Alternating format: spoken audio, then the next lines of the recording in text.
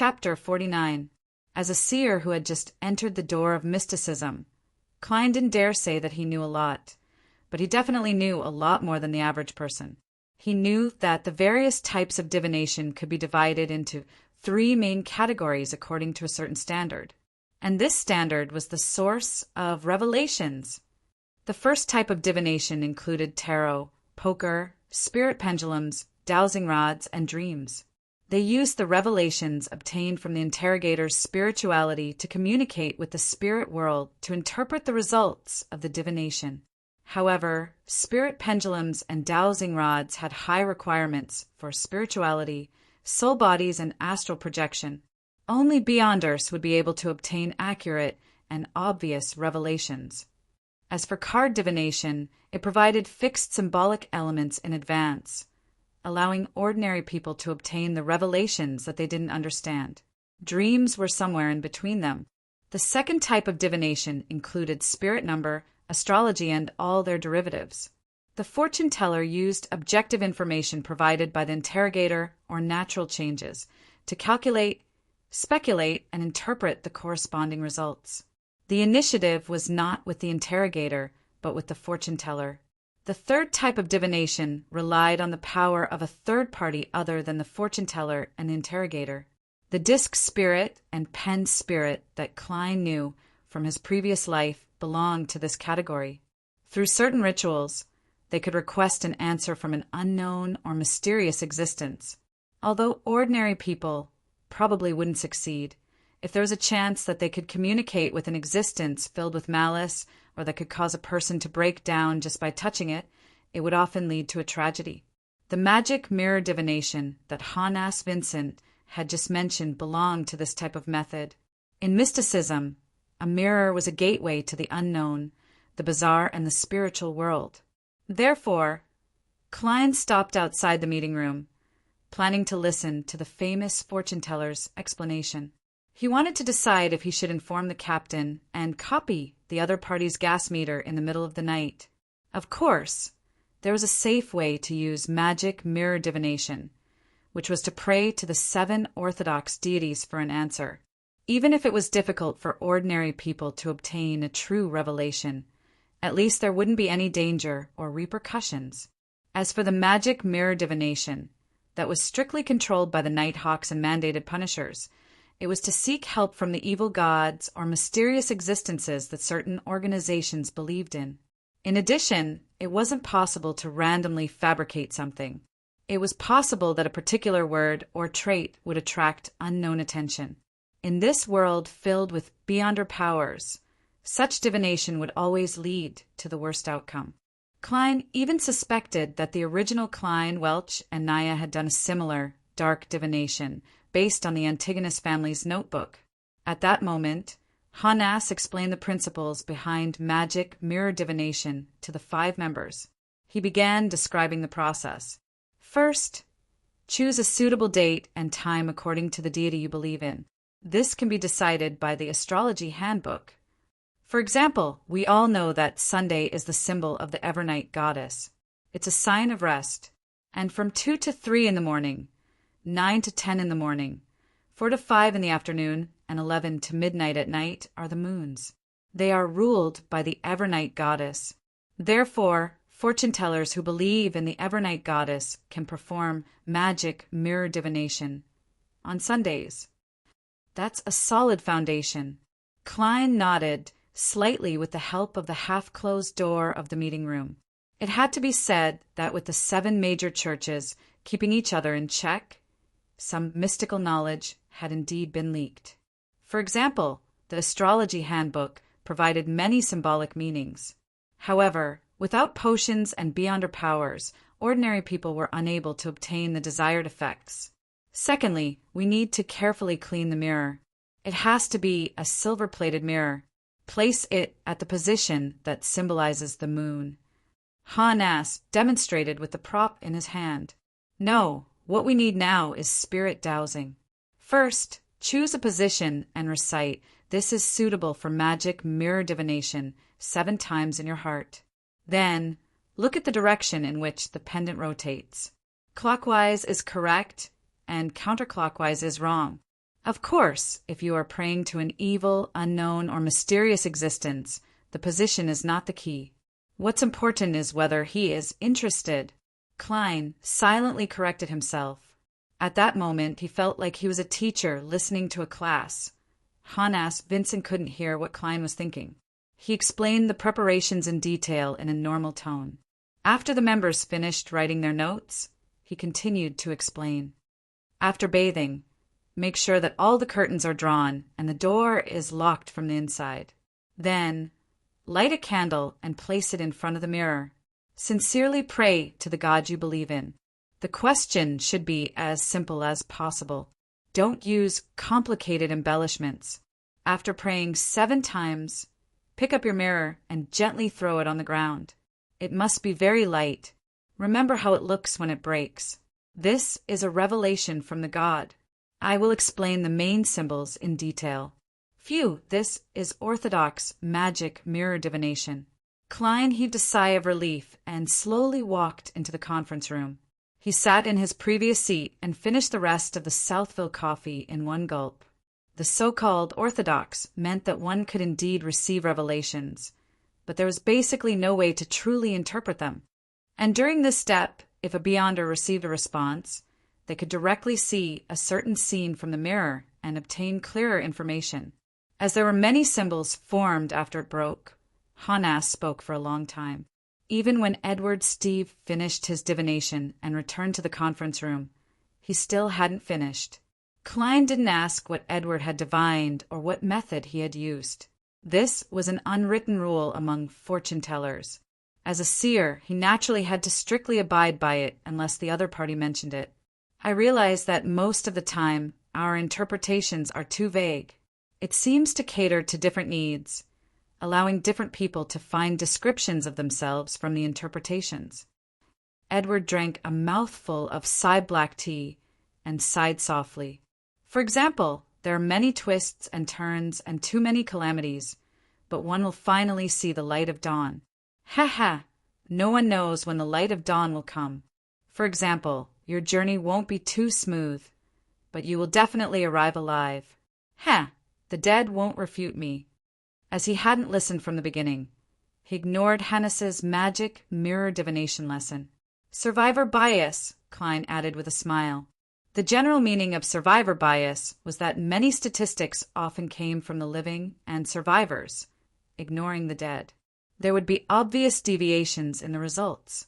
Yes, Roselle the Great is really a philosopher, Edward praised. Klein picked up the empty coffee cup and pretended to take a sip.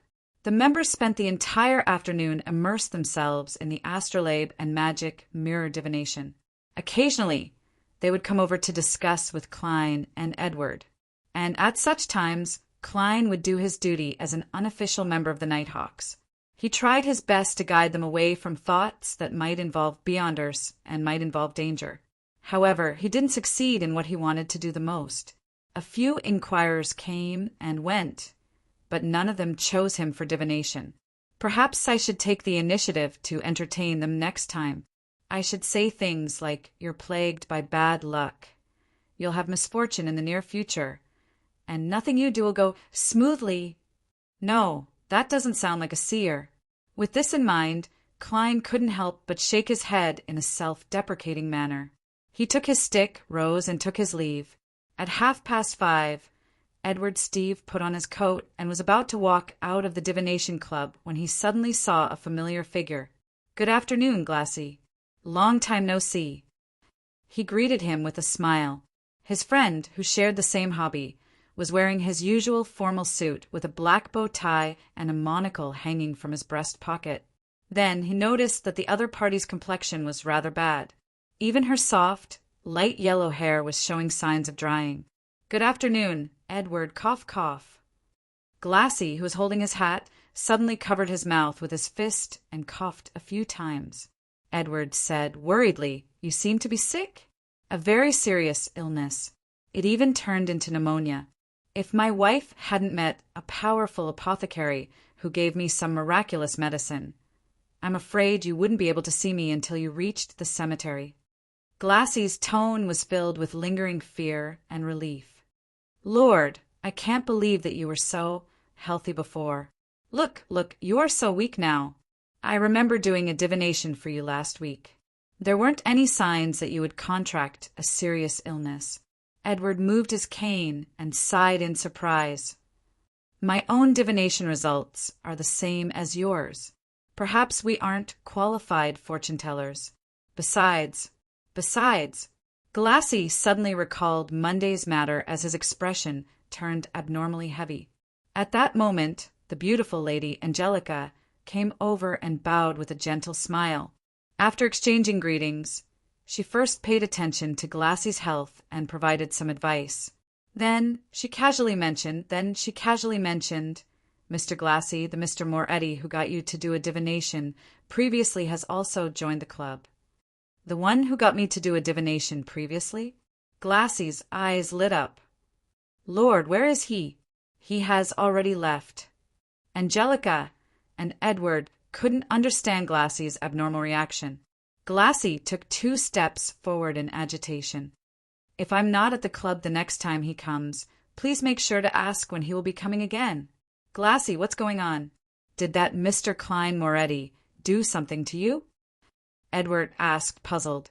Glassy raised his arm and looked straight into Edward's and Angelica's probing gazes. He replied with an impassioned tone. He is a very, very, very magical. With a wave of his arm, Glassy, who had used the word very 3 times, said loudly, Doctor! Chapter 50. At 7:30 in the evening, at the Moretti family's dining table. Klein, why do you need to arrive early as a consultant? Isn't the emergency of the security company more dangerous? Banson forked a piece of potato from the stewed beef with potatoes and mentioned the morning's matter with hidden concern. Klein carefully spat out the bones of the pan-fried fish and replied in a prepared manner, There's a batch of historical documents that need to be transported to Bakeland immediately. A batch of historical documents that need to be transported to Backland immediately. I need to be there to count them and ensure that I didn't miss anything. As you know, those fellows who only know how to wave their fists don't even know ancient Fasak. Upon hearing his answer, Banson, who had finished chewing the food in his mouth, couldn't help but sigh. Knowledge is really important. Taking this opportunity, Klein took out the remaining £5 note and handed it to Banson. This is the additional payment I received today. You also need a set of decent clothes. £5. Banson and Melissa spoke at the same time. He picked up the banknote and looked at it over and over again. Half surprised and half puzzled, he said. This security company sure is generous. His weekly salary was £1.10 solely, which was exactly £6 for 4 weeks. It was just £1 more than the additional payment. And with that salary, he was able to support his younger siblings, give them a decent place to live, and allow them to eat meat 2 or 3 times a week. They also received a few new clothes every year. You don't doubt what I said? Klein deliberately asked in return. Banson chuckled and said, I don't think you have the ability or the guts to rob a bank. You're not a liar. Melissa put down her knife and fork and answered seriously, I am now a liar. Klein immediately felt a little ashamed. Although he was forced by reality, his sister's trust still made him feel melancholy. Today's matter was more urgent and important. I played a key role in it. That's why it's worth £5, Klein explained briefly. In a sense, what he said was the truth. As for the £5 he was about to receive, the sum he had planned on using to join the divination club, he planned on keeping it a secret. Firstly, bringing home another £5 would really scare his siblings, making them suspect that he was doing something illegal. Secondly, he had to save up money to purchase additional ingredients for his studies as a seer and his grasp of mysticism knowledge. Benson took a bite of the oatmeal bread in satisfaction and thought for more than 10 seconds. My current job doesn't require clothes that are too presentable. Well, to be precise, clothes that are too good. These at home are enough. Without waiting for Klein to persuade him, he took the initiative to say, with this additional income we'll really have savings. I plan on buying a few accounting books to further my studies. Klein, Melissa, I don't wish for my weekly salary to be below £2 in another 5 years. As you know, my boss and my manager have their brains filled with sh*t. Every time they open their mouths, there's a stench. That's a great idea. Klein agreed and took the opportunity to lead. Why don't you take a look at the grammar books in my room? To become a truly respectable person, it's a crucial factor to obtain a sufficiently generous reward. Perhaps it wouldn't be long before the civil service exam would be held in Rouen. Making preparations in advance would give you an advantage. Banson's eyes lit up when he heard that. I've indeed forgotten about that. Come, let's toast to a beautiful future. He didn't drink the rye beer. Instead, he poured the oyster soup into 3 cups and clinked it with his siblings. After drinking the soup, Klein looked at his sister, who was battling the pan-fried fish. He chuckled and said, "Apart from Banson's books, I think Melissa needs a new dress." Melissa looked up and shook her head. "No, I think it's best. Save it," Klein finished for her. "Okay." Melissa nodded heavily.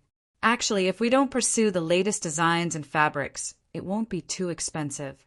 We can save the rest of the money," Klein said in a manner that left no room for refusal. Benson echoed, "That's right." "Melissa, do you want to wear an old dress to Selina's 16th birthday banquet?" Selina Wood was Melissa's classmate and good friend. She came from a rather good family. Her brother was a solicitor, and her father was a senior employee at the Tingen branch of Bakeland Bank. However, their so-called banquet was just a dinner party with friends, a chat, and a game of cards. "All right." Melissa lowered her head and mumbled. Then she picked up a piece of stewed beef. After a moment of silence, she suddenly remembered something and hurriedly raised her head. She looked up and said, "Mrs. Shoud from next door got a maid to send a name card over. She wishes to pay us a semi-formal visit on Sunday afternoon, which is 4 in the afternoon tomorrow, to get to know our new neighbors." "Mrs. Shoud?" Klein stared blankly at his brother and sister. Banson tapped the edge of the dining table with his finger and said, as though he was thinking, "Mrs. Shoud of 4 Daffodil Street? I've met her husband. He's a senior solicitor." "A senior solicitor. Maybe he knows Selina's brother," Melissa said with a hint of joy. "We are 2 Daffodil Street." Klein nodded slightly. "It's necessary to get to know the neighbors, but as you know, I still have to go to the security company on Sunday, and I can only rest on Monday. Please apologize to Mrs. Shoud for me." Speaking of this, he thought of his neighbors from his previous life when he was young. He thought of the neighbors who lived in the apartment on Iron Cross Street. He sighed in amusement and said, "A semi-formal visit. Shouldn't neighbors naturally get to know each other and interact naturally?" "Haha, Klein, you don't understand. You've been reading quite a lot of newspapers recently, but you haven't come into contact with the magazines that are provided to families and women. They call families with an annual income of £100 to £1,000 middle class. They promote this as the backbone of the entire kingdom, and they praise the middle class for not having the arrogance of the nobles and tycoons, nor are they as crude as the lower income classes. Banson explained in a relaxed and cheerful manner. These magazines simplify many of the rituals between the nobles, using it as a symbol of the middle class. This is where the difference between intimate visits, semi-formal visits, and formal visits originates from. As he spoke, he shook his head and laughed. Typically, the gentlemen, madams, and ladies who view themselves as this class will pay special attention to such details. Their visits to their neighbors and friends are from 2 to 6 in the afternoon. It's called a morning visit. Morning visit. Klein and Melissa asked in surprise, "How can a visit from 2 to 6 in the afternoon be considered a morning visit?" Banson put down his cutlery and shrugged with a smile. "I don't know why either. I only read a few magazines brought by my female colleagues. Perhaps it's because I have to wear a morning gown to visit. Originally, morning gowns were worn during mass and gatherings. Later, it was referred to formal wear during the day. which was different from evening gowns. "All right, remember to buy some good coffee and tea tomorrow morning. Also, buy some muffins and lemon cake from Mrs. Smyron. Don't be rude in front of your neighbors." Klein laughed as he dipped the remaining bread into the gravy, picked up the potatoes, and put them in his mouth. The next day, which was Sunday morning, Klein finished the last mouthful of inferior tea, put down the newspapers, put on his half-top hat, picked up his silver-inlaid black cane, and slowly walked out of the door. He took a public carriage to Zutland Street. He greeted Roshan, who had just ended her night shift and was planning to sleep in the break room. He then went all the way down to the basement. Around the corner, he met a Nighthawk team member, sleepless Royale Radine. She was a cold-looking lady with slender eyebrows and large eyes. Her hair was black and smooth like silk. "Good morning, Ma. I'm Radine," Klein said with a smile as he bowed. Royale glanced at him with her dark blue eyes and nodded indiscernibly. Just as the two of them were about to brush past each other, Royale suddenly stopped and looked ahead. Ritualistic magic is a very dangerous thing. Ah, Klein was taken aback. When he turned around again, all he saw was her departing back. "Thank you." He frowned and called out softly to Royale Ryden's back. Turning left, he quickly saw old Neil in the armory's duty room, as well as Bright, who wasn't supposed to be there. "Let's go to my place. I've already received the corresponding materials. Bright has also agreed to help me watch the place," old Neil said with a chuckle. Klein was immediately surprised. "Not here." Old Neil clicked his tongue as he carried the silver suitcase. "There's no space to practice ritualistic magic here." Klein didn't ask further and followed old Neil back to the surface. Following that, the two of them took a public carriage and went all the way to the outskirts of North Borough. Old Neil's house was a single-family house. The garden in front of it was planted with roses, gold mint, and other materials. The moment they entered, there was a carpeted porch. There were 2 high-backed chairs and an umbrella stand. Through the porch was a spacious living room. The walls were covered with light-colored wallpaper, and the floor was painted dark brown. In the middle was a small carpet with a floral design, and there was a heavy round table. The round table was surrounded by comfortable benches, chairs, and a piano. "My deceased wife was very fond of music." Old Neil pointed at the piano and casually said, "The sofa and coffee table are in the activity room. Let's do our ritualistic magic in the living room."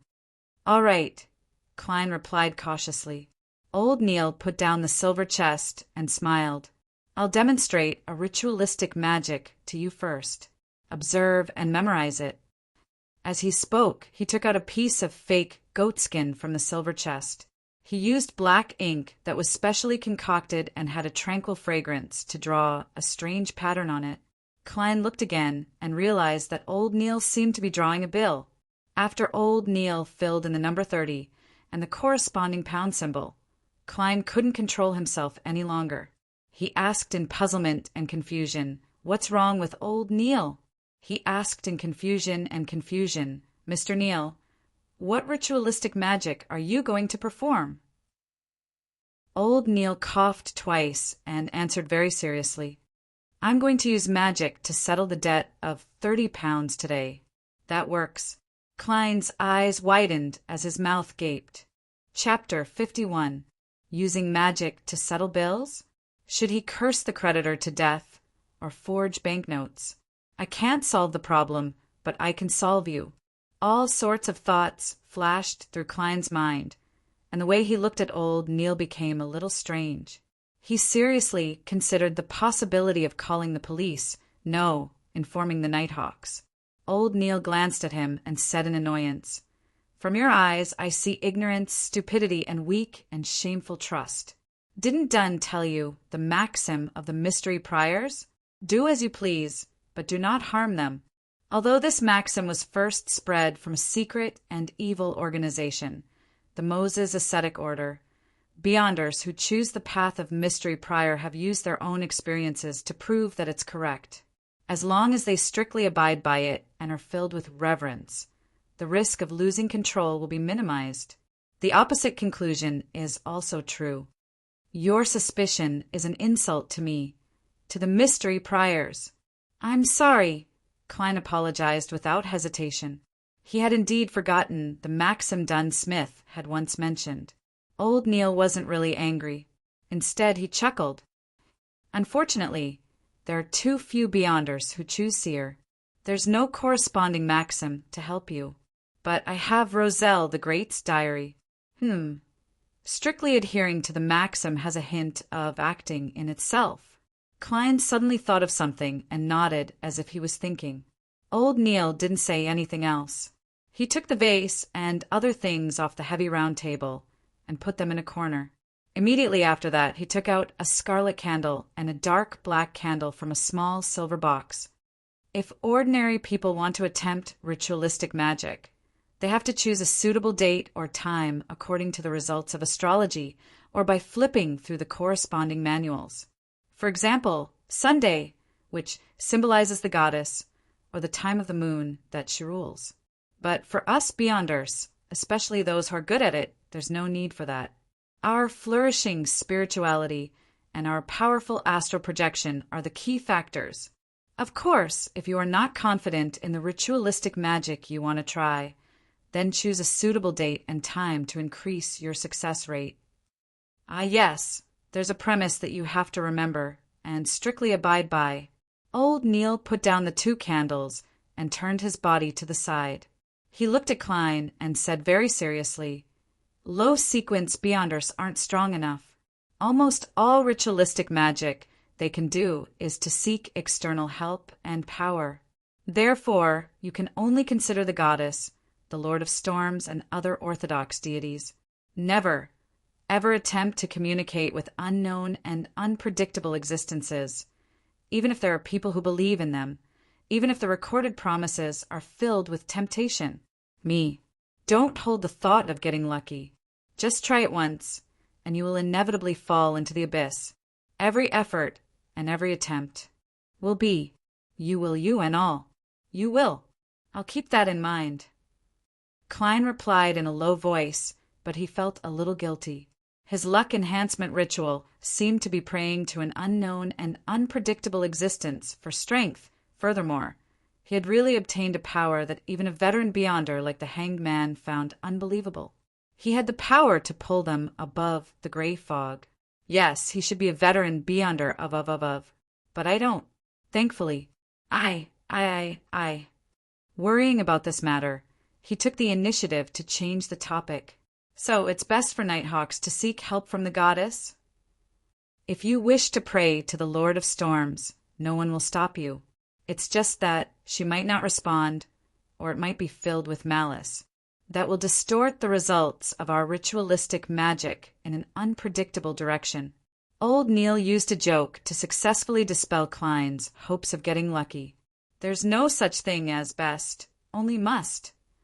After exhorting him, Old Neil picked up the scarlet candle and said, A candle made from moonflowers and crimson sandalwood. In ritualistic magic, it symbolizes the goddess's identity as the Lady of Crimson. He pointed at the dark black candle and said, A candle made from night vanilla and slumber flowers. Candles made from night vanilla and slumber flowers symbolize the dark night. As he spoke, he placed the black candle on the upper left of the round table and the red candle on the upper right. Why are there only 2 candles that symbolize the goddess? She is also the mother of concealment, the empress of misfortune and horror, and the mistress of repose and silence. Old Neil laughed. That's right. That's the question I wanted you to ask. Before the fall, the Moses ascetic order and the church had a good relationship.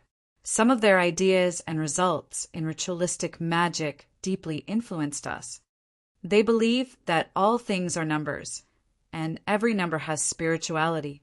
In ritualistic magic, 0 represents the unknown, chaos, and the state before the birth of the world. 1 represents the beginning, representing the original creator. 2 represents the world and the gods that were born from his body. 3 represents the contact between the gods and the matter and all things are formed. Here, we will use 2 candles to symbolize the goddess and leave the third for ourselves.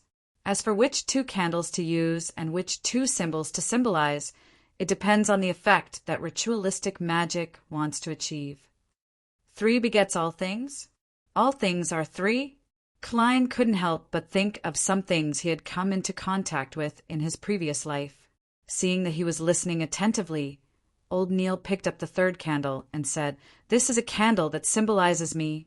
It's a very ordinary candle with some mint added. Remember, roses, lemons, mint, moonflowers, night vanilla, and slumber flowers are all loved and favored by the goddess. The 3 candles also symbolize everyone's body, spirituality, and divinity." After the description, old Neil placed the 3rd candle in the middle of the round table. He then took out the concocted full moon essence oil, as well as a cauldron with the dark sacred emblem engraved on it, a silver knife with gorgeous patterns, a cup of water, and a plate of coarse salt. For beyonders who aren't good at ritualistic magic, they would still need the assistance of bells, crystal balls, silver cups, incense, and other items. However, mystery priors and seers don't need them. These items are sufficient. Old Neil placed the fake goatskin parchment with the bills on it beside the cauldron, and he used a special quill to press down on a corner. He turned to the side and said to Klein, "Ritualistic magic requires a clean, undisturbed spiritual environment. Ritualistic magic requires a clean, undisturbed spiritual environment, and we have to create it ourselves. The method is to first enter cogitation, accumulate spirit, and then use auxiliary items to guide our power out and build it around us. For example, the Holy Night powder I used at Ray Bieber's house, or the ritual silver dagger I'm about to use. During the entire process, we need to determine the symbols and corresponding incantations according to the desired outcome. The incantations are best in Hermes, because ancient Hermes comes from nature. It's similar to ancient Draconic and ancient Elvish. The effects are very direct, but it lacks the necessary concealment and protection, easily putting the user in danger. This is also the reason why it was improved. However, it is indeed more effective. All right, I'm going to focus on the ritualistic magic. I won't explain it to you anymore. Pay attention and listen, and remember the questions. Ask me when everything is over. All right. Klein took 2 steps back and focused on old Neil. Old Neil's eyes quickly darkened as an invisible wind began to swirl around him. After a moment of silence, he used his psyche and matter to rub together in a sequence from left to right, from top to bottom, and lit 3 candles. Following that, he picked up the silver knife and stabbed it into the coarse salt. He then recited the incantation written in Hermes. "I sanctify you, blade of pure silver. I cleanse and purify you so that you can serve me in the ritual. In the name of the Evernight goddess, Lady of Crimson, you have been sanctified." After a series of short and powerful ancient words, old Neil took out the silver knife and stabbed it into the cup of water. Then he lifted it up and pointed it at the space outside the round table. He aimed the tip of the knife at the outer ring before taking a step forward and circling the round table. With every step he took, Klein could sense invisible forces spewing out from the silver knife. They were filled with spirituality as they connected with the air, forming a sealed wall. After circling around, the altar was isolated from the surroundings. Old Neil stood in front of the round table and put down the silver knife. He picked up the bottle of full moon essential oil and dripped 3 drops onto the black, crimson, and ordinary candles. Sizzle! A thin fog emanated, making everything seem mysterious. Old Neil put down the glass bottle and looked at the fake goatskin parchment. After 2 minutes of silence, he picked up a quill and drew the symbol of control on the bill, a square that framed all the contents, indicating that he had controlled the debt. Following that, he drew a cross to indicate elimination. Here, he held the fake goatskin parchment in one hand and tapped his glabella with the other, activating his spirit vision. Another invisible and vigorous force radiated as old Neil chanted softly, "I pray for the power of the Evernight. I pray for the power of crimson. I pray for the goddess's blessings. I pray to bring me the money to pay this bill. Night vanilla, belonging to the crimson moon. Please transmit your power to my incantation. Moonflower, belonging to the crimson moon. Please transmit your power to my incantation. By the side, Klein was dumbfounded as he listened. All sorts of thoughts raced through his mind. Such an incantation works too, even though it's written and chanted in Hermes. Isn't this a little too direct, simple, and down to earth? Will the goddess be enraged and double the bill? At that moment, the candles suddenly lit up. After old Neil finished chanting, he closed his eyes for 2 minutes. He picked up the full moon essential oil and dripped a drop onto each of the 3 candles. Right on the heels of that, he grabbed the fake goatskin parchment and brought it close to the candle that symbolized me. Once it was lit, he immediately threw it into the cauldron. Old Neil closed his eyes once again, as though he was feeling the burning of the bill. After a while, he opened his eyes and looked at the cauldron with the black sacred emblem.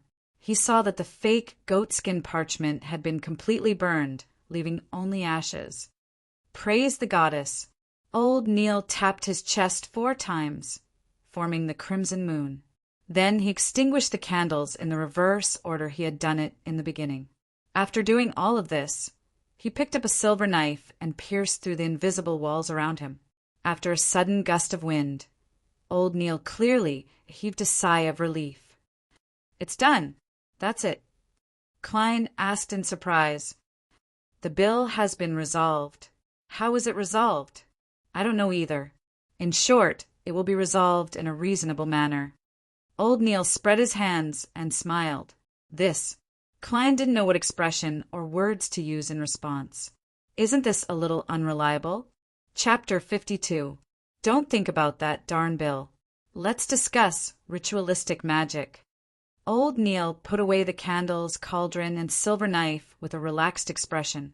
Klein really wanted to shrug his shoulders like the Americans in his previous life, but he ultimately didn't do such an ungentlemanly action.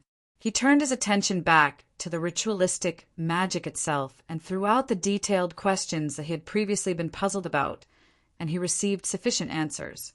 For example, the incantation had a certain format. As long as it was satisfied and the key meaning was clearly expressed in Hermes, the other parts could be used freely. Of course, blasphemous and insufficiently reverent descriptions were absolutely forbidden. This mysticism lesson lasted until noon. Old Neil coughed lightly. We have to return to Zutland Street. Having said that, he grumbled vaguely. I missed a lovely breakfast to collect those darn ingredients. Klein looked around in amusement and puzzlement. Mr. Neil, don't you have a chef at home? Or a maid in charge of cooking?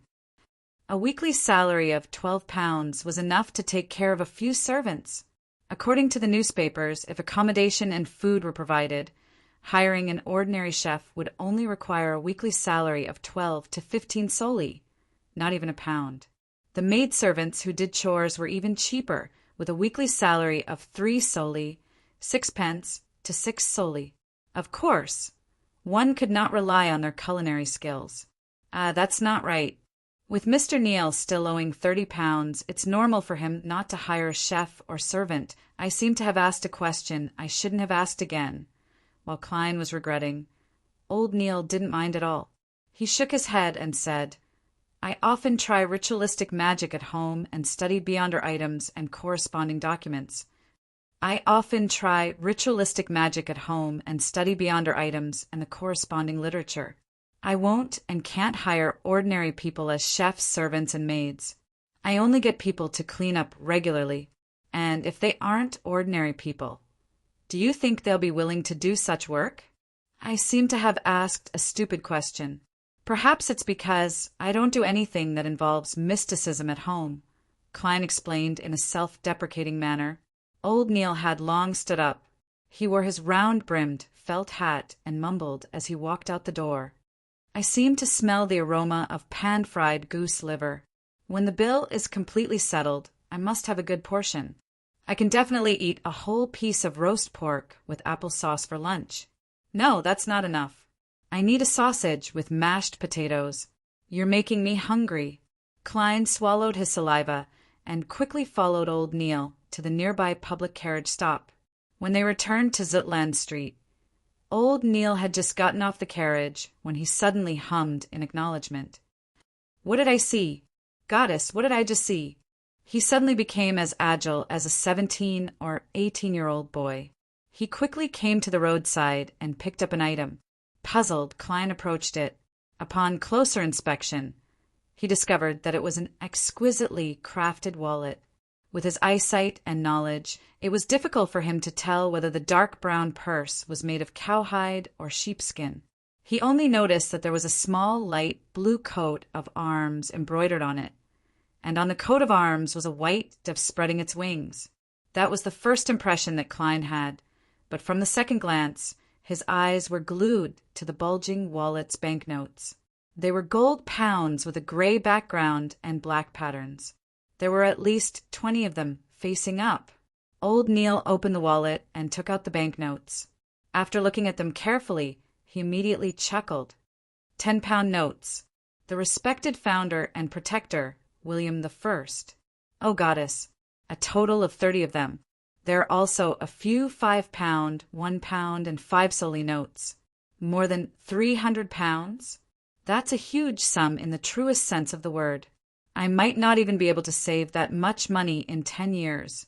Klein's breathing involuntarily turned heavy. As the value of gold pounds was very high, picking up such a wallet was equivalent to picking up a suitcase of banknotes in his previous life. I wonder which gentleman dropped it. It's definitely not an ordinary person, Klein calmly analyzed. Such a wallet clearly didn't belong to a lady. Don't worry about who he is. Old Neil chuckled. It's not like we will try to take possession of money that doesn't belong to us. Let's wait here. I believe that gentleman will soon return to search for it. To anyone, this isn't something that can be easily given up. Klein secretly heaved a sigh of relief as he gained a brand new understanding of old Neil's moral character. He was previously worried that the man would use the excuse of being bestowed by the goddess to use the money to repay the bill. He was thinking hard about how to stop him and persuade him. Is this what it means to do as you please but do no harm? Klein suddenly came to a realization. The duo waited by the street for less than a minute before they saw a luxurious four-wheeled carriage quickly drive over. The light blue coat of arms on the side was a white dove with its wings spread open. The carriage stopped, and a middle-aged man in a black suit and a bow tie of the same color left the carriage. He looked at the wallet, took off his hat, and bowed. Sirs, this should be my master's wallet.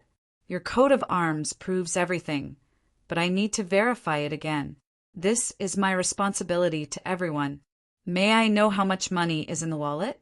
Old Neil politely replied. The middle-aged man was taken aback before he gave a self-deprecating laugh. As a butler, I shouldn't know how much money is left in my master's wallet. Sorry, please allow me to ask. That's your freedom. Old Neil made an inviting gesture. The middle-aged man returned to the carriage's side and exchanged a few words with the person inside through the window. He approached Klein and old Neil again and said with a smile, More than 300 pounds, less than 350 pounds. More than 300 pounds, less than 350 pounds. My master doesn't remember the exact amount. Doesn't remember. What a rich man. If I had that much money, I would definitely have counted it over and over again. Klein was filled with envy. Old Neil nodded and handed the wallet back. The goddess proves that this belongs to you. The middle-aged man took the wallet and did a rough count. Then he pulled out 3 10-pound notes. My master is Sir Deweyville.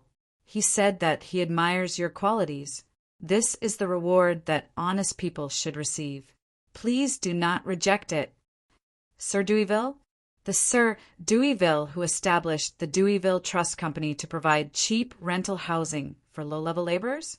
Klein immediately recalled the name. He was a knight that his brother, Banson, respected, but also felt that he wasn't realistic enough. "Thank you, sir. He is a kind and generous gentleman." Old Neil didn't stand on ceremony as he took the 3 notes.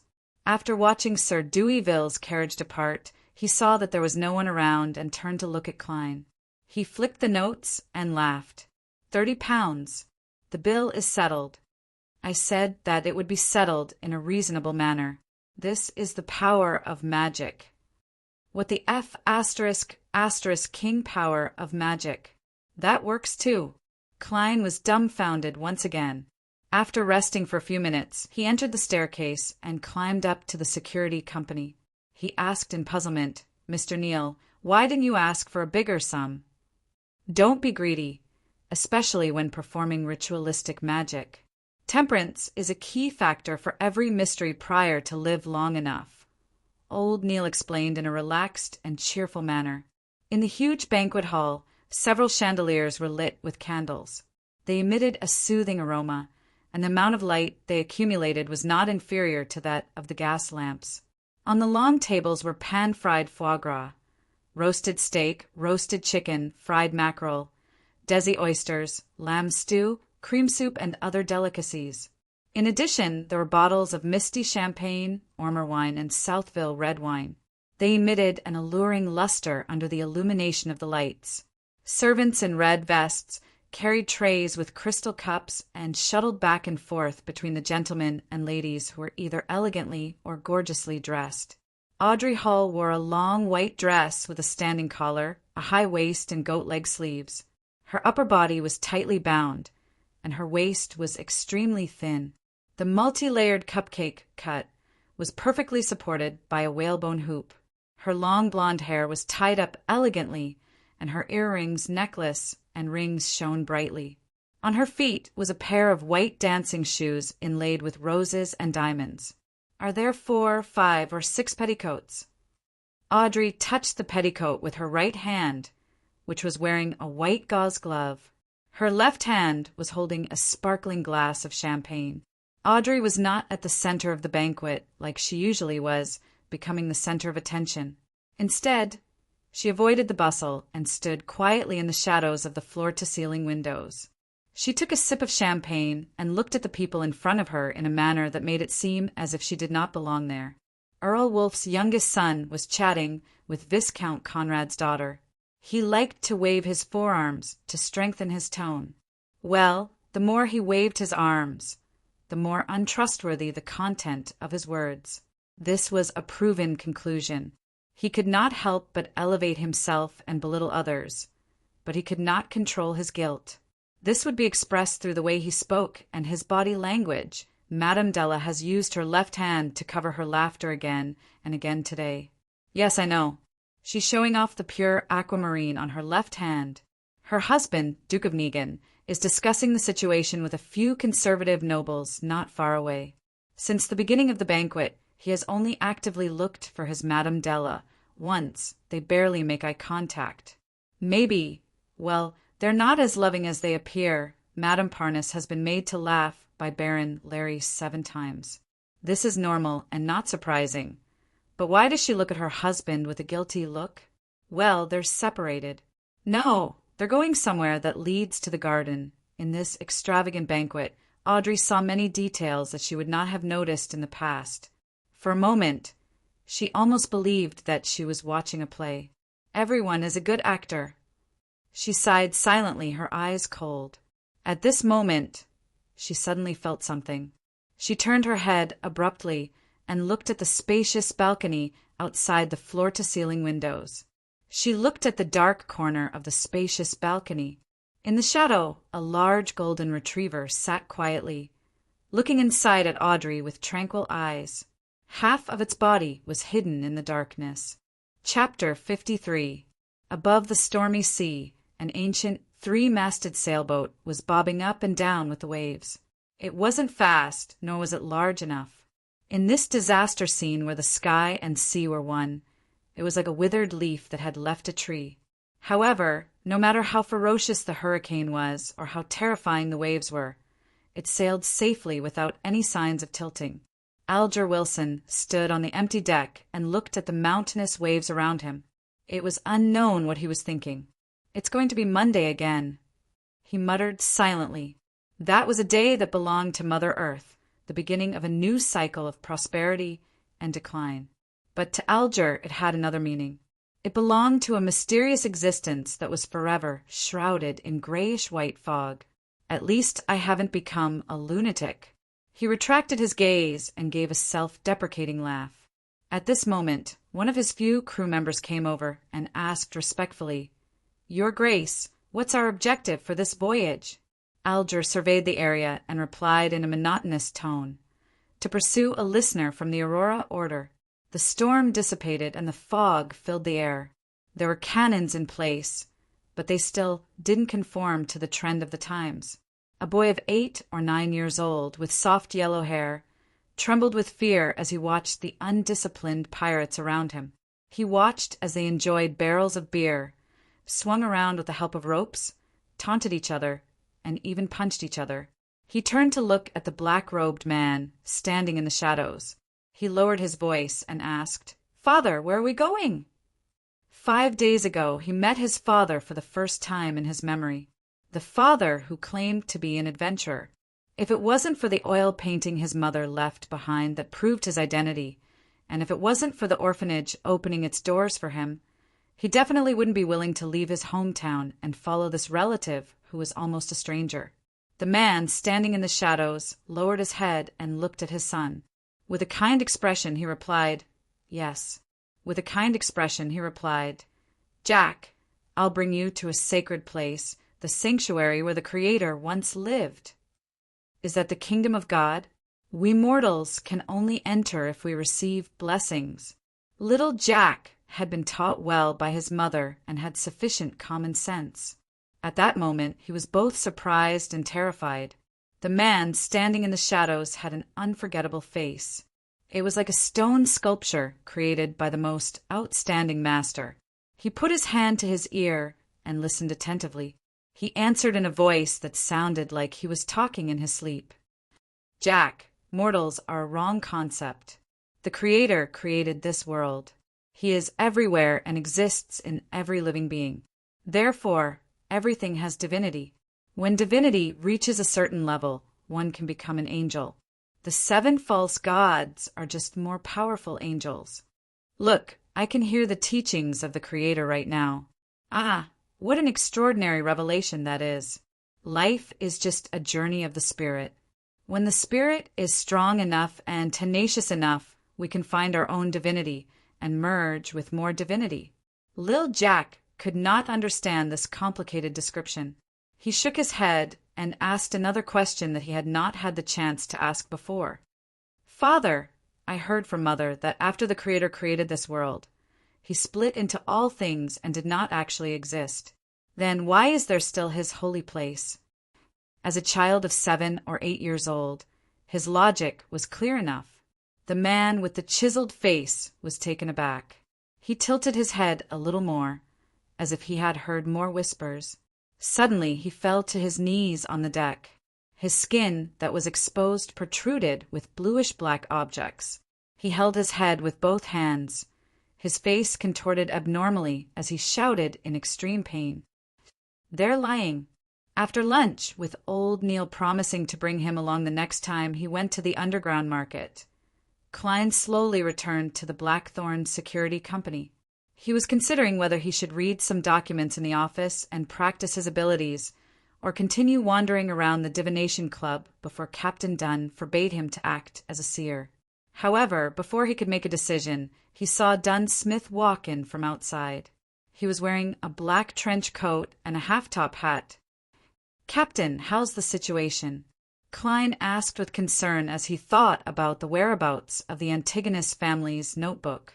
Dunn's gray eyes didn't show any signs of fatigue. Many sources have confirmed that the Antigonus family's notebook is in Ray Bieber's hands. However, he has completely disappeared. I've already informed the various Nighthawks teams of this matter via telegram. I've asked them to pay close attention to the various ports and steam locomotive stations. The first batch of printed portraits was mailed out yesterday afternoon. It will be published in the various newspapers. If only there were telephones, fax machines, surveillance cameras, and big data. Unfortunately, I only know how to use them. I don't even understand the principles behind them. Klein silently exhaled. However, no matter what, we have found the notebook's whereabouts, and it's all thanks to you. Of course, that still requires further confirmation. I've already sent a telegram to the Bakelin Diocese, requesting them to send someone to escort sealed artifact 2-049 over. It's a dangerous item that once belonged to the Antigonus family. It can help us know if Ray Bieber is a descendant of the Antigonus family. Grade 2 sealed artifact. Dangerous. Use it with caution and moderation. Klein originally wanted to ask what the sealed artifact was out of curiosity, what special powers it had, and what dangers it posed. However, he instantly remembered that he didn't have the confidentiality clearance, so he had no choice but to give up. May the goddess bless us. Klein tapped his chest 4 times and drew a full moon. As Dunn opened the door to his office, he nodded slightly and said, "The goddess has always been watching over us." Klein, if you hadn't chosen Seer previously, you would have been able to become an official member and choose Sleepless after this matter was confirmed. Unfortunately, to be honest, I've never understood why you chose Seer. Although Corpse Collector is quite repulsive, you should know how powerful a spirit medium is after meeting daily. As for Mystery Prior, it's also a good choice. At the very least, with old Neil as a role model, the risk of losing control is very low. Klein had already prepared an answer to this question, but Dunn had never asked about it. It was only now that he casually mentioned it. He organized his words. What I'm considering is that Seers and Mystery Priors are support-type Beyonders, so they don't always have to face enemies. That would be too dangerous. And you and old Neil also said that in the domain of mystery and Beyonders, curiosity and exploration often bring about terrifying consequences. The description of a Mystery Prior's mystery prying worries me. So, as you know, I was just an ordinary university student not long ago.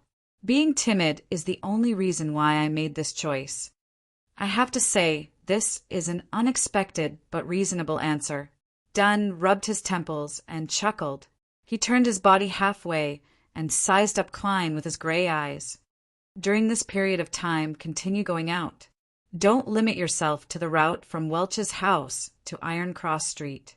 Perhaps you can sense that notebook and help us determine Ray Bieber's whereabouts. Okay. Klein realized that he didn't have to worry about it anymore. He bade farewell and turned around, silently counting in his heart. 3, 2, wait, Dunn shouted. Klein turned around and smiled. Captain, is there anything else? Dunn coughed. Yes, there will be times when support-type Beyonders have to face enemies. Although Seer sounds like it can avoid such things, we can't neglect it. You have to maintain your firearms practice and have a plan to increase your strength. That's what I'm trying to do. Klein pointed outside. I'm going out. Okay, I'll wait a minute. Dunn called out to him again. While thinking, he said, maybe I should consider hiring a combat instructor for you. Of course, the prerequisite for this is that you become an official member. Klein tersely acknowledged and cautiously asked, yes. Captain, is there anything else? No more. Seeing Klein's look of disbelief, Dunn shook his head with a faint smile and emphasized, there's really nothing else. Only then did Klein walk out of the partition and bid farewell to Roshan, Mrs. Oriana, and company.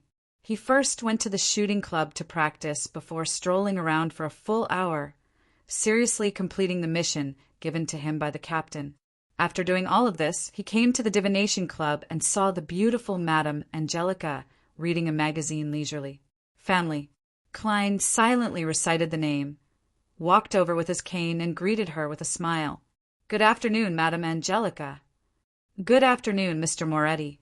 Angelica put down the magazine unhurriedly, stood up and said, Mr. Glassy came not long after you left yesterday. He had just recovered from a serious illness. Klein heaved a sigh of relief and revealed a smile. That's really something to be happy about. Upon hearing this, Angelica, who had been secretly observing him, couldn't help but suppress her voice. She asked curiously, "Mr. Glassy said that you are a very, very, very miraculous doctor, right?" "What?" Klein looked at the lady in front of him in shock, suspecting that he was hallucinating. "How can you tell that I'm a doctor?" Chapter 54. Seeing Klein's surprised expression, Angelica immediately wavered. "Isn't that so? Mr. Glassy said that you were able to tell that there was a hidden illness in his lungs just from observation." Her voice became softer as she spoke before she finally shut her mouth. Observation? A black mark on the glabella? Klein was enlightened as he shook his head and laughed. "I believe Mr. Glassy has misunderstood." He had planned on giving a perfunctory reply, but he suddenly recalled that no one had sought him for divination yesterday afternoon. It had caused his acting as a seer to be very unsmooth. Hence, he quickly explained, "This is actually a form of divination." "Divination? But Mr. Glassy only mentioned that you observed his face.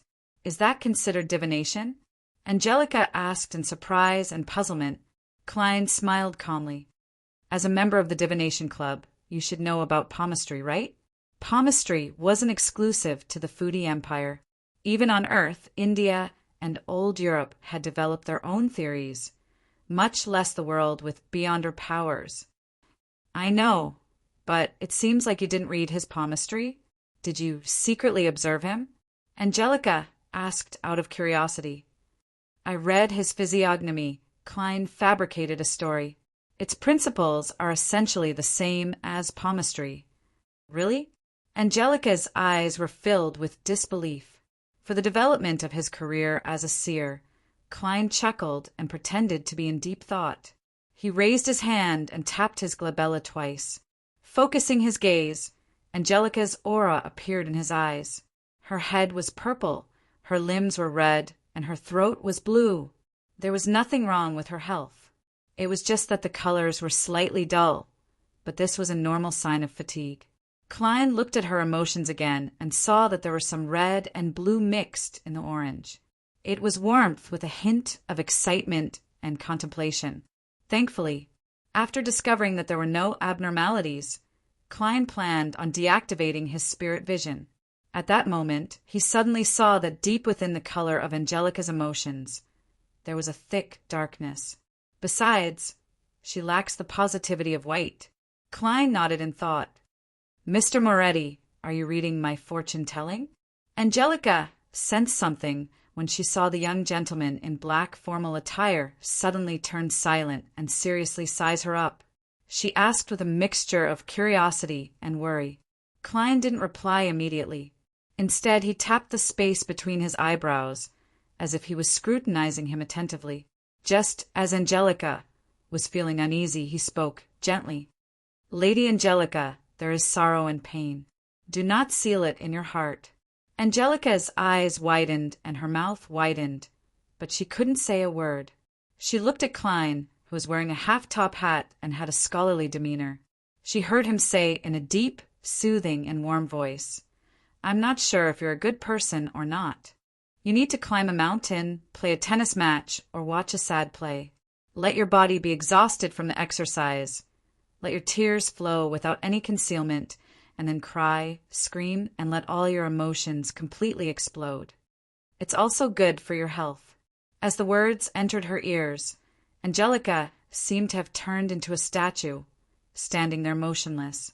She blinked her eyes hard, lowered her head in a panic, and said in a muffled voice, "Thank you for your suggestion. There seems to be quite a number of members today?" Klein didn't speak further. As though he hadn't done any divination, he turned to look at the meeting room at the end of the corridor.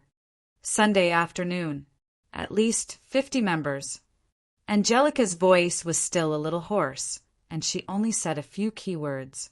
She paused, and her speech gradually returned to normal. "Would you like black tea or coffee?" "Side black tea." Klein nodded slightly and took off his hat politely before slowly walking towards the meeting room. It was only when he disappeared from the door that Angelica slowly exhaled. The Divination Club's meeting room was huge, almost twice the size of Klein's high school classroom.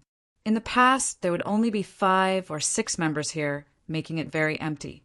But now, there were dozens of fortune tellers sitting in groups of 2 or 3, filling up most of the space. Sunlight shone in through a few oriel windows. The members were either discussing softly, surrounding Hannes Vincent to ask for advice, immersing themselves in drills, attempting divination, or drinking coffee and reading newspapers. Such a scene made Klein feel as though he had returned to his student days on Earth. However, back then it was much more lively and noisy. It didn't have this tranquility. He surveyed the area and didn't see any familiar faces like Glassy or Edward Steve. Hence, he randomly picked up a divination textbook and found a corner to leisurely read it. After a while, Angelica came in with a cup of black tea and placed it on the table in front of Klein. Just as she was about to leave quietly, she saw Mr. Moretti remove a unique silver chain from his left sleeve. There was a pure topaz hanging from it. What is he doing? Angelica slowed down her footsteps unknowingly as she stared at Klein. Klein held the silver chain in his left hand and dropped the topaz straight onto the cup of side black tea, allowing it to make contact with the surface of the liquid. He had a serene expression as he half closed his eyes. The surrounding atmosphere immediately turned quiet. The pure topaz moved slightly as it rotated clockwise along with the unique silver chain. Upon seeing this scene, Angelica found Mr. Moretti to be extremely mysterious. "Your black tea isn't bad." Klein opened his eyes and muttered with a smile. He had done that on purpose for Angelica to see. If he wanted people to seek him for divination soon, Angelica, who was in charge of reception and recommendation, was a crucial factor. Since he was going to act as a seer, Klein no longer had any reservations. He truly immersed himself in this identity. "Yes, Mr. Vincent is very picky about the quality of black tea," Angelica said in a daze. At that moment, Klein retracted his spirit pendulum and wrapped it around him again. Then he raised the white patterned porcelain cup and gave it a toast with a smile. Angelica returned to the reception hall. She was no longer in the mood to read the magazine. She sat there in a daze, her thoughts unknown. Only when there was a knock on the door did she jolt awake. She hurriedly looked towards the entrance and saw a lady dressed in a light blue dress. The lady took off her veil, hat with a powdery blue ribbon. Her expression was calm and melancholic. "Good afternoon, esteemed lady.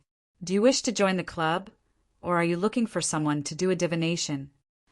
Angelica went over in a familiar manner. "I wish to do a divination." The lady with beautiful eyes that hid her melancholy bit her lower lip. Angelica invited her to sit on the sofa before explaining the details of divination for members in detail. She took out a booklet and handed it over. "You can choose anyone." The lady, who was in low spirits, flipped through the booklet seriously. As there were too many members in the club today, there were too many choices for her to choose from. It left her feeling vexed. "Can you recommend someone? These are the ones in these pages." She pointed to the middle of the booklet and omitted the fortune tellers, whose prices were above 2 soldi and below 4 pence. Angelica took back the booklet and looked at it for a few minutes. She deliberated and said, "I recommend this gentleman." The uneasy lady focused her gaze and realized that it was a fortune teller named Klein Moretti. "Mr. Moretti just joined the club. Is his standard trustworthy?" she asked worriedly. Angelica nodded affirmatively. "A member, and I can confirm that Mr. Moretti is an excellent fortune teller. If he hadn't just joined the club, he wouldn't have charged such a low fee." "I understand." The depressed lady nodded. "Then I'll get Mr. Moretti to do a divination." "All right, please wait a moment." Angelica took the booklet and walked to the meeting room. She came to Klein's side and said with a suppressed voice, "Mr. Moretti, someone wants you to do a divination. Which divination room would you like to use?" "Not bad. My first business has come knocking on my door." Klein put down his cup of black tea and nodded calmly. "The topaz room. All right." Angelica slowly led the way and opened the wooden door to the topaz room. Klein sat behind a table filled with divination equipment. After waiting for nearly a minute, he saw a woman in a light blue dress walk in. She looked depressed and depressed. Taking advantage of the moment, she closed the door. He tapped his glabella twice. The yellow color of the stomach is a little dim. The dark color of the emotions is very heavy. It's mainly worry and uneasiness. Klein looked carefully, leaned back, and deactivated his spirit vision. "Hello, Mr. Moretti." The woman in the light blue dress sat down. "Good afternoon. How may I address you?" Klein asked politely, not expecting to receive an answer. As a keyboard warrior, he knew that many people were unwilling to use their real names during divination. "You can call me Anna." The woman in the light blue dress placed her veil to the side and looked at Klein with anticipation and suspicion. "I wish to divine my fiancé's situation. He went to the southern continent in March for a business deal. On the 3rd of last month, he sent a telegram to me and his family, saying that he was about to set sail and return. However, 20 days have passed, and he still hasn't returned. I originally thought that it was because of the berserk seas weather, but today more than a month has passed. The alfalfa he was on still hasn't arrived at Enmat Harbor." The sea that separated the northern and southern continent was called the Berserk Sea. It was famous for its many natural disasters and dangerous currents. If not for Roselle the Great sending people to explore a few relatively safe sea routes, the various countries of the northern continent might not have been able to begin their colonial era, much less lay down a submarine cable or complete a wired telegraph system. Klein looked at the first client of his seer career and asked cautiously, "What's the matter?" Chapter 55. Anna, who had a pair of beautiful eyes, hesitated for more than 10 seconds. "You can choose whichever you think is the most efficacious. You're a fortune teller, but I'm not. Of course, there are also cards and tarot cards. I've tried to study them at home, but I always feel that they're more like toys, more like games." Klein thought for a moment as he placed his elbows on the edge of the table and placed his palms between his mouth and nose. His gaze was calm as he said in a deep voice, "Then I'll use the astrolabe for divination." He pointed at the fountain pen and a stack of paper on the table. "Write down your fiancé's name, as well as his appearance, address, and date of birth. It would be even better if you can remember the exact time. From her attire, grooming, and bearing, he believed that she wasn't illiterate." Anna didn't answer. She reached out for a piece of paper, picked up the fountain pen, dipped it in ink, and began writing, pausing from time to time in thought. 2 minutes later, she pushed the piece of paper to the other side. Klein reached out and pressed down on it, flipped the sequence, and took in the information on the piece of paper. Joyce Mayer, September 15th, 1323, 2 p.m. 8 Stevens Street, Eastboro, Tingeon City, short blonde hair and nose like an eagle's beak. With just a glance, Klein quickly calculated the spirit number of the person's birthday. 1 + 5 = 6. In the field of mysticism, the number of digits obtained by adding the dates of one's birth was known as the spirit number of one's birthday.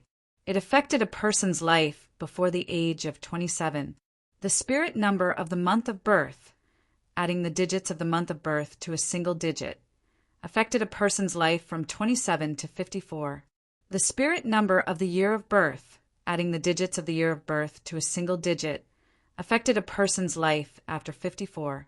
Today was July 1349, and Joyce wasn't even 27 years old yet. Therefore, Klein quickly calculated the spirit number of his birthday, and the number 6 represented a balanced and harmonious life. He had a loving relationship, and it was a relatively good marriage or a prospective marriage. Following that, he calculated the person's fleeting spirit number.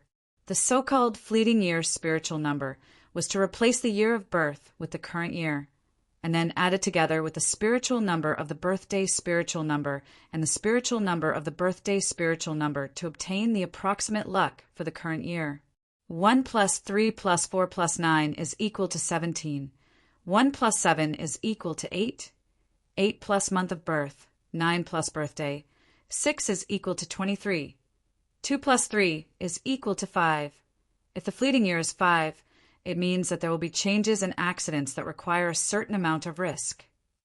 Klein combined the actual situation and silently made a judgment, confirming that the information Anna provided was accurate.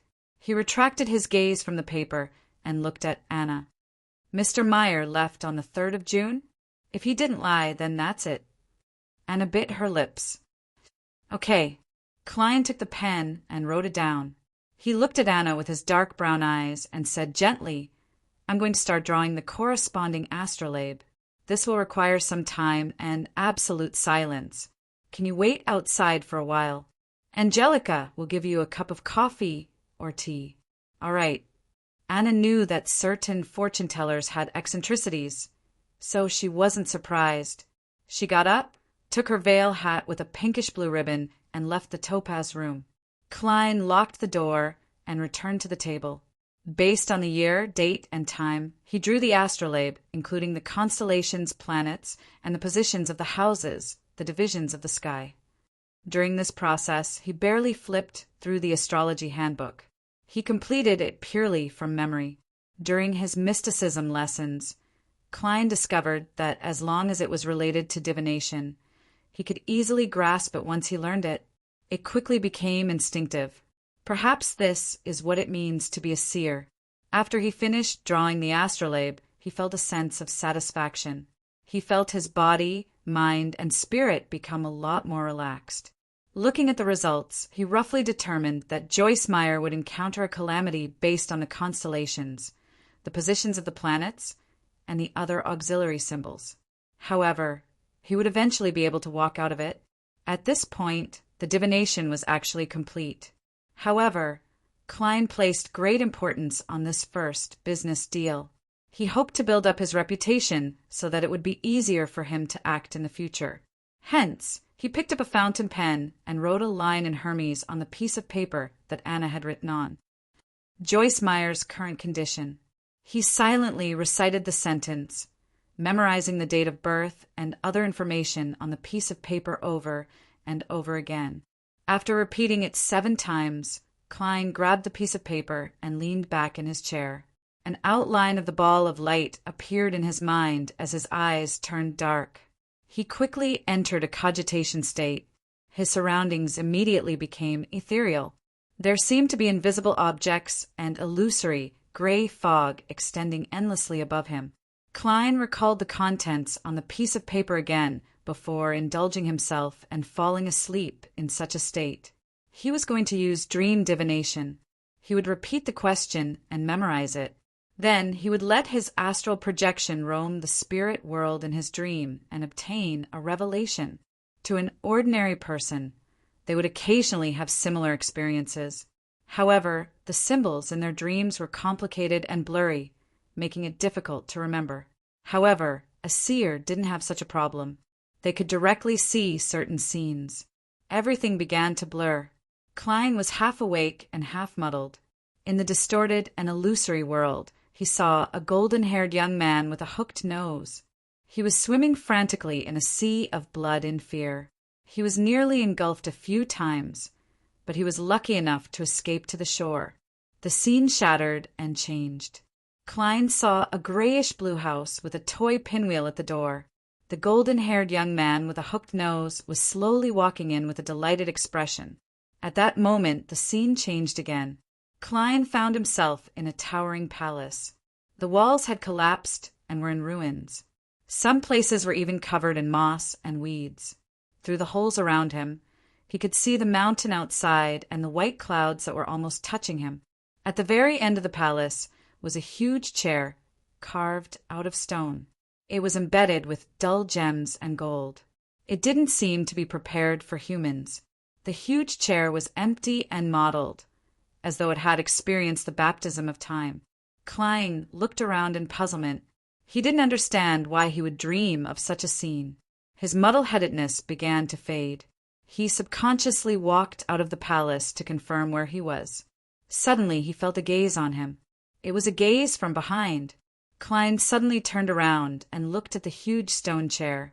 He saw that there seemed to be countless transparent maggots huddled together. They were slowly squirming and growing wantonly. Hiss! He opened his eyes and woke up from his dream. The crystal ball, tarot cards, and the paper with the astrolabe reflected in his eyes. Reality quickly defeated the illusion. The beginning of the dream was the result of divination. What about the rest? It seems to be targeted at me. Klein put down the paper and rubbed his sun acupoint, frowning in thought. He was certain that this wasn't the fear hidden in his heart being expressed through the dream. It was because he was doing a divination himself. A non-human palace on a mountain peak. Silent gaze at me. Distorted and strange maggots. Klein recalled the past as he silently guessed.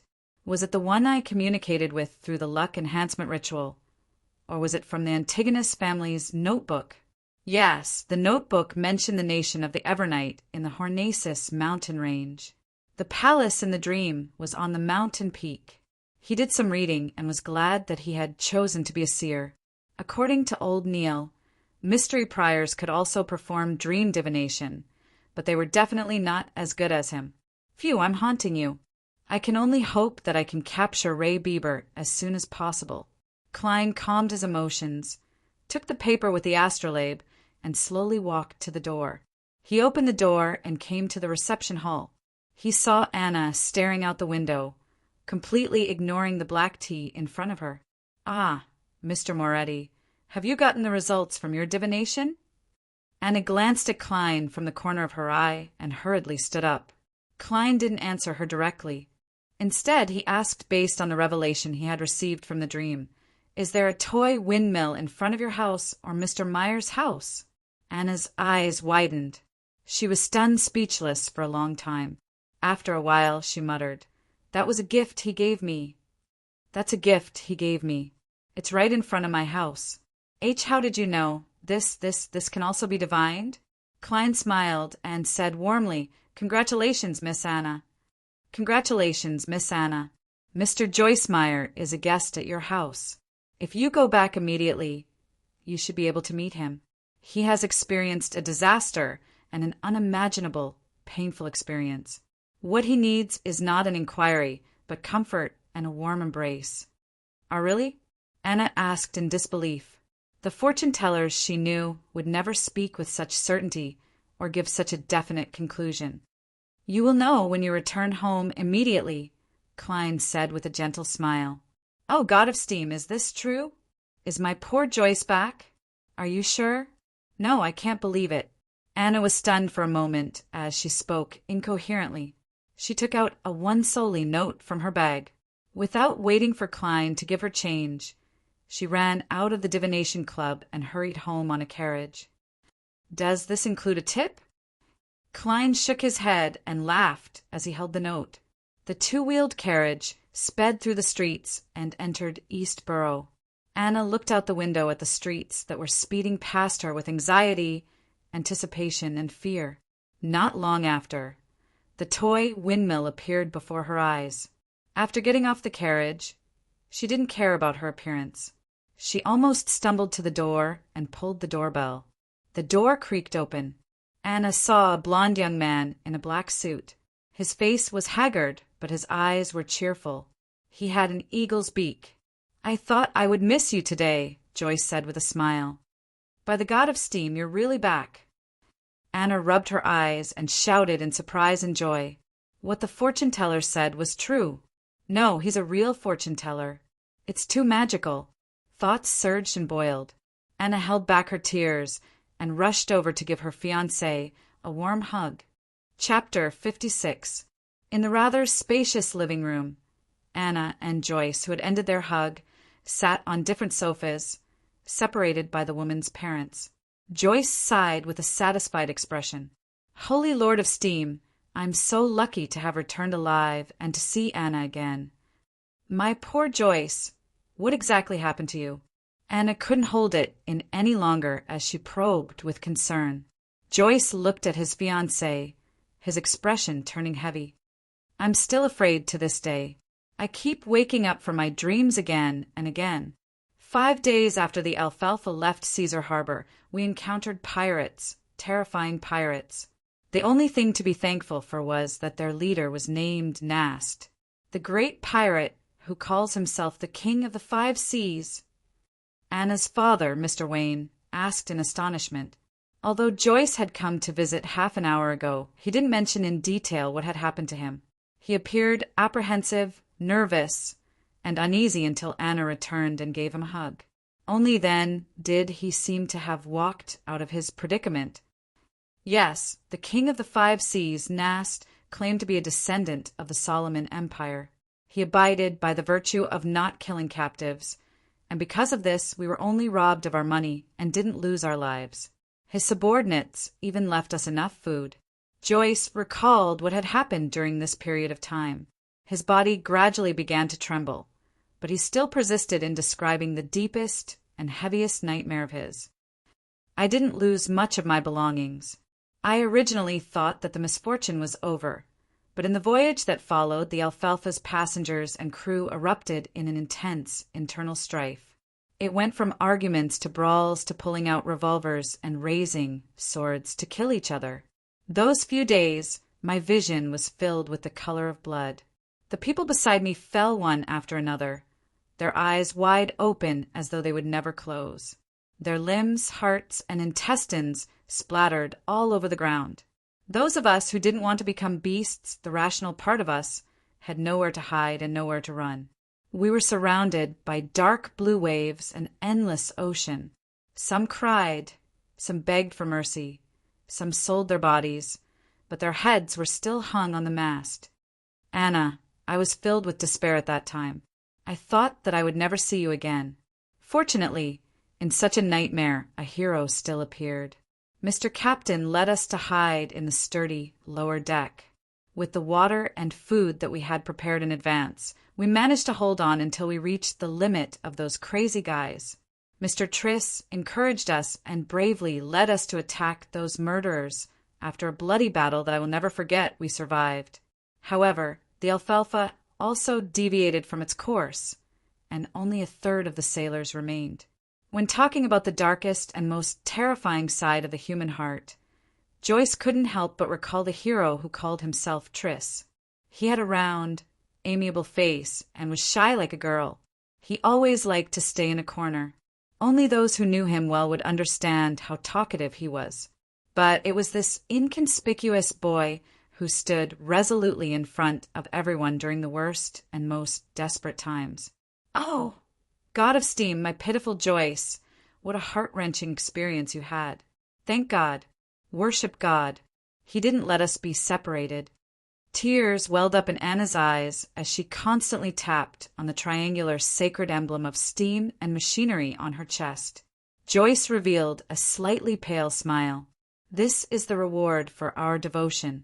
The Alfalfa later experienced a storm, went through a loss of navigation, and passed one test after another before finally arriving at Inmat Harbor.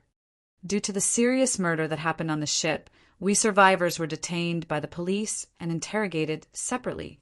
We didn't have the chance to send a telegram home to inform our families of the situation. When everything was over, which was this morning, I immediately borrowed some money from a friend and took the steam locomotive back. Thank God for allowing me to set foot on the land of Tingen again, allowing me to see all of you again. At this point, he looked at his fiancée with a puzzled expression. Anna, when you saw me, I could feel your joy and surprise. But what I couldn't understand was why you rushed to the door so excitedly after getting off the carriage. I was planning on giving you a huge surprise. Anna recalled what had happened and still said in disbelief, There's nothing to hide, Joyce. There's nothing to hide, Joyce. As I was worried about you, I went to the only divination club in Tingen City for a divination today. And that fortune teller, no, the seer told me that your fiancé has returned. He's in the house with the toy windmill. What Mr. and Mrs. Wayne and Joyce blurted out at the same time. Anna covered her face and shook her head. I didn't believe what I saw today either, but it really happened. God of Steam, perhaps there really are miracles in this world. Joyce, that seer asked for your name, characteristics, address, and date of birth. He said that he was doing an astrolabe divination. Then he asked me if the house with the toy windmill was my house or yours. After I confirmed it, he said, "Congratulations, Miss Anna. Your fiancé has returned. He's at your house. Don't ask him about what happened. Just give him a hug and comfort." God. Joyce felt that this matter was simply unimaginable and incomprehensible. Could it be that he knows me? Did someone send him a telegram? Is he familiar with the police at Enmat Harbor?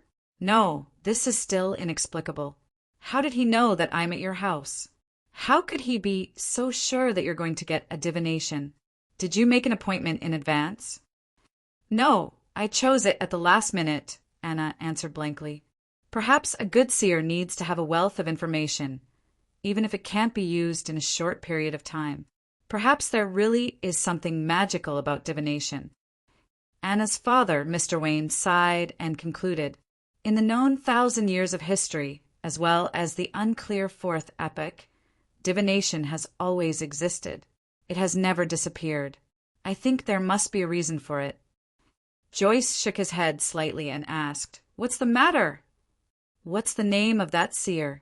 Anna thought for a moment. Klein Moretti, in the reception hall of the Divination Club.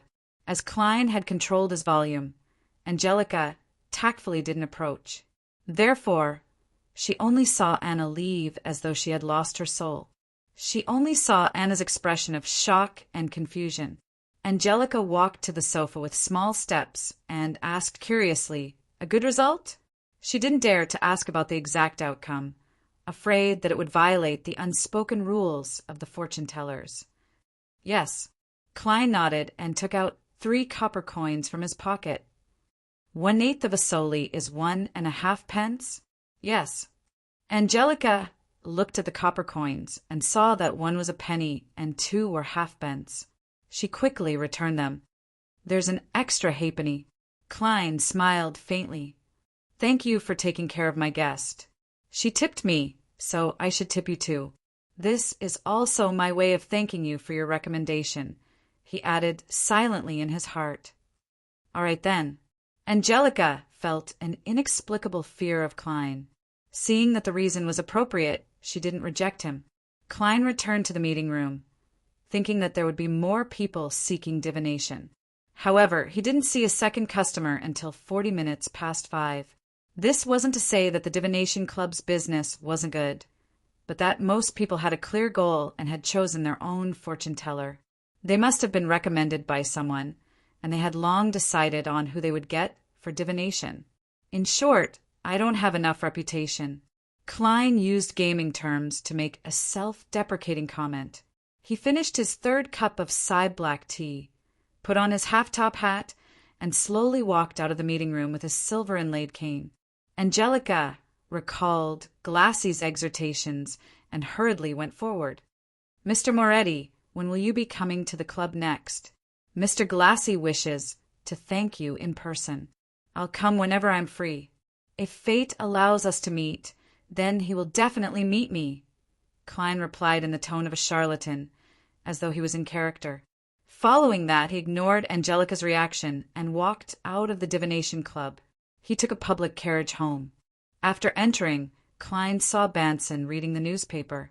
Melissa was using the Evening Sun to piece together some gears, bearings, and springs. "Good afternoon. Did Mrs. Shoud come to visit?" Klein asked in a relaxed tone. Banson didn't put down the newspaper and only looked up. "Mrs. Shoud stopped by for a quarter of an hour. She brought some gifts and was very pleased with the muffins and lemon cake we had prepared. She invited us to visit her house when we had the chance. She is a kind, polite lady who knows how to make conversation. The only problem is that their family believes in the Lord of Storms. They believe that girls shouldn't go to school and can only be homeschooled," Melissa mumbled softly. It was obvious that she was rather displeased with the matter. "Don't mind her.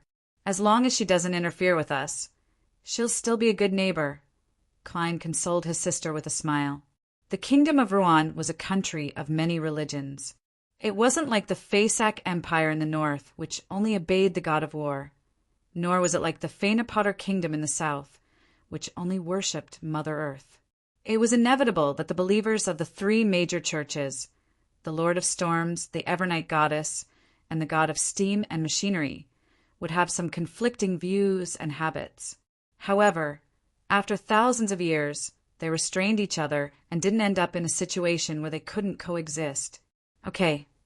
Melissa pursed her lips and cast her gaze back at the pile of components. After dinner, Klein continued revising his history knowledge. He waited until Melissa and Banson had showered and returned to their rooms before he cleaned himself up, entered his bedroom, and locked the door.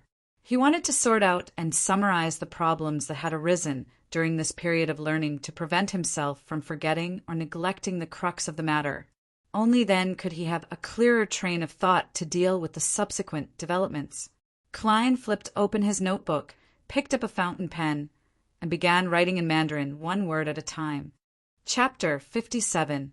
After pausing for a moment, Klein continued writing. The essence of solving a potion problem is digestion, not mastery. This can be understood intuitively.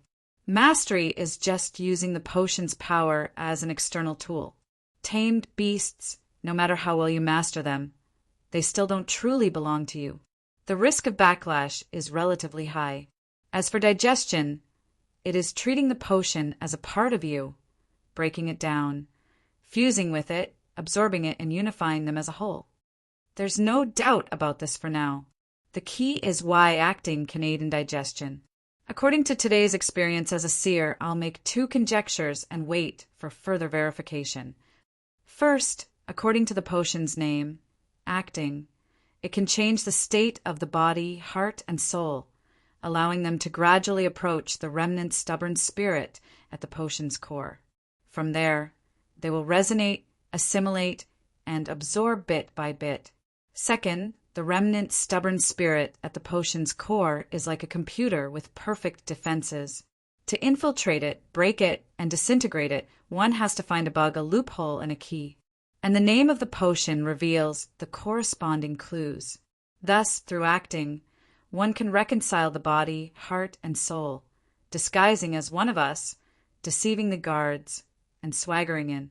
This line of thought is similar to Roselle the Great's description. Regardless of the conjecture, the state of the body, heart, and soul cannot be bypassed. After all, they are the only bridge between acting and the potion's power. Klein put down his fountain pen and read the text again. For a moment, he wanted to thank the foodie empire for giving him exam-oriented education. Regardless of whether he chose science or engineering, he still possessed basic logical abilities. Otherwise, he wouldn't have been able to become a keyboard warrior, nor would he have been able to carry out such analysis and conjectures. Perhaps acting is really effective. The specific changes need to be observed. Klein made a stage conclusion. Following that, he wrote the second question, a description that makes people feel strange. Why is a seer more knowledgeable and professional in the field of mysticism, but lacking in direct means of defeating the enemy? Shouldn't being knowledgeable and professional make a seer more powerful, allowing them to discover a way to defeat the enemy? The reasons are as follows. The first possibility is just like the online novels I've read before. I've transmigrated into the game world that has become reality. Therefore, different classes must have their own characteristics and be relatively balanced. But so far, I haven't seen any signs of digitization, nor have I seen any development of quests. I'll put this factor on hold for now, and the possibility is extremely low. Second, the underlying law of this world is balance. The Creator created this place with balance as the core. Third, the potions of the same sequence will be at the same energy level. This is the best state that our predecessors have discovered after exploring and summarizing. If the potion exceeds this energy level, it will easily collapse and lose control. If the potion is too low, it will not be able to obtain the extraordinary power that it wants. Therefore, in a situation where the energy level is fixed, if one side is stronger, the other side will naturally be weaker. The fourth one is that all things originate from the same source. They all originated from the Creator and are all fragments of the Creator. The underlying meaning of complementing each other is that each has its own problems. Currently, I'm leaning towards the third and fourth reasons. However, the latter is a myth with uncertain origins and can only be used as a reference. I'll first use the third one as a guide and verify it through my current studies and subsequent discoveries. At this point, Klein had already filled 2 full pages. However, he did not stop there. Instead, he began organizing new questions. From what I learned today, my luck enhancement ritual is a classic ritualistic magic. Such ritualistic magic can be split into 3 parts. The first is the sacrificial portion to please or attract the interest of the corresponding existence. The second part is the incantation that describes the specific target of the prayer. The third part is the actual part of what help I want to obtain. This needs to be explained using the corresponding formatted language and certain symbols. From this point of view, I can discover an obvious problem when I analyze the luck enhancement ritual. There is no third part. It has a sacrificial portion that places the staple food and takes 4 steps counterclockwise to form a square. It also has an incantation that indicates the direction of the prayer, such as the immortal Lord of heaven and earth for blessings. However, it only closes its eyes and waits. It doesn't describe the goal of the ritual as improving one's luck. That is to say, the corresponding existence has no idea what this so-called luck enhancement ritual is asking for. It can only do as it pleases, as it pleases. What a scam! Isn't that Qin and Han Dynasty Arcana Compendium 2F** King scam? I must have been out of my mind back then to even think of giving it a try. Klein put down his fountain pen and took 2 deep breaths, trying his best to calm himself down. Phew! He exhaled a turbid breath and continued organizing his thoughts. I'll consider redesigning this ritual to make it complete. And the goal of the prayer is to return to Earth, to return to the world where my parents and friends are. Then, here comes the question. Is that existence doing as it pleases, or does it have a deeper purpose? Furthermore, is the existence that the descriptive incantation points to on Earth and the one that is pointed to in this world the same existence? If it is, then the difference in the effects of the first and second ritual can be explained as free will. Then, the second and third ritual can both head above the gray fog and connect to justice and the hanging man. There's almost no difference. What's the reason for that? When the fourth ritual proves to be stable and repeatable tomorrow afternoon, it means that the effect has solidified. It means that the goal of the prayer is hidden in a segment that I'm still unclear about. This way, adding new descriptions and new prayers won't result in a clear response. It might even cause the ritual to become chaotic and produce negative effects. The difference between the first and subsequent ritual, under the condition that the ritual's target remains the same, does it mean that the world I'm in will respond differently? It's like it's using a different interface. Then, how should I design it to achieve the effect I want? If I believe that the first and second ritual points to a different existence, then some of the previous questions can be perfectly explained. But similarly, the stability and unchanging of the second and third ritual means that the target of the prayer is hidden. There's no way to change it for the time being. Most importantly, who is the existence it points to? Where is he? Why doesn't he give me any hints or guidance? Is he in the depths of the world of gray fog? Can he be treated as a slumbering existence that is given a certain amount of stimulation and fixed feedback? Other than that, he won't interfere or affect me. Then I can design different rituals to stimulate him and summarize the pattern of the feedback. Finally, I can find the correct way to return. But the problem is that if he isn't slumbering, then all the probing might lead to terrifying things happening. It's extremely dangerous. The first probing has to be sufficiently careful. The design has to avoid agitating him. What a headache. There's still room for further learning. Klein sighed and gave a conclusion. After that, he recorded a few other things in bits and pieces. There's always a formless voice echoing in my ears, shouting Hornacius. And is it pronounced Feligra or Feligra? The Hornaces is a mountain range that straddles the Ruan Kingdom and the Republic of Intis. Its main peak is more than 6,000 meters tall. According to the Antigonus family's notebook, there was a nation of the Evernite there in the fourth epoch. Nation of the Evernite, Evernite goddess. Are the two related, dependent, or an opposing faction? Was the Antigonus family destroyed by the Church of the Evernite goddess related to the nation of the Evernite goddess? The whispers I heard came from the notebook, from the shouts of the Antigonus family that spanned 1,000 years. What does Feligra represent? An interesting question. To be able to leave behind such a notebook and sealed artifact 2-049, it means that the Antigonus family wields rather powerful beyond her powers. Then, which sequence pathway do they possess? Is it complete or incomplete? Discovering that the notebook is in Ray Bieber's hands is a bit of a coincidence, but there aren't any signs of it being arranged. Is it really fate? One thought after another appeared on the tip of his pen as Klein happily wrote down the things he had encountered and his own guesses. Just like that, there were 4 pages, both front and back. Rip! Klein suddenly tore down the 4 pages and read them a few times from beginning to end. From time to time, he would circle points with his fountain pen and add a few sentences at other times. Time passed quickly, and the crimson moon was temporarily covered by dark clouds. Klein picked up the pocket watch on the table, clicked it open, and took a look.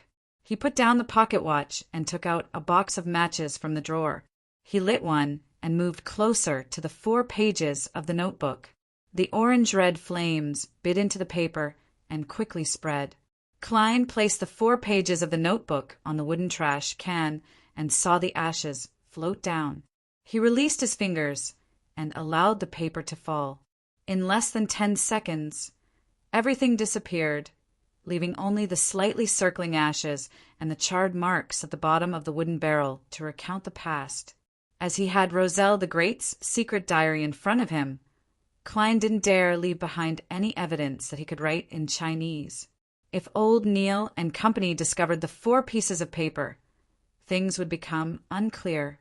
And when writing confidential questions, be it in Ruan, ancient Fasak, or Hermes, Klein was worried that the person watching him in his dream would see and interpret the contents. Therefore, he wrote in Chinese to organize and summarize. After he completed the task, he burned the paper to leave no traces. And because he couldn't keep it, he made a plan for himself. It was to summarize once a week to prevent forgetting. Seeing the ashes fall, Klein took out a piece of white paper and raised his head to write. Dear Teacher! Chapter 58.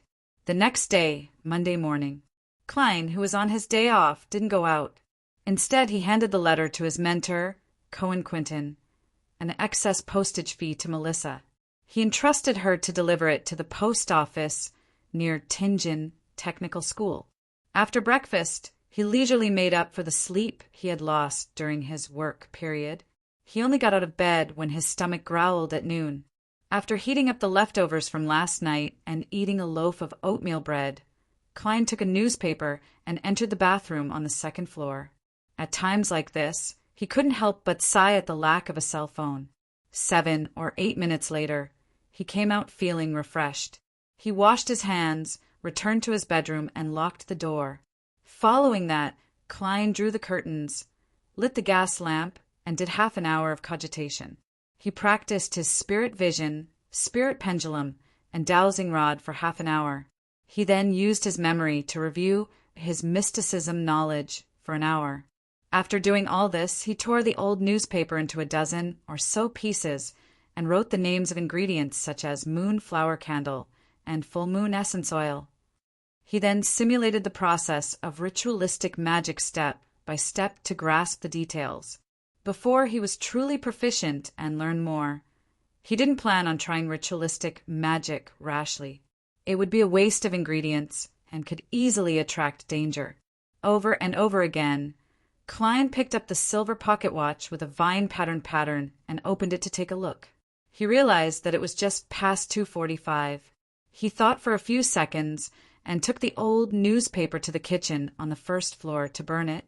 He used it to adjust his condition in preparation for the tarot gathering. After locking the bedroom door again, Klein didn't wait for 3 o'clock. He planned on entering the world above the gray fog early. He wanted to take this opportunity to investigate that place. Just as Klein stood in an empty spot in the room and was about to begin walking counterclockwise, he suddenly thought of something.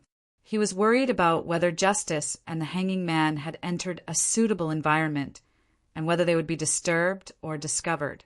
He had said that he would think of a way to allow Justice and the hanging man to apply for leave in advance and miss the gathering if they really couldn't get away or if they encountered some other situation.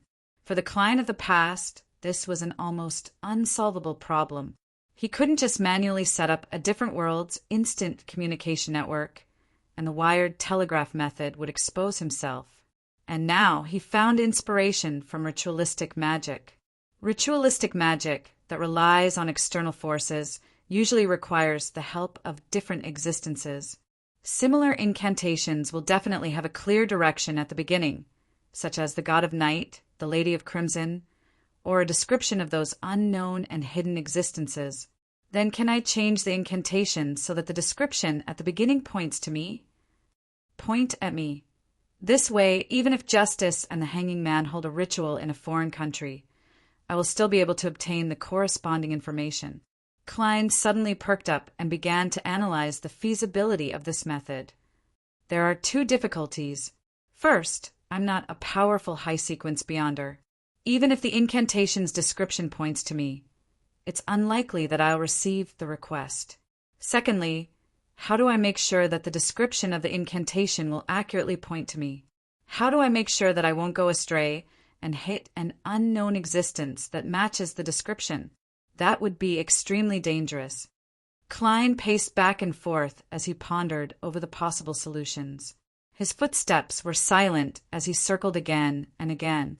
He naturally associated this matter with the mysterious world above the gray fog. Just because I can't receive the request doesn't mean that the gray fog can't. The combination of it and the crimson star can directly pull a person into space, regardless of distance. You can consider tying me to that mysterious space when you're describing it in a directional manner, according to this line of reasoning. Although I can't immediately receive the request, when the other party holds the ritual, I'll be able to see the corresponding information as long as I enter the world above the gray fog. Simply put, it's the difference between online and offline messages on QQ. The more Klein thought about it, the more excited he became. He felt that this line of thinking was worth a try. Then what description should I use to accurately point to me, to point to the world above the gray fog? He began to consider the specific details. In fact, he had an incantation that could definitely succeed. It was the pure Ruan phonetic translation of the celestial worthy of heaven and earth for blessings. However, the problem was that it would cause him to lose control of the world above the gray fog. He would lose his dominant position, so he could only eliminate it. The fool from an alternate world? No, that's accurate enough. There's almost no other existence that fits the criteria, but it will expose my greatest secret. Klein thought of incantations one after another, but he rejected them all. 7 or 8 minutes later, he finally finalized the first paragraph of the incantation. The fool that doesn't belong to this era. This was obviously not accurate enough, so Klein quickly added another paragraph. The mysterious ruler above the gray fog. The combination of the two would almost be able to restrict it to him, and it would also tie the gray fog to him. Just a little more. I can't eliminate the possibility that there are many spaces above the gray fog and many rulers. I can't eliminate the possibility that this description points to the spirit world. Klein frowned and planned on adding another layer of insurance. He considered for a full minute and finally came up with the final description. The king of yellow and black who wields good luck. This was an approximate translation of the Emperor of Heaven and Earth for blessings. If it was just him alone, it was very likely that he would go astray and provoke unknown dangerous existences. However, with the first two restrictions, and with his previous experience of entering the world above the gray fog using similar incantations, the target of the description could be completely locked in. Klein didn't know if the ritualistic magic would be effective if he followed the 3 descriptions, but he was certain that it wouldn't attract the attention of other existences. It wouldn't put Justice and the hanging man in danger. Klein let out a long breath and silently recited the incantation he had thought of. The fool that doesn't belong to this era. You are the mysterious ruler above the gray fog. You are the king of yellow and black who wields good luck. He nodded indiscernibly and took out the pocket watch from his pocket to confirm the time. It's 2:58. Klein didn't think any further. He put away the pocket watch and entered cogitation. Accompanied by the incantation, he took 4 steps counterclockwise and formed a square. The loudest noise and the most soul-stirring screams sounded again. He felt a headache that was even more unbearable than when he consumed the seer potion. This was different from the excruciating pain of having his head pierced through. It was a swelling pain that made him irritable, irrational, and confused. Klein used cogitation to control himself and tried his best not to listen. The murmurs and murmurs receded like the tide. His body became lighter, and so did his spirituality. Everything became ethereal. The boundless gray fog appeared in his sight, and the crimson stars were near and far like eyes. Above the gray fog, the towering palace that looked like the residence of a giant still stood there, as though it had existed there for millions of years. With just a thought, Klein's figure disappeared, and he sat at the seat of honor at the long bronze table with 22 high-backed chairs. The ritual's effects have indeed been fixed, he muttered and tapped his glabella, allowing the grayish-white fog to envelop him. It was thicker than before. According to the hanging man's description, if Justice became a spectator, then it was best not to expose his actions in front of her. Without time to investigate, Klein stretched out his right hand and formed an invisible connection to communicate with the 2 familiar crimson stars. On the dark blue Sonia Sea, an ancient sailboat sailed with the wind.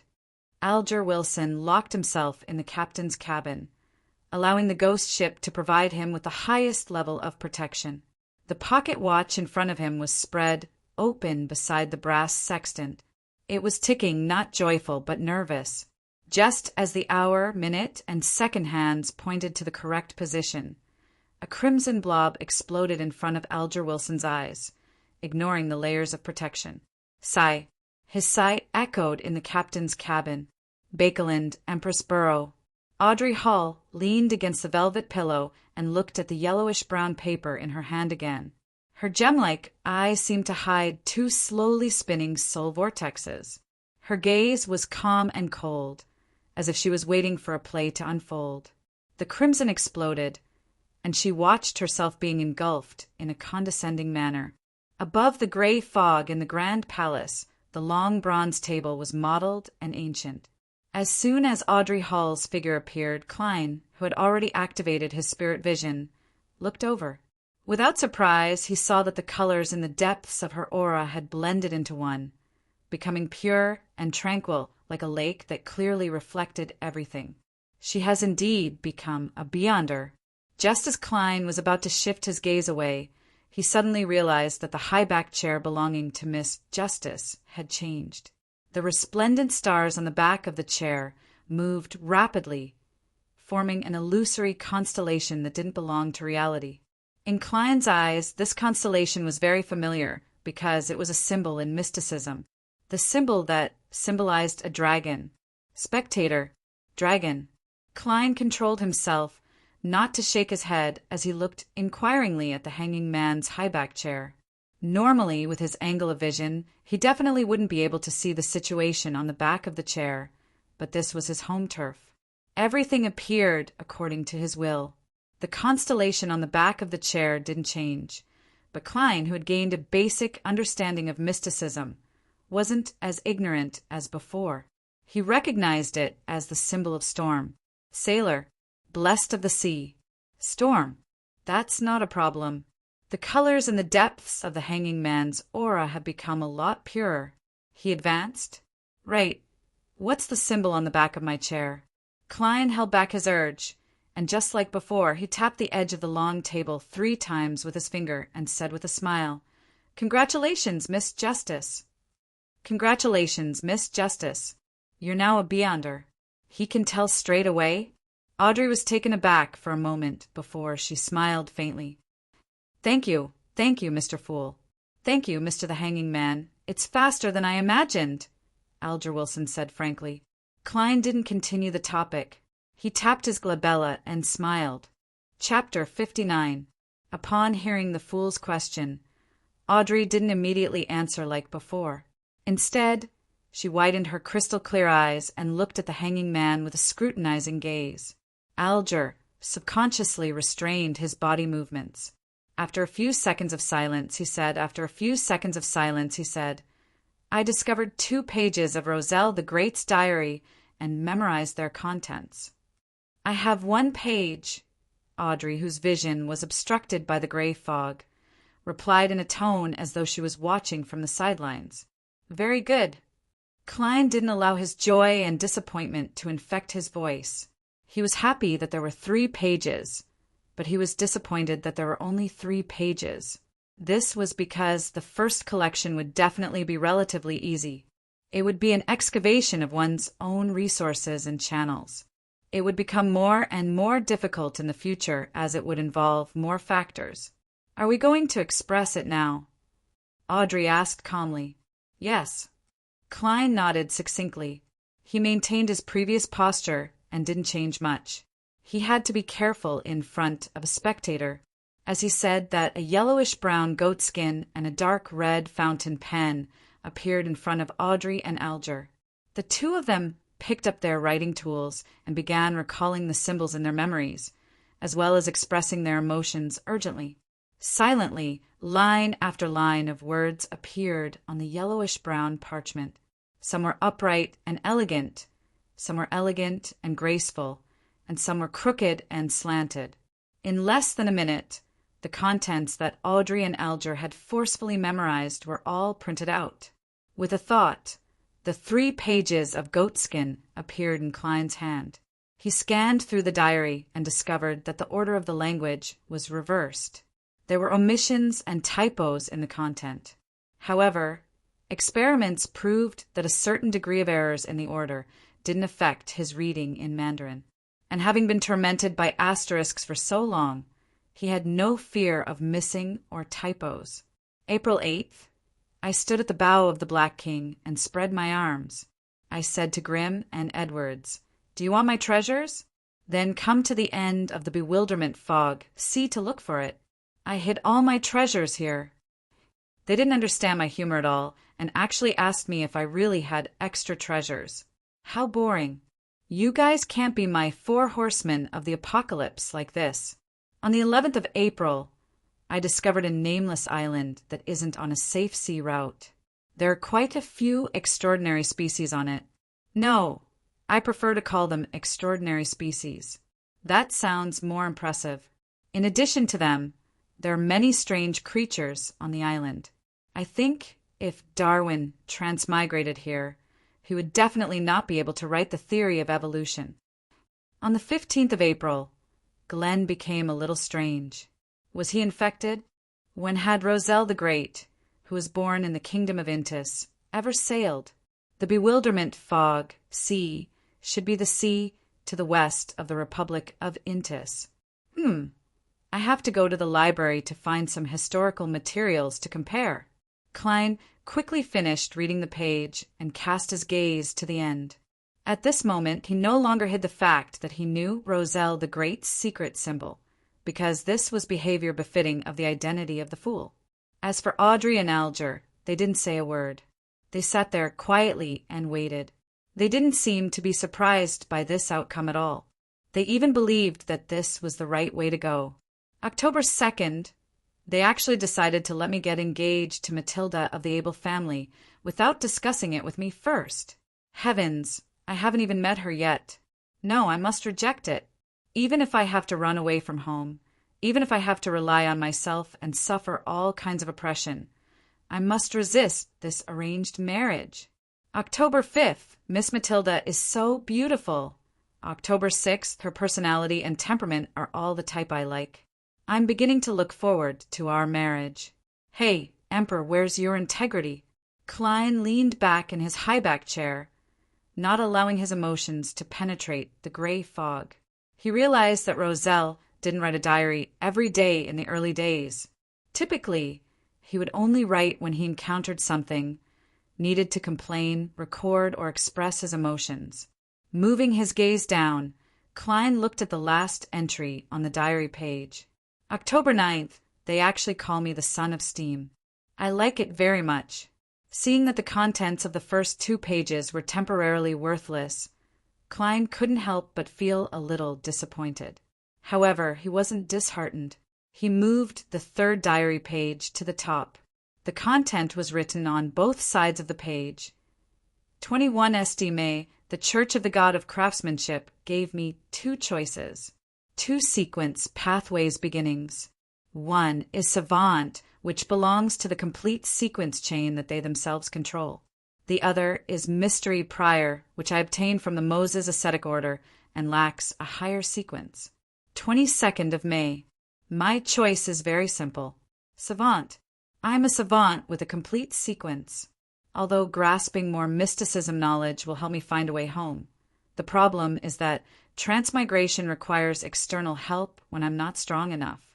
And whether the external help is good or bad, benevolent or malevolent, I can't control it. It's very dangerous.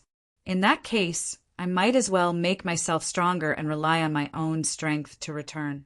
Therefore, a complete sequence is the most important factor I consider. May 23rd, I became a savant. With the power of the potion, I actually recalled all the knowledge I learned in the past. Physics, chemistry, and so on. Not only did I recall them, but I also deeply understood and grasped them. Haha, this is practically a job tailor-made for a foreign visitor like me. It can maximize my advantage. I have to say that if I were to return in this state and return to my 3rd year of high school, I would definitely become a top scholar. If I have more standardized and in-depth professional studies, becoming a scientist wouldn't be too difficult a goal. May 26th, I enjoy the identity of a savant very much. Something strange happened. When I called myself a savant and did things in accordance with its position, the whispers that almost drove me crazy quietened down. My temper that would erupt from time to time was also under control, and I remembered the diary. Is this the acting that the mysterious Mr. Zeratil mentioned to me? This might be the key to resolving the latent problems of the potion. As Klein read this page of the diary, he felt that there was a clear difference between him and Roselle the Great in terms of personality and style. For example, when it came to returning home, he was more concerned about using his deep grasp of mysticism knowledge to avoid danger and achieve his goal. As for Roselle the Great, his thoughts were to rely on himself to grasp the danger in his hands. I have to say that at times, I'm quite envious of such people. Perhaps everyone yearns for things that they don't have. Of course, I also have to consider strengthening myself. I have to be strong in both hands. Thoughts surfaced in Klein's mind, making him sigh. As for Roselle the Great's description of reducing the latent problems of the potion, it gave him a lot of confidence in his conclusion from last night. He had a clearer grasp of the essence of acting. Putting down the 3 diary pages, Klein looked up at Justice and the hanging man and smiled. Sorry, I was too engrossed. Audrey calmed the envy in her heart and said with a faint smile, I can understand.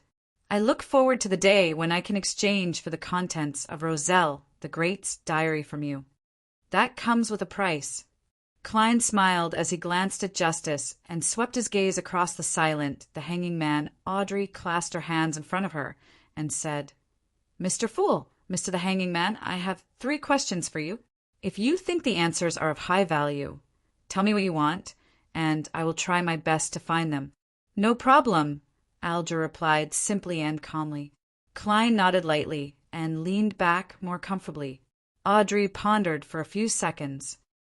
First question, what exactly does acting mean? I found that the residual spirit in the potion has very little effect on me. Is it because I've been acting as a spectator all this time? Alger did not speak. He looked at the fool as if he was waiting for an answer. Klein tapped the edge of the long table with his finger and said in a relaxed tone, "Let me use a more vivid example to illustrate. The core power of the sequence potion is a heavily guarded castle. The remnant spirit that can cause a backlash resides in the castle. Our goal is to get rid of it and become the true master of the castle. We have two methods now. The first is to force our way in. This might not succeed, but it will definitely harm us unless we have an absolute advantage. But clearly we don't have that. The second method is that we have an invitation letter from the owner of the castle. This invitation letter will allow us to pass the checks of the guards and successfully sneak into the castle, easily finishing off the enemy. However, the problem is that this invitation letter has descriptions of the guest's appearance and the corresponding temperament. Therefore, we have to disguise ourselves and act as the invited guest. Do you understand?" As though he had already guessed it, Alger immediately asked, "That invitation letter is the name of the sequence potion?" Yes. Klein gave an affirmative answer. Audrey was enlightened when she heard that. She felt that she completely understood the meaning of acting, and the slightly agitated her immediately left her state of being a spectator. She happily praised, "What an outstanding method! What an outstanding method! I think it suits your title very well. Its style is very compatible with the fool. I never expected acting to be used in such a manner. Fortunately, I've been instinctively acting as a spectator these days." She paused and said, "What an outstanding method! I think this is a very valuable answer. I can't just accept it with peace of mind. Mr. Fool, what kind of exchange do you want?" "Of course. I remember that I still owe you a page of Roselle the Great's diary. More Roselle's diary, or—" Klein paused. He originally wanted to say anything about the seer sequence, but he felt that such a low-level request would ruin the fool's image. Therefore, he gave up on it at the last minute. He planned to find an opportunity in the future to ask without leaving a trace. "After all, I've just advanced, and I haven't completely digested the seer potion." He consoled himself and added without batting an eyelid, "Or anything about the Antigonus family. Even if it's something I knew before, it's fine." Alger was silent for a few seconds. He cautiously looked at the seat of honor at the long bronze table and slowly said, "Or anything about the Antigonus family. Chapter 60. No problem." Klein tried his best to keep his tone deep. He placed his left elbow on the armrest of the high-back chair and used his fingers to support his slightly tilted forehead, pretending to listen calmly. Alger deliberated over his words and said, "The Antigonus family is an ancient family. Their history can even be traced back to the Cataclysm era before the Fourth Epoch. It's related to the second blasphemy slate." "The second blasphemy slate? There's a second blasphemy slate? How many are there?" Klein's pupils constricted as he nearly changed his posture. According to what the hanging man and justice had previously said, the blasphemy slate recorded 22 pathways of the divine. There are actually 2 of such important items, or even more. 22 pathways of the divine. Sequence pathways. Can these 2 terms be equated? Every complete sequence pathway is a path that leads to the throne of God. In that instant, thoughts popped up in Klein's mind due to the description of the second blasphemy slate. He believed that if it wasn't for the thick, grayish-white fog concealing him, his emotional reaction would have been discovered by Miss Spectator. As for the term Cataclysm era, as a professional, he wasn't unfamiliar with it. It was another name for the Third Epoch. After a period of revision, Klein even knew that the Third Epoch was divided into 2 eras, the Glorious Era and the Cataclysm Era. The second blasphemy slate. Audrey didn't hide her curiosity. She hadn't calmed down and returned to her spectator state. "Good question." Klein secretly cheered for Miss Justice. This was a question that wasn't convenient for him to ask as the fool. Alger glanced at the fool, and seeing that his posture hadn't changed, nor did he say anything to stop him, he thought for a moment. The first blasphemy slate appeared during the Dark Epoch, which was also the second epoch when we humans struggled to survive under the protection of the gods. The second blasphemy slate appeared at the end of the third epoch. It could even be said that its appearance marked the end of the Calamity Epoch. The information on these two blasphemy slates is strictly confidential by the 7 churches. I only know one thing, and that is that they involve the pathway of the divine. As for the differences between them, I'm not sure. Did Roselle the Great see the first or second blasphemy slate? Audrey asked curiously. Upon hearing this, Klein recalled Alger's description of the potion names during the first gathering. He said that the names of the sequence potions came from the blasphemy slate. Similarly, Captain also mentioned that the formation and perfection of the potion system depends on the birth of the blasphemy slate. This indirectly proves that the pathway of the gods is the sequence pathway. Klein gave a silent answer to his question. At this moment, the hanging man Alger simply and directly said, "The second one." Audrey's eyes turned calm as she once again entered her spectator state. She didn't press further as she focused on the hanging man. This made Alger feel rather uncomfortable. He held back his emotions and continued in a low voice, "I'm not sure." During the Solomon dynasty in the 4th epoch, although the Antigonus family was an illustrious noble, they didn't leave a deep impression. Only when they supported the establishment of the Tudor Empire did they truly stand in the center of the northern continent's stage. Back then, ancient names like Antigonus, Ammon, Abraham, and Jacob shone in the human kingdoms. But after the War of the 4 Emperors, the Tudor Empire's blood emperor perished. They fell from their peak and were pursued by the present 7 deities. I'm not sure of the exact process. I only know that the Antigonus family was eventually destroyed by the Church of Evernight. Mr. Fool, if you wish to know more, I'm afraid you can only obtain it from the Church of Evernight or come into contact with those ancient secret organizations. You know which ones I'm referring to. I don't know. Klein nodded bitterly. Yes, the secret order counts as one. The Moses ascetic order that the captain and old Neil mentioned before counts as one. I wonder if the psychological alchemy counts as one. While he was silently doing inventory, Alger gave him the final piece of information. I similarly do not know which sequence pathway the Antigonus family has mastered. However, in the relevant descriptions, there are 2 adjectives that appear repeatedly: strange and terrifying. Strange and terrifying.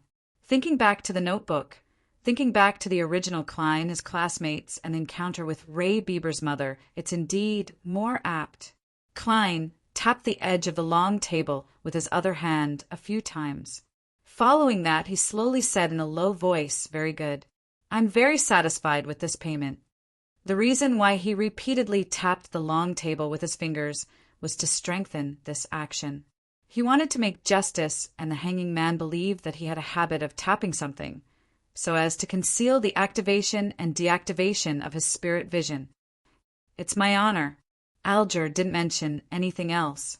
Audrey looked at the hanging man, then at the fool, and said with a faint smile, "Then I'll ask the second question. What are the subsequent potions for spectator? Where can I find clues?" I also want to ask directly, but different choices require different difficulties. Klein didn't speak as he cast his gaze at the hanging man Alger, fell silent for a few seconds. "I'll answer this question for free, because I was the one who guided you onto this pathway. The subsequent sequence 8 of spectator is called telepathist. The ancient name for sequence 7 is psychoanalyst, but it's now described as psychiatrist. This is what I learned from a member of the psychological alchemy. I believe they have quite a number of potion formulas for this pathway. Psychological alchemy. Spirit medium daily agrees with some of their theories, but the captain believes that it's evil and crazy. Klein listened thoughtfully. Do you know the current whereabouts of that psychological alchemy member? Audrey asked with her eyes lit up. Be it telepathist or psychiatrist, they were quite in line with her aesthetic standards. Alger let out a rare laugh. I know. He sank near Sonia Island. I sank him myself. If you're looking for psychological alchemy, then I can only apologize that the clues have been cut off. He wasn't worried that Justice would be able to determine his identity through his description, because he had done it alone. Sank. Audrey didn't know what expression or words to use in response. She took a deep breath and suddenly couldn't maintain her spectator state. She said a little bashfully, third question, if, and I'm saying if, an ordinary animal drinks a sequence 9 potion, what would happen? What kind of darn question is that? Klein tapped his glabella twice with his finger that was propping up his forehead. Soon he could tell from the change in color that Audrey's emotions were a little flustered, a little nervous, and a little ashamed. Did she do something as stupid as that? Klein was slightly stunned, but he didn't find it strange. After the previous 2 gatherings, he was certain that Miss Justice had the genes for this. Alger was clearly taken aback as well. After a while, he said, that's right. After a while, he said, ordinary animals don't have the brains of humans, so they can't learn cogitation immediately. Therefore, there's a high chance that they will die on the spot or collapse into monsters. But if they survive, they should be able to become beyonder creatures. If the potion can improve their thinking abilities, they might even become smarter. All right. Audrey silently exhaled and nodded with a relaxed tone. I don't have any other questions. Alger thought for a moment and didn't mention the Aurora Order or the listener. He shook his head as well. He shook his head and said, me neither. I have something. Klein's posture didn't change as he said with a smile, this requires your cooperation. Without deactivating his spirit vision, he immediately noticed that the hanging man was clearly nervous. The previously carefree Miss Justice was also a little more afraid and cautious. Without waiting for them to speak, Klein comforted them. Don't worry, it's just a small matter. If it succeeds, it will be very helpful to you. Therefore, I won't pay you any additional compensation. Go ahead. Audrey instinctively entered her spectator state, but she couldn't see through the thick gray fog that enveloped the fool. By your will, Alger calmed down and said in a deep voice. Klein's fingers moved slightly as he smiled. As I said before, I'm going to try something so that you can apply for leave in advance. You don't have to worry about being in an inappropriate situation on Monday afternoon. That's exactly what we hope for. Audrey's brows relaxed. Alger pondered for a moment. What do we need to do? You can try a ritualistic magic in your free time. It doesn't have to be too formal, just an environment where you won't be disturbed will do. Place 4 new candles on the altar, 1 at each of the 4 corners. It would be best if they have the smell of sandalwood. Place a portion of white bread at the top left candle, a portion of Fena Potter noodles at the top right candle, paella at the bottom left, and desi pie at the bottom right. Use a silver knife to create a sealed spiritual environment. Klein described the ritualistic magic he had modified from the luck enhancement ritual and taught Miss Justice how to create a spiritual environment for free. To be honest, as the target was himself, Klein believed that the first part, which was to attract the interest of the corresponding existences and please them, could be skipped. However, he still tried his best to make the process seem like it. Of course, it didn't match up to old Neil's description of the deities as 2 and himself as 3. Distill the moonflower, gold mint, slumber flower, fingered citron, and rock rose and extract them into essential oil. Drip a drop on each candle. Audrey listened with great interest and took notes. In the end, finally she asked, what about the incantation? Mr. Fool, where's the corresponding incantation? Alger put down the fountain pen in his hand and turned to look at the fool. Shrouded in the grayish-white fog, Klein tapped the edge of a long table with his finger and replied in Hermes in a calm and unperturbed manner. Chapter 61. The Fool That Doesn't Belong to This Era. The the mysterious ruler above the gray fog, the king of yellow and black who wields good luck. Audrey Hall silently recited the 3 descriptions. Her heart was suddenly in turmoil, and she could no longer maintain her spectator state. As a mysticism enthusiast, before she was pulled into the gray fog, although she hadn't officially come into contact with beyond her powers, she would still exchange what she knew and what she didn't know during private gatherings with other nobles. She would learn the Hermes language used for sacrificial rituals, and she would try some rituals that others spoke of. Without exception, none of those rituals produced any effects, but they also gave Audrey a certain understanding of the formatted incantation. Therefore, she knew very well what the fool's 3-paragraph description meant in other rituals. It represented and pointed at the 7 deities that looked down on the entire world. It was almost equivalent to the Lady of Crimson, the Mother of Concealment, the Empress of Misfortune and Horror. Mr. Fool is the unknown, secretive, and godlike existence that Gleint and the others mentioned. He's the source of danger that we have to carefully avoid during the ritual. Audrey quickly recalled the sighs of her friends who wanted to try but didn't dare to try certain strange rituals. She was momentarily at a loss for words. Alger Wilson, who knew and understood more than her, trembled from the bottom of his heart. If the ritualistic magic designed by the Fool can really point at him and allow him to receive our request, then we have to use him as a form of respect.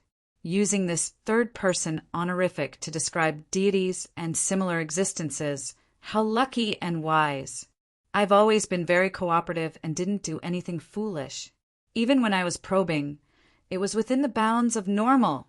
He might be an ancient, secretive, and terrifying existence, but he didn't appear before us with his original appearance and true name, the primordial demoness, the hidden sage, or the true creator that several mysterious sects believe in. Alger understood that the Fool he was seeing might not necessarily be his true appearance. He might not even have a gender or be a humanoid creature. Klein held his forehead with one hand and tapped the edge of the long bronze table with the other. He keenly sensed the changes in the hanging man and Justice, but he pretended that nothing had happened and acted as if everything was within his expectations. He continued to speak on his own. I beg for your help. I pray for your blessing. I beg you to let me have a good dream. Slumber flower, an herb belonging to the crimson moon, please transfer your power to my incantation. Fingered citron, an herb belonging to the sun, please transfer your power to my incantation. He finished describing the incantation that belonged to another format and smiled at the end. Madam, sir, do you remember? Ah, Audrey exclaimed softly. She hurriedly covered her mouth and began to seriously recall. With the powerful memory of a spectator, she quickly finished recording and repeated it for confirmation. Alger, on the other hand, was much more normal than her. No matter what he thought, the pen in his hand never stopped moving. After Klein confirmed Audrey's record, he smiled and said, "If this attempt succeeds, then next time we can slightly modify the incantation to achieve our goal. No later than Wednesday. I hope that you can find time to complete this ritual." He planned to enter again on Thursday night to confirm if the ritualistic magic was effective. The reason why he didn't let the hanging man and Justice directly pray for absence was because Klein was worried that he wouldn't be able to tell if they really wanted to apply for leave, or if it was the result of trying the ritualistic magic. Should he pull them in when the time came?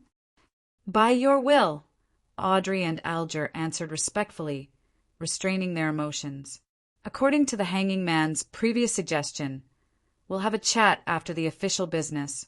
Who wants to start first?" Klein gestured for them to start. Audrey pondered for a moment and said, "Mr. Fool, your suggestion for the selection of exams and the separation of official business and government has received the approval of many members of Parliament. Perhaps it can really become a reality.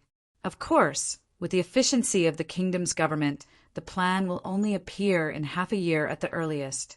She wasn't worried that the hanging man would use this matter to figure out her identity. This was because she had only casually said a few words to make those proud madams believe that their brilliant minds had played a role. It made them eager to show off to their husbands, their fathers, and their brothers.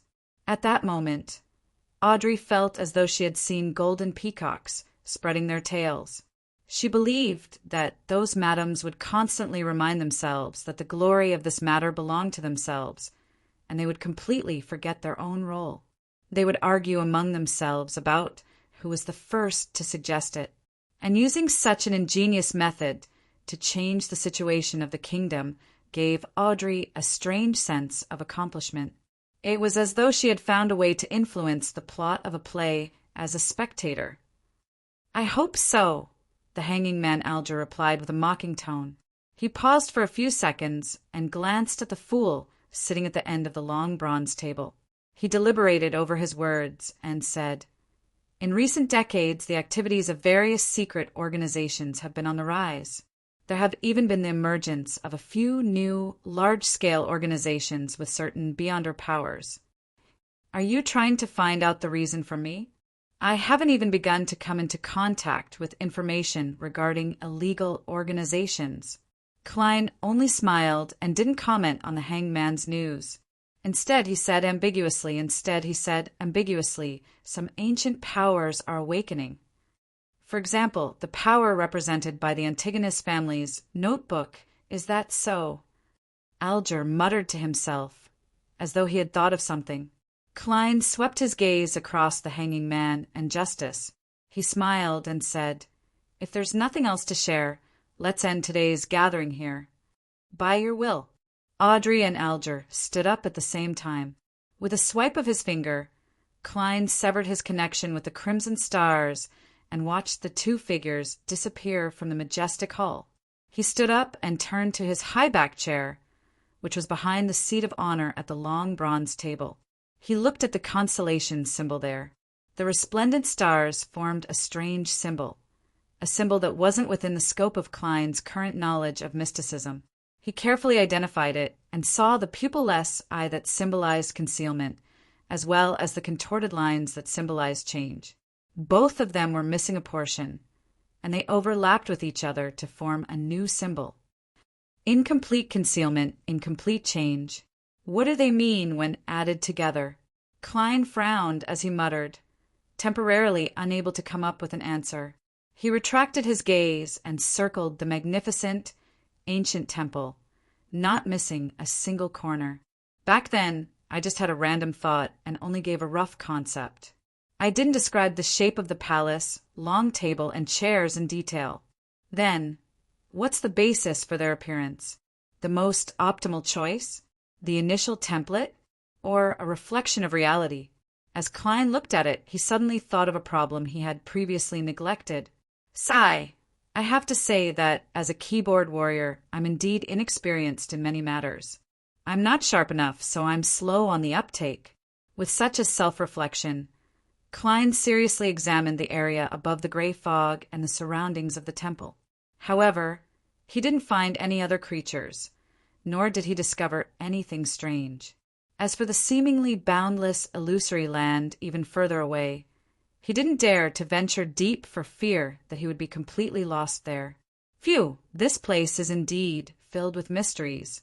I wonder if there will be new changes when I become stronger. Klein sighed as he released his spirituality and enveloped himself, simulating the feeling of falling rapidly. Everything flew by quickly as all sorts of illusions shattered. He passed through the grayish-white fog and saw the real world. He saw the desk, curtains, and coat rack in his bedroom. Bakeland, Empress Borough. Audrey saw an oil painting hanging on the wall and felt the softness of a velvet pillow. She didn't get up immediately. Instead, she seriously recalled today's gathering, as though she was watching a reenactment of a play. Mr. Fool said that when he tried the ritual, he gave the mysterious ruler, the king of yellow and black, and other descriptive incantations. His tone had a certain level of confidence.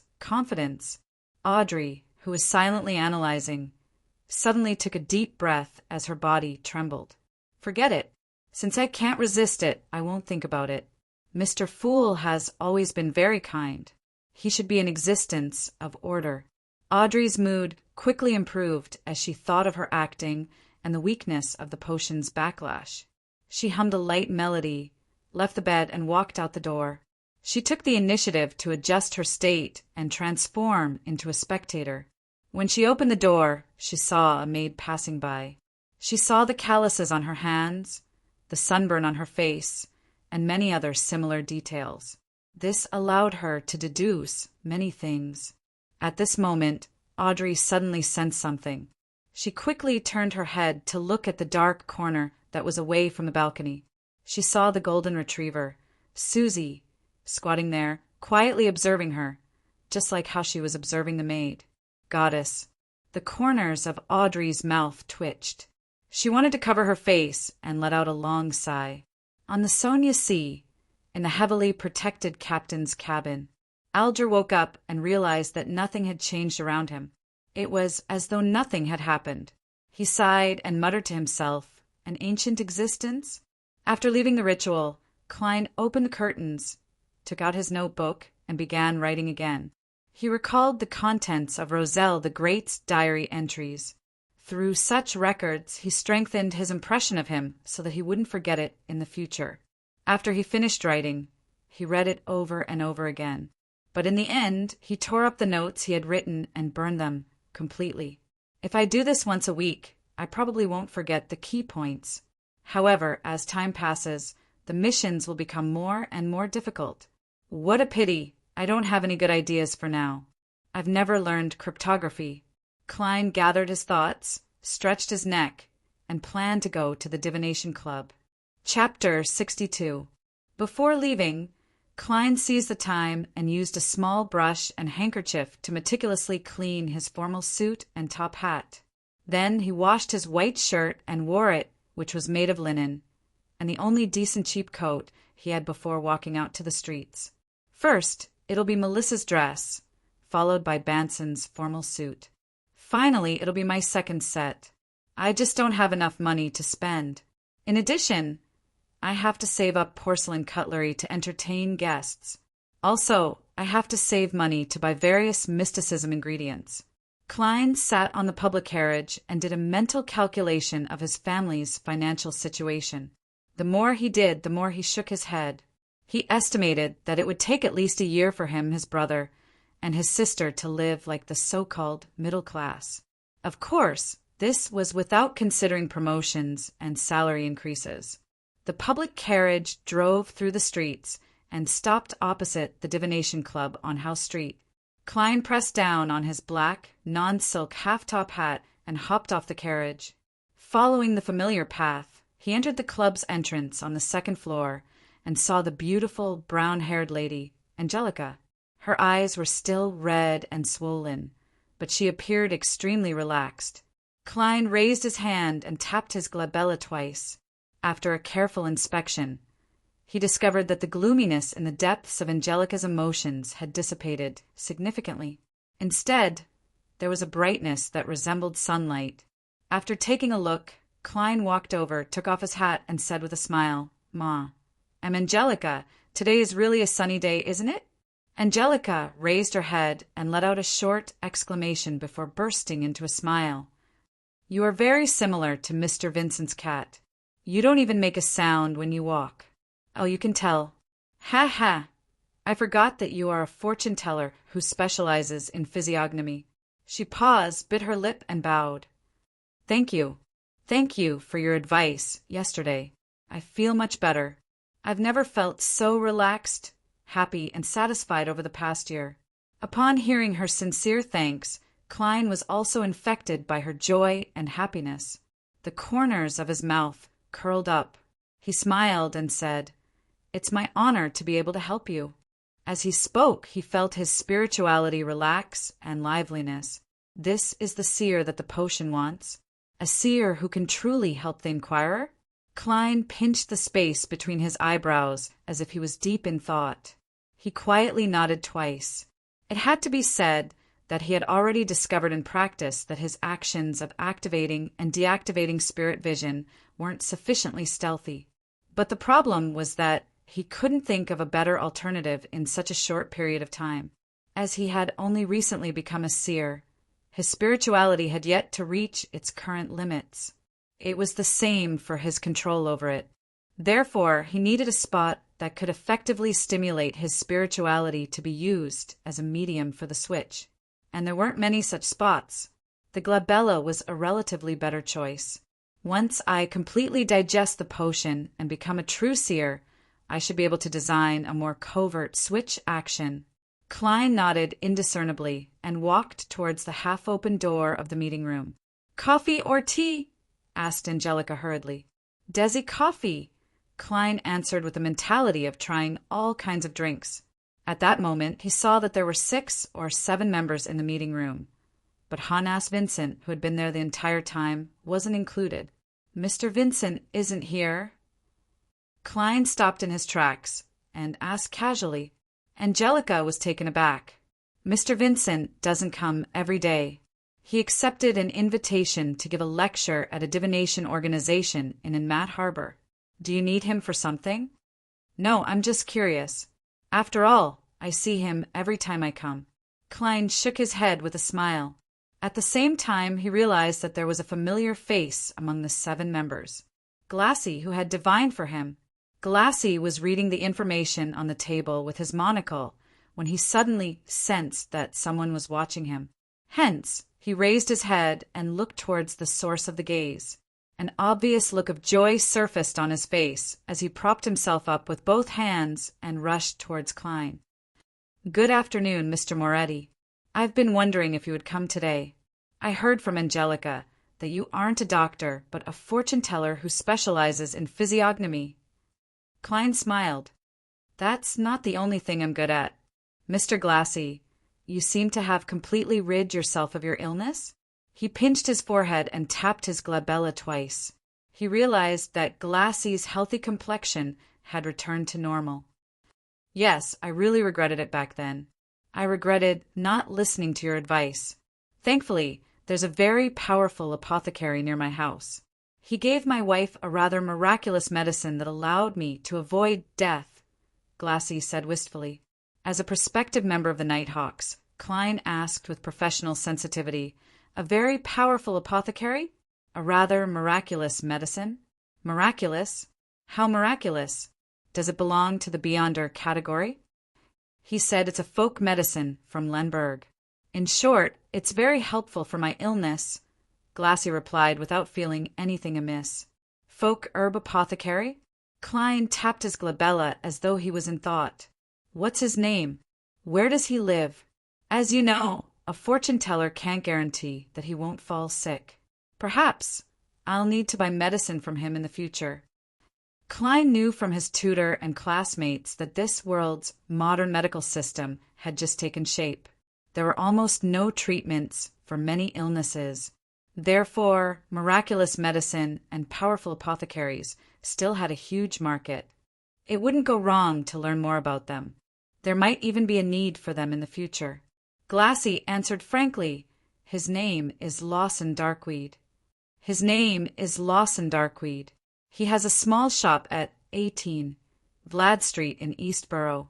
It's called Lawson's Folk Herb Store." "Thank you," Klein said sincerely as he silently noted it down. Glassy turned around and led him to sit beside him. At that moment, Angelica had brewed a cup of coffee and brought it over. Compared to Southville coffee, Desi coffee has a richer fragrance, but the taste is relatively inferior. Klein took a sip and savored it for a moment. Seeing him put down the white cup, Glassy hurriedly deliberated over his tone. "Mr. Moretti, can I ask you to do a divination for me? I'll pay you according to the price you set. 8 pence is enough. I won't raise the price at the last minute."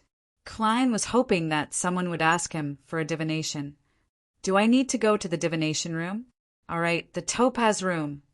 Glassy was more familiar with the place than him, so he headed there first. After entering the divination room and locking the wooden door, Klein sat behind the long table and asked in a deep voice, "Mr. Glassy, what would you like to divine?" "I have an investment opportunity, but it involves too much money. If it fails, my family and I will suffer a heavy blow." I would like to divine if it will be successful. Glassy suggested. I've done a divination with tarot cards before. Yes, it was a divination after purifying my soul. The results were not bad. Yes, it was my interpretation, but I didn't violate any of the principles. Klein thought for a moment and asked curiously, then described the matter in detail. Then, give me your own information. It would be even better if you have the other party's information. We can do an astrolabe divination. All right. Glassy organized his words and said, when Mr. Lenevis was exploring the Hornacis mountain range, he discovered a large iron mine that was rich in reserves and in good condition. He spent all his savings to buy that piece of land and hired a professional company to do a survey. They came up with an encouraging conclusion. He lacked the funds for subsequent development, so he established a steel company. He planned on using this project to apply for a loan from the bank and at the same time issue a certain percentage of shares to raise initial funds. This plan is still in the preparatory stages, but the returns are very generous. Klein, who had been reading the newspapers recently and was also a history expert, knew that this world had shares. He also knew that the concept of shares originated from Roselle the Great. Yes, it's him again. In the process of colonizing the southern continent, he established the West Balham Company. By issuing shares to raise funds from the public, he successfully resolved his financial problems and successfully obtained the first bucket of gold from the colonization. Since the returns were generous, similar things happened one after another, such as railway shares, mining shares, steam development shares, etc. There were successes and failures, which gave rise to organizations such as the Bakelin Stock Exchange. Apart from that, Roselle the Great also created national bonds, trust funds, and other things. The former had been passed down to this day, becoming the most stable investment method, with a return of 4 to 6% a year. Klein remembered that his brother, Banson, had once said that if he could inherit £3,000, he wouldn't have to work hard anymore. This was because a stable annual income was about 5%, which was about £150. It was roughly equivalent to Klein's current annual salary. This is the so-called rentrée class. Klein sighed inwardly and deliberated before asking, "What's the matter?" He asked, "Are you sure there's no problem with this? Is Lenevis trustworthy? I've seen his property documents and prospecting reports. They have the seal of the Civilaux County government and the endorsement of a professional company.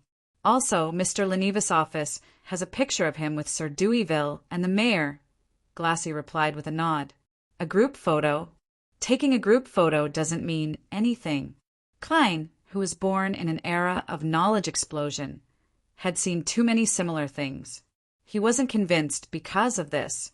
However, it didn't matter whether he believed it or not.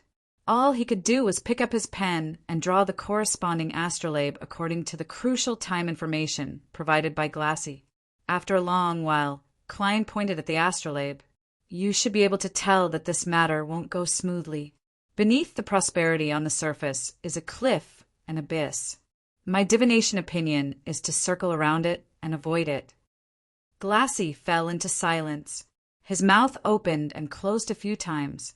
After a few minutes, he smiled bitterly. "I'll think about it seriously when I get home." Upon hearing such an answer, Klein could only shake his head and sigh. He experienced the helplessness a seer should have. A seer could only give suggestions and not make decisions for others. The two had just left the Topaz room when Angelica walked over. "Mr. Moretti, someone wants you to have your fortune told." At this point, she added in a low voice, "He didn't ask me to recommend him, nor did he look at the album. His reputation has spread?" Puzzled, Klein turned towards the reception hall. Chapter 63. After taking a few steps forward, Klein saw the customer who had come for his divination. He was dressed in a black suit and held a gold-inlaid wooden cane. He wore a half-top hat, and his short blonde hair peeked out from the edges. The tip of his nose was slightly curved like an eagle's beak. Anna's fiancée, Joyce Meyer, who had gone through a terrible ordeal. Klein, who had seen him in the dream divination, immediately smiled and said, "Good afternoon, Mr. Meyer." "Good afternoon, Mr. Moretti." "Good afternoon, Mr. Moretti." Joyce took off his top hat and bowed. "Thank you for your guidance to Anna. She has been praising your miracles and can't stop talking." Klein chuckled. I didn't change anything. You should be thanking yourself. Without a strong will and a yearning for beauty, you wouldn't have been able to overcome those disasters." After the pleasantries, he couldn't help but lampoon inwardly. Isn't this considered flattery? Frankly speaking, I still find it a dream that I came back alive. I still can't believe that I survived one disaster after another. Joyce shook his head wistfully. Without waiting for Klein to speak, he asked curiously, "You knew who I was the moment you saw me?" "You knew who I was the moment you saw me. Is it because my nose is too unique, or did you divine my visit in advance?"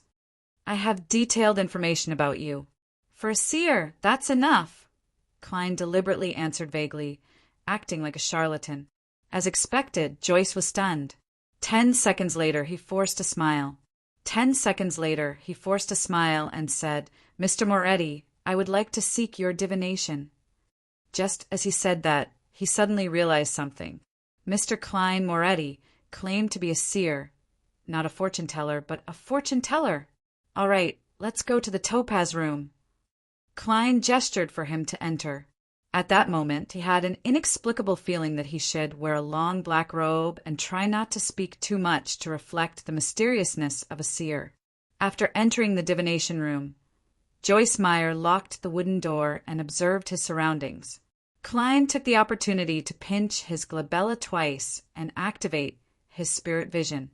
Joyce sat down, leaned on his cane, tugged at his black bow tie, and said in a deep voice, "Mr. Moretti, I would like you to interpret my dream."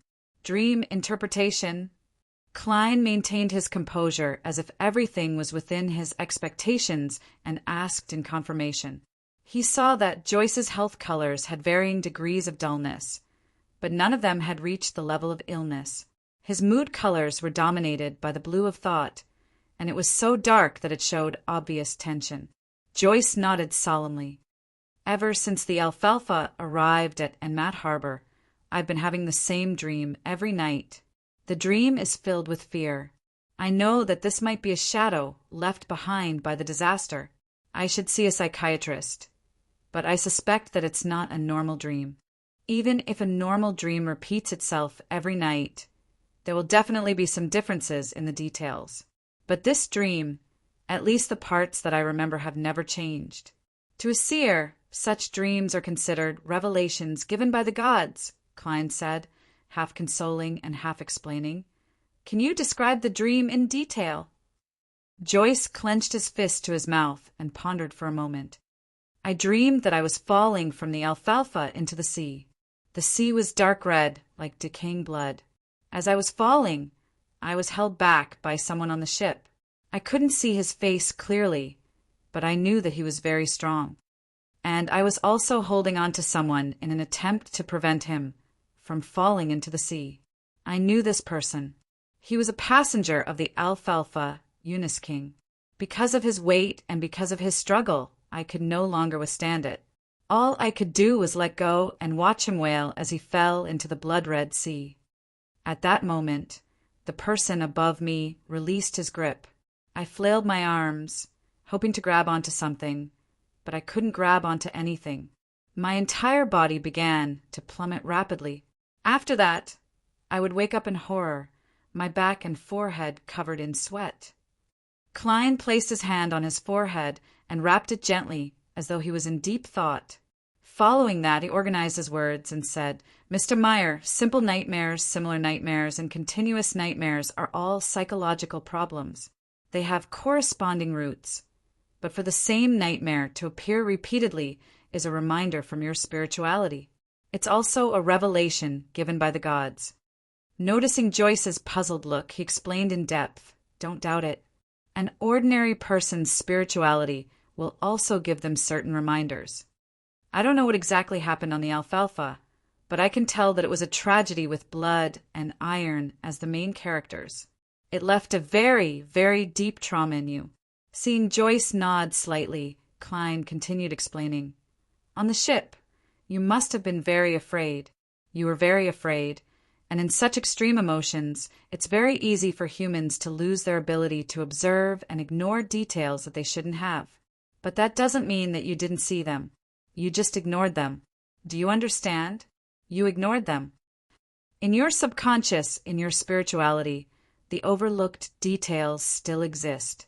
If the matter it points to is important enough, your spirituality will remind you in the form of a dream.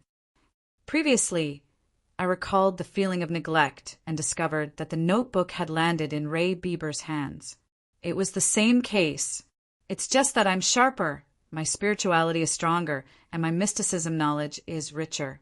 That's why I was able to make a judgment immediately. Klein paused for a few seconds and looked into Joyce Meyer's eyes.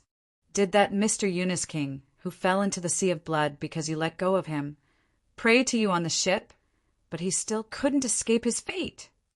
Joyce twisted his body unnaturally and opened his mouth a few times before replying, Yes, but I don't sympathize with him.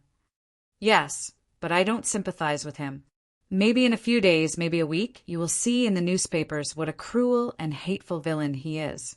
He raped and killed at least 3 ladies, threw a baby into the raging sea, and led a group of irrational beasts to slaughter passengers and crew.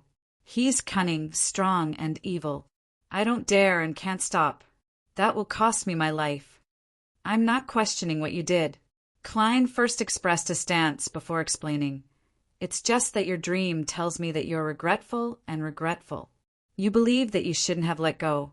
Since you believe that killing him is a righteous thing to do, why are you regretful and regretful to the point of repeatedly dreaming of letting go?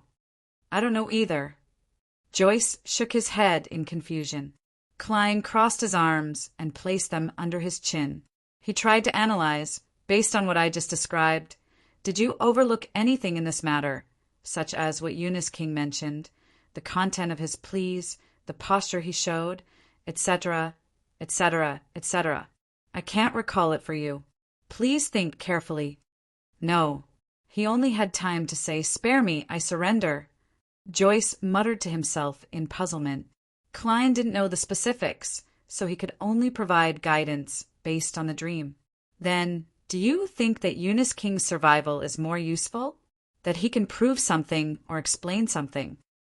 Joyce frowned and said after a while, Perhaps. I still feel that the conflict on the Alfalfa came too suddenly and developed too intensely. Perhaps. I still feel that the conflict on the Alfalfa came too suddenly and developed too fiercely. It's as if the evil desires hidden in everyone's hearts suddenly erupted uncontrollably. This isn't normal. Very abnormal. Perhaps I want to interrogate Eunice Kim and ask him why he did something like demonic possession in the first place. As he listened to Joyce's dreamlike description, Klein combined it with his dream. His thoughts suddenly became clear as he used the unique tone of a charlatan. He said in a tone unique to a charlatan, No, it's not just that. What? Joyce seemed to jump in fright. Klein crossed his arms and rested them under his chin. He stared deeply into Joyce's eyes and said in a low but forceful tone, Not only do you think that this matter is abnormal, but you also saw things that you overlooked. Not only do you think that this matter is abnormal, but you also see some things that you have overlooked. And when these things that you have overlooked are linked together, you can deduce a terrifying conclusion. Therefore, your spirituality tells you that there's a person who is very suspicious. He's the one who held on to you in the dream, but ultimately let go. You subconsciously don't suspect him, so you can't see his face. He's your companion. He once controlled your life and death, or rather, saved you. Joyce suddenly leaned back, slamming into the back of the chair with a dull thud. Sweat slowly seeped out of his forehead as his eyes were filled with chaos. I saw it, Clang. Joyce suddenly stood up, causing the high-back chair to sway and nearly fall over. Mr. Triss. He used all his strength to say a name. It was a round-faced, amiable, and shy boy. He's the hero who saved the survivors. Klein didn't disturb him. He leaned back slightly and waited silently. Joyce's expression changed a few times before it finally returned to normal with a pale look. He revealed a bitter smile and said, I understand. I understand. Thank you for your dream interpretation. Perhaps I need to go to the police station. He took out his wallet and withdrew a 1 soldi note. I don't think money can reflect your value. I can only give you the price you set. This is your reward. Joyce pushed the note to Klein. I wouldn't mind if you just gave me £10. 1 soldi. You really look like your fiancé. Klein maintained his demeanor as a charlatan and didn't say a word as he pressed down on the bill with a smile. Joyce took a deep breath, put on his hat, and turned to the door. As he unlocked the door, he suddenly turned around and said sincerely, Thank you, Master Moretti. Master? Klein snickered inwardly as he watched the man leave the divination room. He muttered to himself, Something big seems to have happened on the alfalfa. If only Captain was here, he would be able to understand everything from Joyce Meyer's dream. Tuesday morning, Bakeland, Queens. Audrey, who had woken up early, found her golden retriever, Susie. She said in all seriousness, Susie, you're also a Beyonder. We're the same.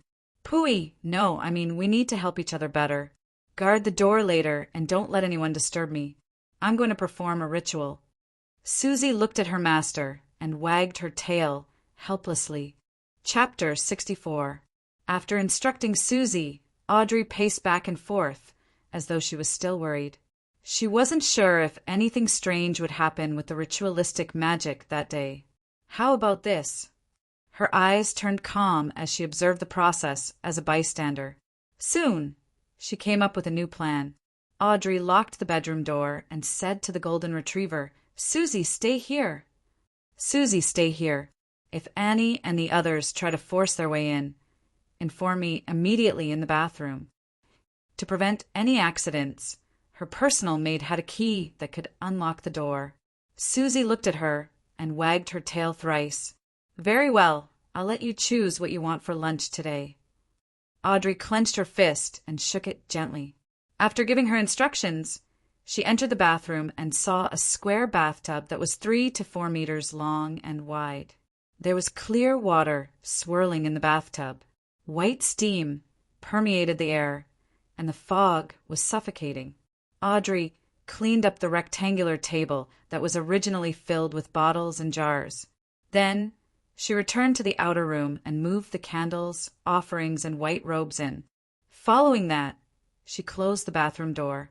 After doing all this, Audrey heaved a sigh of relief. She picked up a palm-sized translucent bottle from the side of the 4 candles. The bottle was cylindrical and shimmered with a dreamy luster under the light. It contained the essential oils that she had distilled and extracted yesterday. As a mysticism enthusiast, she had done a lot of research on such things. She had a lot of dews, flower essences, balms, essential oils, and incense that she made herself at home.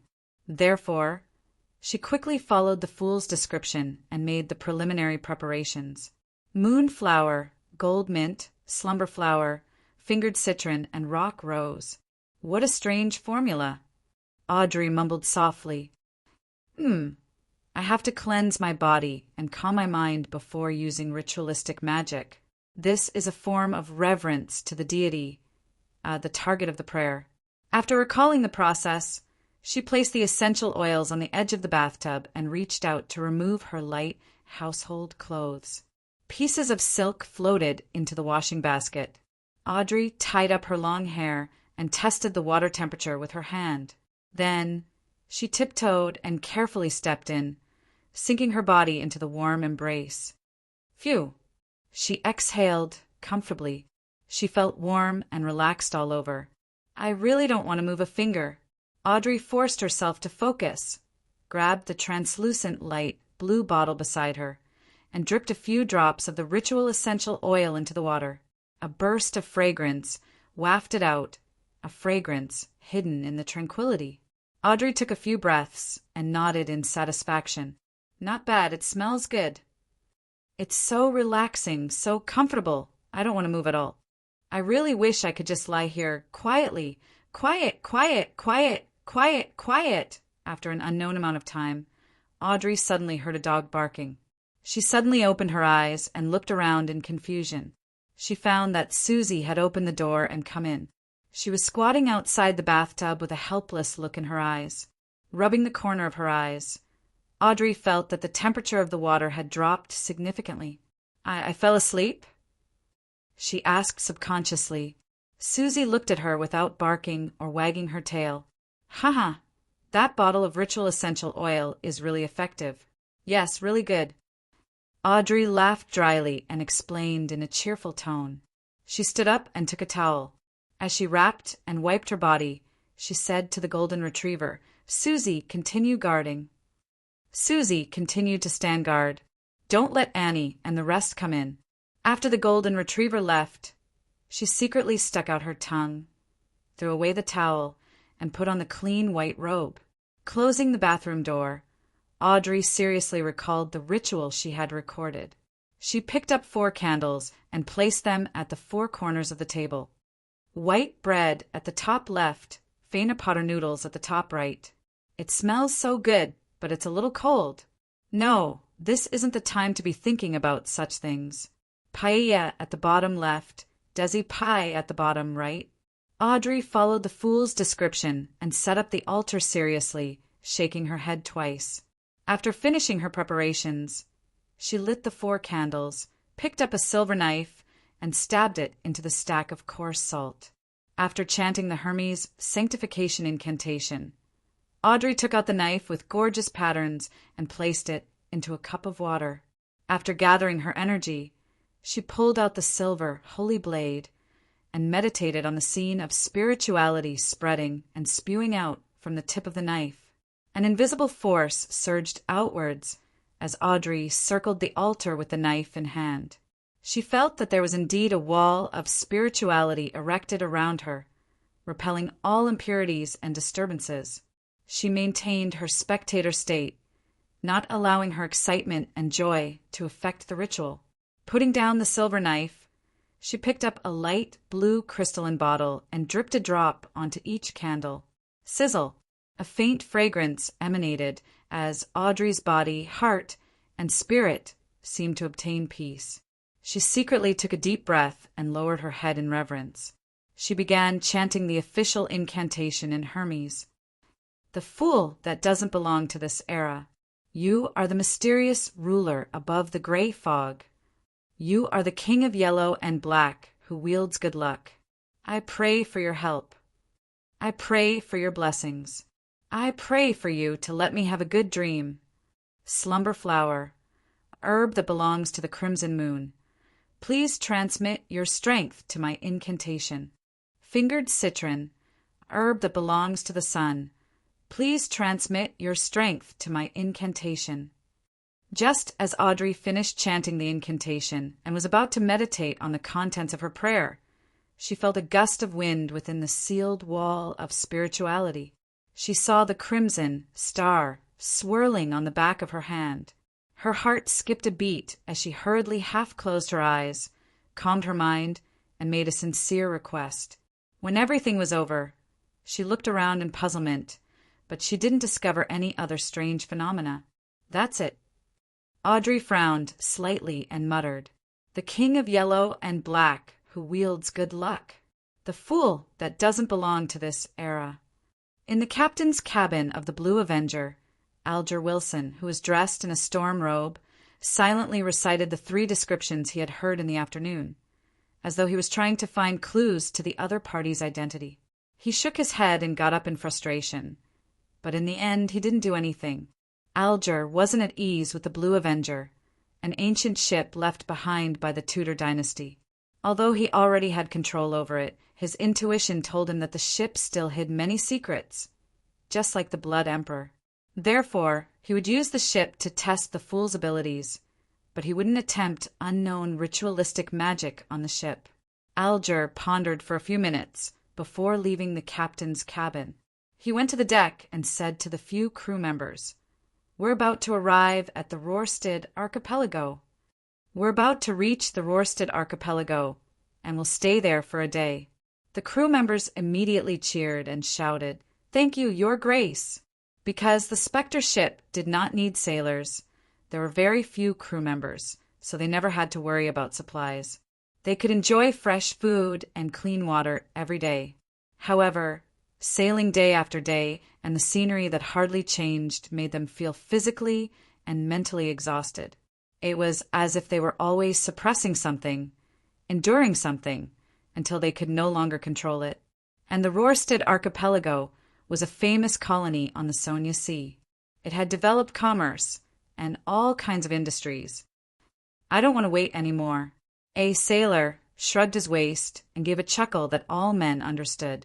On the public carriage to Zutland Street, Klein, who was leisurely reading the newspaper, was suddenly stunned.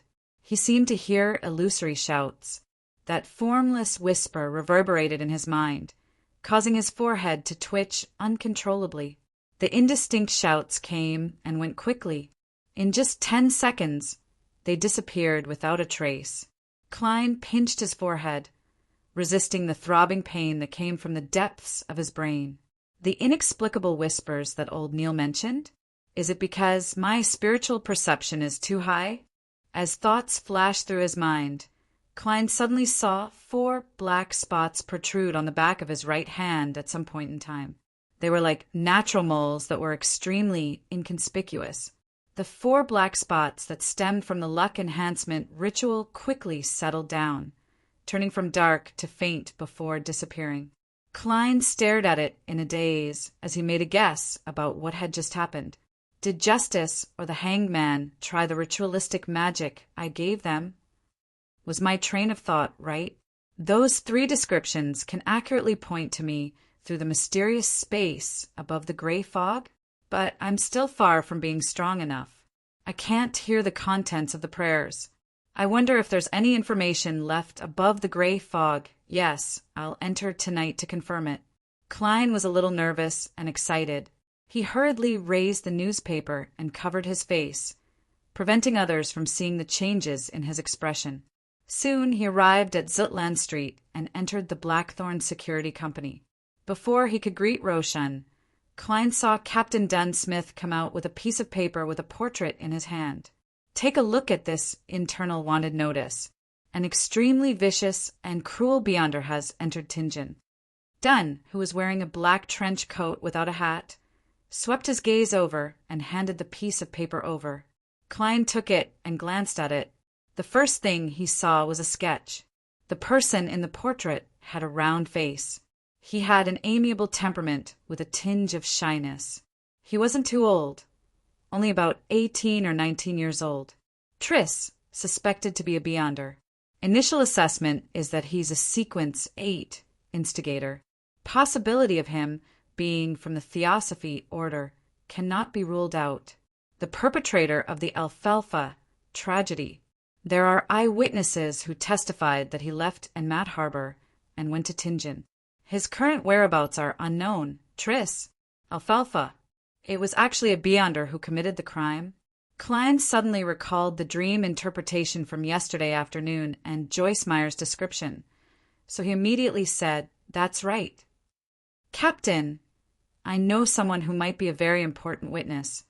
"I know, Joyce Meyer. I was asked by the Machinery Hive Mind team to help out last night, and I saw you in Joyce's dream. I also confirmed from many details that Therese single-handedly caused the Alfalfa tragedy." Dunn's gray eyes were unperturbed as he chuckled. "How boring, Captain. Thankfully, it was my day off yesterday, and I wasn't acting as a seer during work." Klein lampooned. He had the fear of being caught slacking by his superior. He asked, which sequence pathway is instigator from?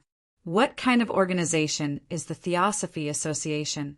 Was instigating others to kill each other a way for Triss to eliminate the hidden dangers of the magic potion, or was it a requirement for advancement? Dunn thought for a few seconds. "It's time for you to come into contact with information regarding beyonders and secret organizations." Don't always be instructed by old Neil to read historical documents. Captain, didn't you recruit me because you wanted a history expert? Klein didn't dare to point out the problem. All right. Chapter 65. With the document signed by Dunn, Klein went underground and turned into the armory. Dunn is right. It's time for you to learn about different Beyonders and the various secret organizations. Old Neil, who was dressed in a classic black robe, wasn't surprised when he saw the note. Instead, he echoed seriously. Then he added with a smile, "After all, you'll be going to the underground market with me tomorrow night." Tomorrow night? Klein didn't hide his surprise as he asked in confirmation. Old Neil nodded and sighed. "I'm a person who can't sleep peacefully when I'm in debt. I always hope to pay it off as soon as possible. Why didn't you act like this before? Why did you have to drag it out until the very last moment before using ritualistic magic? So I'm not the only one who procrastinates. Wait, is there a need to put it in such a euphemistic way by saying that you're afraid that you won't be able to resist using the money to repay your debt?" Klein didn't expose old Neil. Instead, he urged, "Mr. Neil, please go to Cheney's Gate and retrieve the corresponding information for me." The armory was mostly filled with archaeological information and historical documents. There were some that involved Beyonders and secret organizations, but there weren't many of them.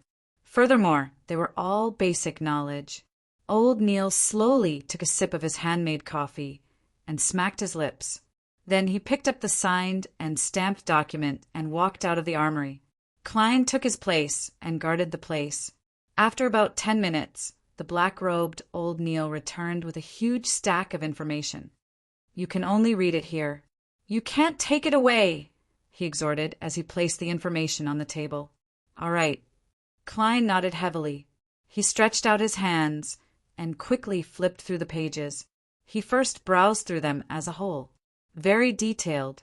As expected of the internal information of the Nighthawks.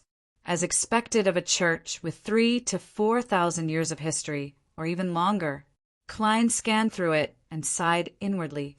Not only did the information contain introductions to the various secret organizations, but it also listed many sequence pathways. Some were very complete, while others only had the potion name of the corresponding sequence. Some only described the Beyonders of the sequence, while others were completely missing and replaced with blanks. Suppressing his excitement, Klein began searching for the sequence pathway represented by Seer. Amidst the rustling of paper, he soon saw familiar words.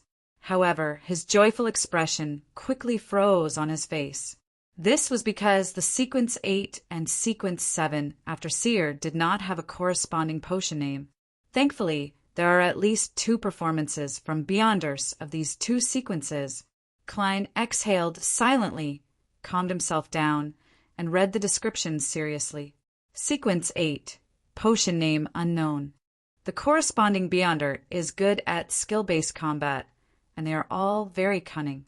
Proficient in skill-based combat? This is the advancement of a seer?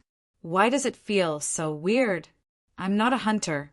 Do I have to become a melee mage? What did he mean by cunning? His intelligence had increased, and he was good at deceiving others?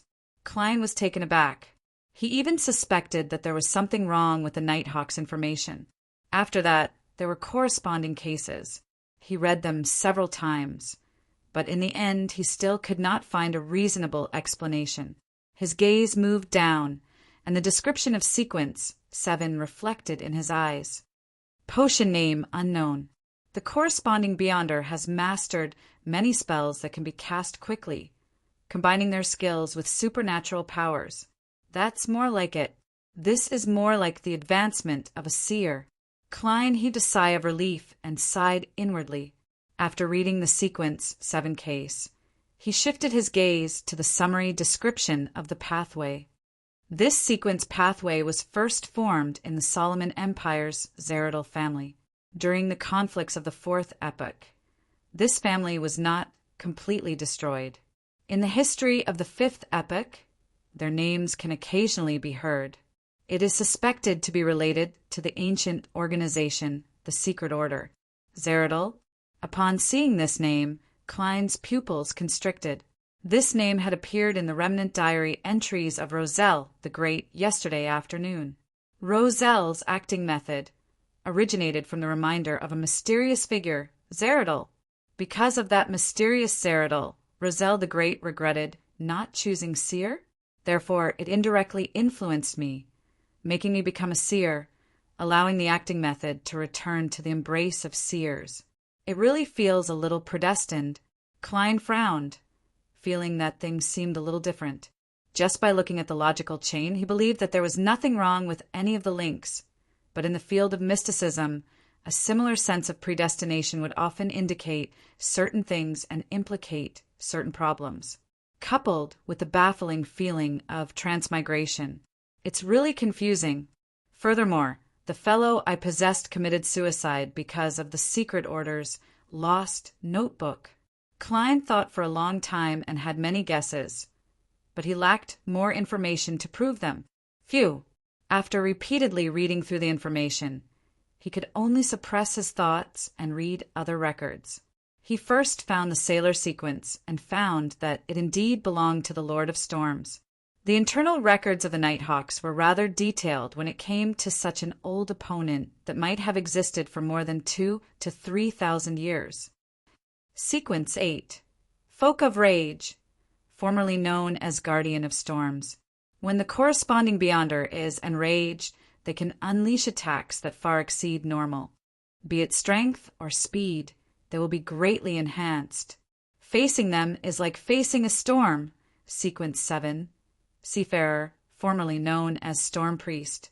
The corresponding Beyonder is also a scholar of astronomy and geography. They have an intuitive grasp of magnetic fields, ocean currents, wind directions, and clouds. A ship with a seafarer will never get lost at sea. They are a higher grade, blessed of the sea, and they will be enhanced in all aspects at sea. They are friends of water and can move freely underwater for more than half an hour. They can cast spells related to water to a certain extent. Some of this comes from their own mastery, while others are bestowed by the Lord of Storms, such as Sequence 7 Seafarer is very strong. Klein nodded thoughtfully. He suspected that the hanging man was either a guardian of storms or a seafarer. From the fact that he had just advanced, it was very likely that he was the latter. This also meant that the hanging man was either a member of the mandated Punishers or a pirate that had been secretly recruited by the Church of the Storm. Impressive, impressive. Klein flipped back a few pages and found the advancement of Spectator. He discovered that it was identical to the description of the hanging man. A Sequence 9 Spectator was the same as a seer. They lacked direct means of subduing their enemies. They could only obtain information from observing their targets and grasp their true thoughts. From there, they could ingeniously influence and secretly guide things in the direction they wished for. Sequence 8 Telepathic Reader was a comprehensive upgrade of Spectator. His observations were no longer limited to superficial details, but they could penetrate deep into mysterious domains such as auras and ether body. The combination of the two allowed Telepathic Reader to grasp the hearts of people with abnormal accuracy, as though he could read the thoughts of others. It was very difficult to keep secrets in front of him. Sequence 7 Psychiatrist, also known as Psychianalyst, was a step further from the previous levels. He could begin to directly influence the target. For example, he could treat the other party's problems such as madness or cause them to go berserk and lose their rationality. It's very difficult for others to discover a Beyonder. After reading the above information, Klein made a firm judgment. After learning about the members of the gathering, he flipped to the Church of the God of Steam and Machinery. This was because Roselle the Great had chosen the Savant sequence that belonged to them. Sequence 9, Savant. The corresponding Beyonder believes that knowledge is power. They have a rough understanding of mysticism, and they are even more proficient in aqua, regia, nitroglycerin, and complicated gears. They seem to know everything. It's no wonder Roselle the Great said that this potion is very suitable for him. It can maximize his advantage. Klein was completely enlightened as he looked down. After a few case descriptions, the corresponding sequence 8 appeared before Klein's eyes. Archaeologist. Possesses sufficient historical knowledge, wilderness survival knowledge, as well as taboo knowledge related to ruins. Has a strong enough body and ability to face all of this. Sequence 7 appraiser. Can intuitively grasp the abilities and problems of most Beyonder items. Can avoid danger when using them, as Klein's security clearance wasn't high enough.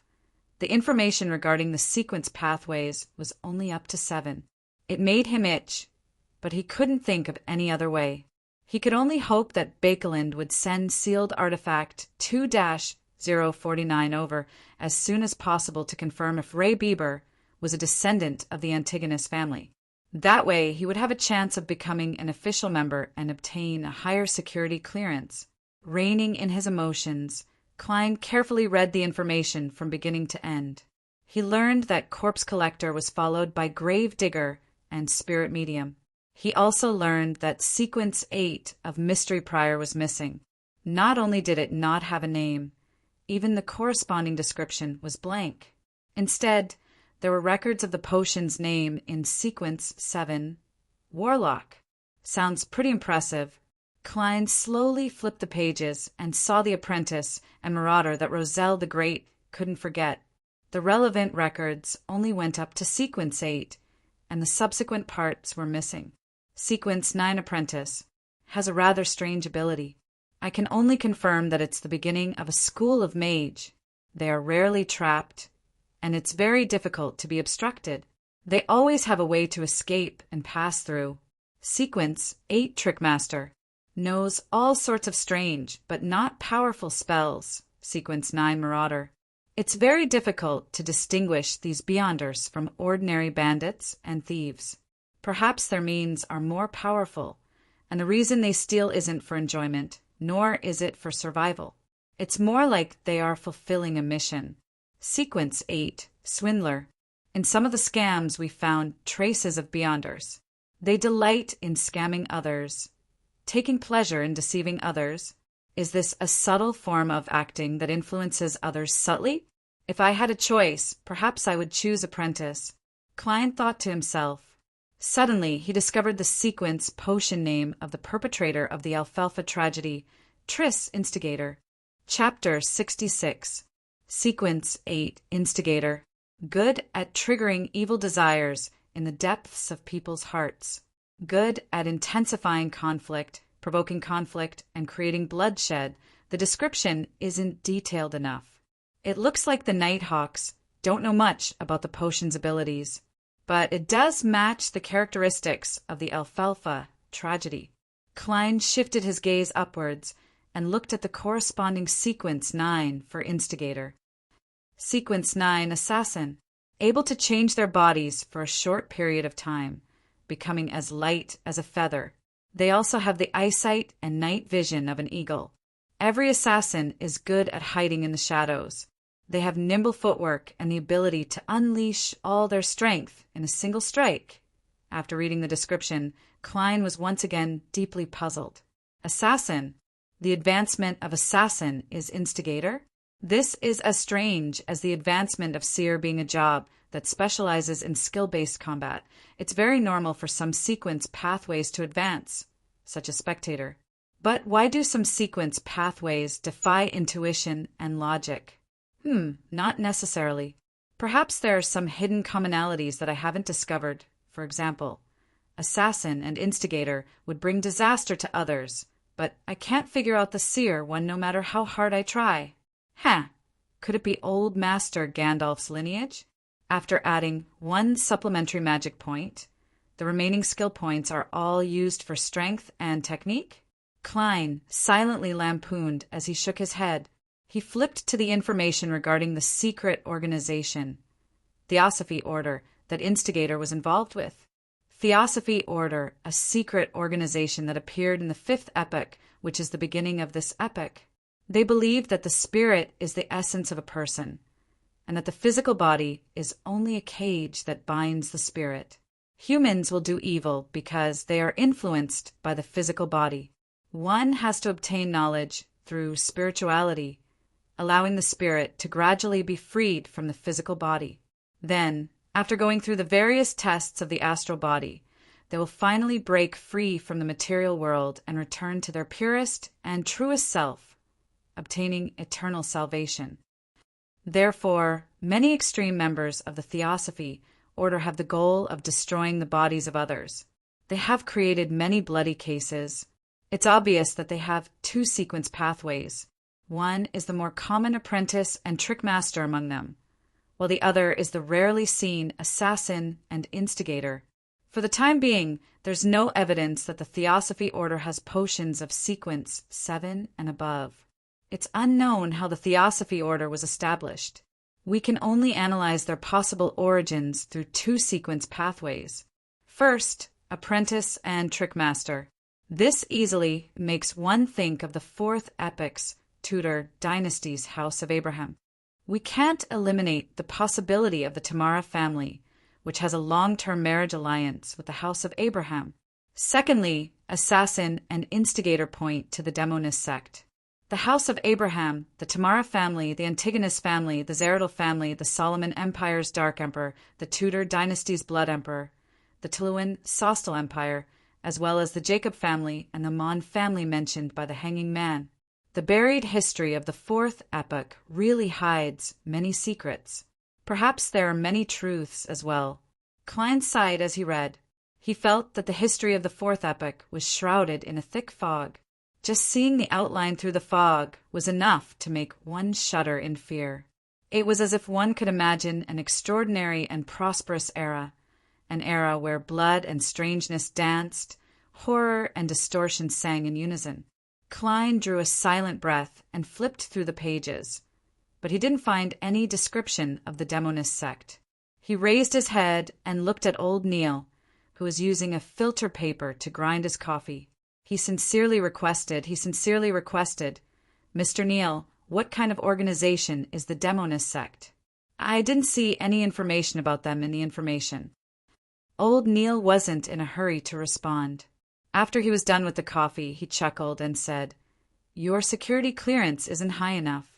Even with Dunn's permission, you won't be able to read that portion of the information. It can even be said that a lot of the information is only in the Holy Cathedral and not behind Tingen City's Cheney's Gate. You will only be able to come into contact with it when you become the captain of a Nighthawk team and head to the Holy Cathedral for training.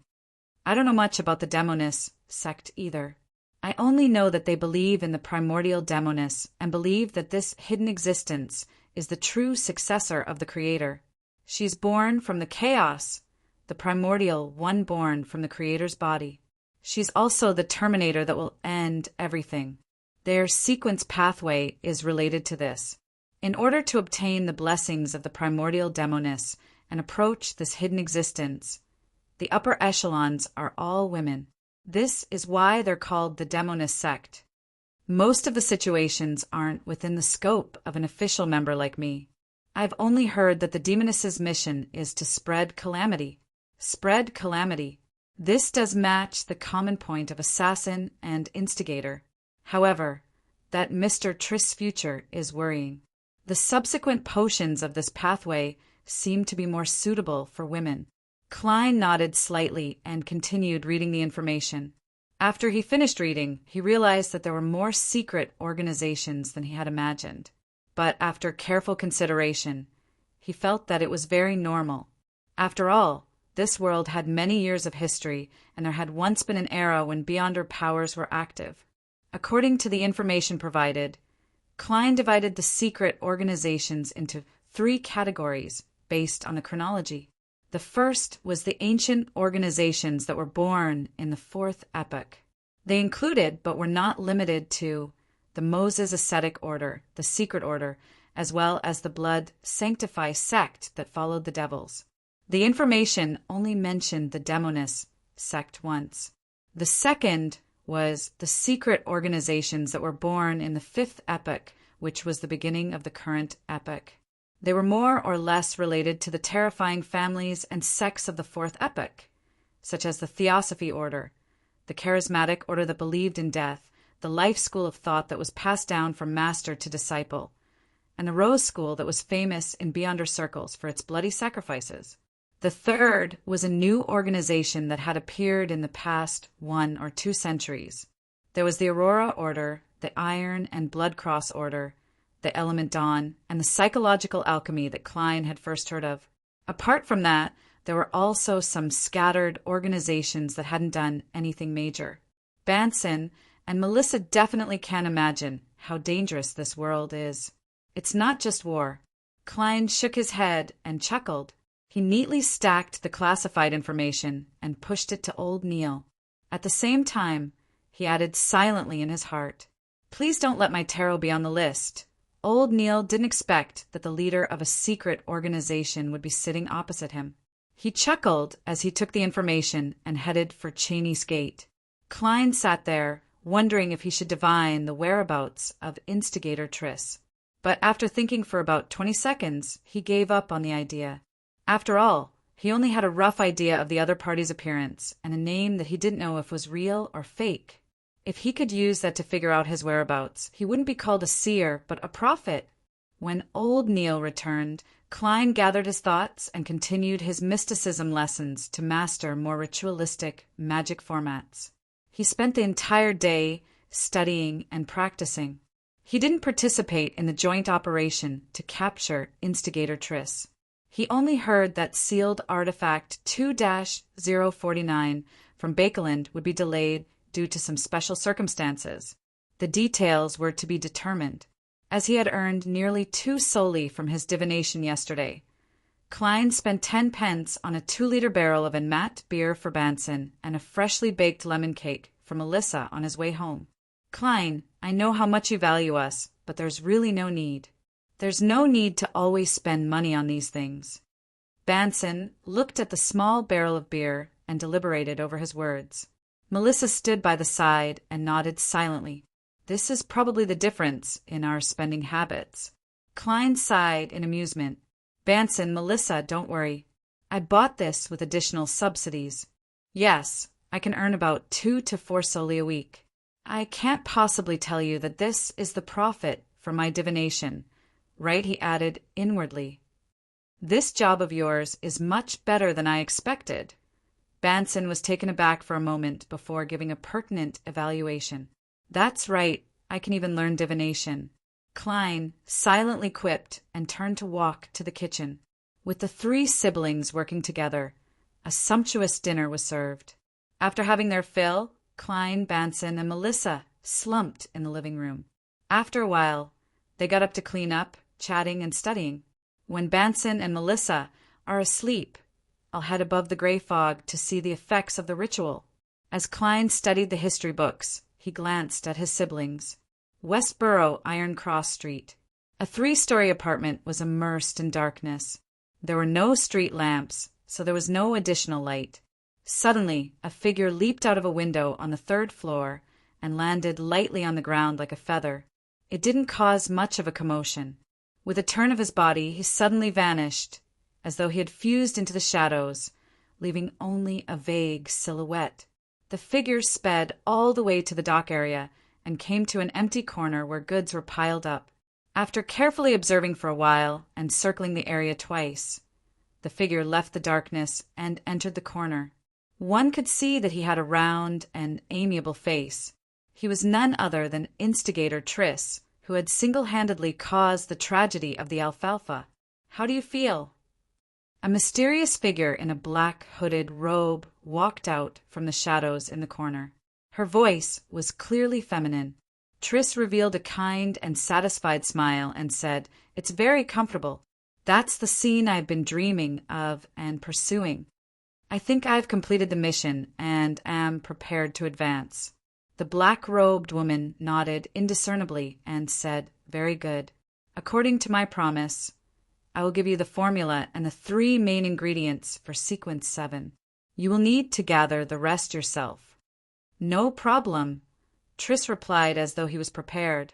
The mysterious woman raised her hand and handed a book-like object to Triss. The book had an ancient and mottled bronze cover, and there was a strange star-shaped lock hanging beside it. Triss knew that the book contained the formula and ingredients, and he immediately felt excited. He suppressed his emotions and looked curiously at the name of the potion written on the bronze cover. Which? Triss exclaimed in surprise, unable to believe that the word written in ancient Hermes was this. Which? I'm about to advance to a witch? What a joke! The mysterious woman covered her mouth and let out a soft chuckle. After a long while, she replied, haven't you always been strange? Strange that our upper echelons are all women. Chapter 67. The crimson moon hung high in the sky in the darkness, illuminating Tingen, the city of universities, which was gradually returning to its silence. Klein stood in front of his desk, looking down at the deserted Daffodil Street through the oriel window. He heard the sound of a carriage speeding by in the distance. He picked up the silver vine-patterned pocket watch, snapped it open, and took a look. Then he reached out to draw the curtains, allowing the yellowish light from the gas lamp to be reflected into the bedroom. Klein turned around unhurriedly, locked the door, and closed the valve. The entire room was immediately enveloped in darkness. Only the faint red moonlight that passed through the curtains brought color, bringing with it the scene of the night that gave birth to many folklore. In such an environment, Klein took out a silver knife he had applied for and outlined the ball of light in his mind, entering a half-cogitation state in advance. He gathered his energy and, according to his previous practice, allowed his spirituality to gush out through the tip of the knife. He allowed it to move with his body and miraculously blend with the environment, sealing the room. He was guarding against any abnormal fluctuations that might occur later. He was afraid that Banson and Melissa would be startled awake. Following that, Klein put down the knife and took 4 steps counterclockwise. Each step was accompanied by an incantation from Earth.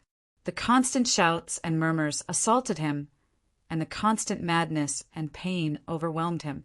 He tried his best to control himself, surviving the most difficult and dangerous stage in a semi-conscious state. The grayish-white fog was boundless, and the crimson stars were either near or far. The towering divine temple stood like a dead giant. Everything in front of Klein was the same as before. The silence and ancientness that had accumulated for thousands of years surged at him. No, there are still changes. Klein muttered to himself as his gaze locked onto a crimson star that was nearby. It was a star that symbolized justice. The crimson star shrank and expanded continuously. It wasn't large, but it was persistent. Klein carefully released his spirituality and extended it towards the crimson star. The moment the two came into contact, his mind buzzed. He saw a blurry and distorted scene and heard an illusory and overlapping prayer. The fool that doesn't belong to this era. You are the mysterious ruler above the gray fog. You are the king of yellow and black who wields good luck. I beg for your help. I pray for your blessing. I beg you to let me have a good dream. I beg you to let me have a good dream. I beg you to let me have a good dream. The woman's voice echoed incessantly, and Klein's mind became agitated and chaotic. It was as if he was about to fall asleep only to hear an argument upstairs. He suppressed his emotions and used meditation to calm his impulses. He carefully identified the blurry images that appeared in front of him. It was a girl wearing a long white robe. She had a head of soft and beautiful blonde hair. She was standing in front of 4 flickering flames, her head bowed respectfully as she chanted. From the distorted scene, Klein barely recognized Miss Justice. At this moment, he was completely sure that the ritual incantation he had conceived could accurately point to this place, to him. This filled him with a sense of accomplishment, and he felt that his exploration from nothing to something was very effective. I won't brag about how amazing I am. Klein's mood improved, and he felt that the pleas that were buzzing around his ears like flies had become acceptable. With a thought, he attempted to transmit the answer in his mind to the crimson star through the subtle connection. I got it. The gray fog in front of him was filled with layers of gray fog, and a distorted and blurry figure stood in the deepest depths. His eyes were swirling with crimson, and his voice kept echoing in the empty world. "I got it! I got it! I got it!" Audrey Hall suddenly woke up with a start. She sat up, hugging her blanket. Her mind was filled with the scene from her dream. She clearly knew that she had dreamed of the fool, the mysterious fool who lived high above the gray fog. Is this a response to my morning prayer? Audrey, who had quickly entered her spectator state, calmly analyzed the situation. Although she didn't understand why the fool didn't respond on the spot and had to wait until nighttime, she was still deeply shocked by the effectiveness of the ritualistic magic and the incantation. In the past, she had never received a response from the Evernight goddess.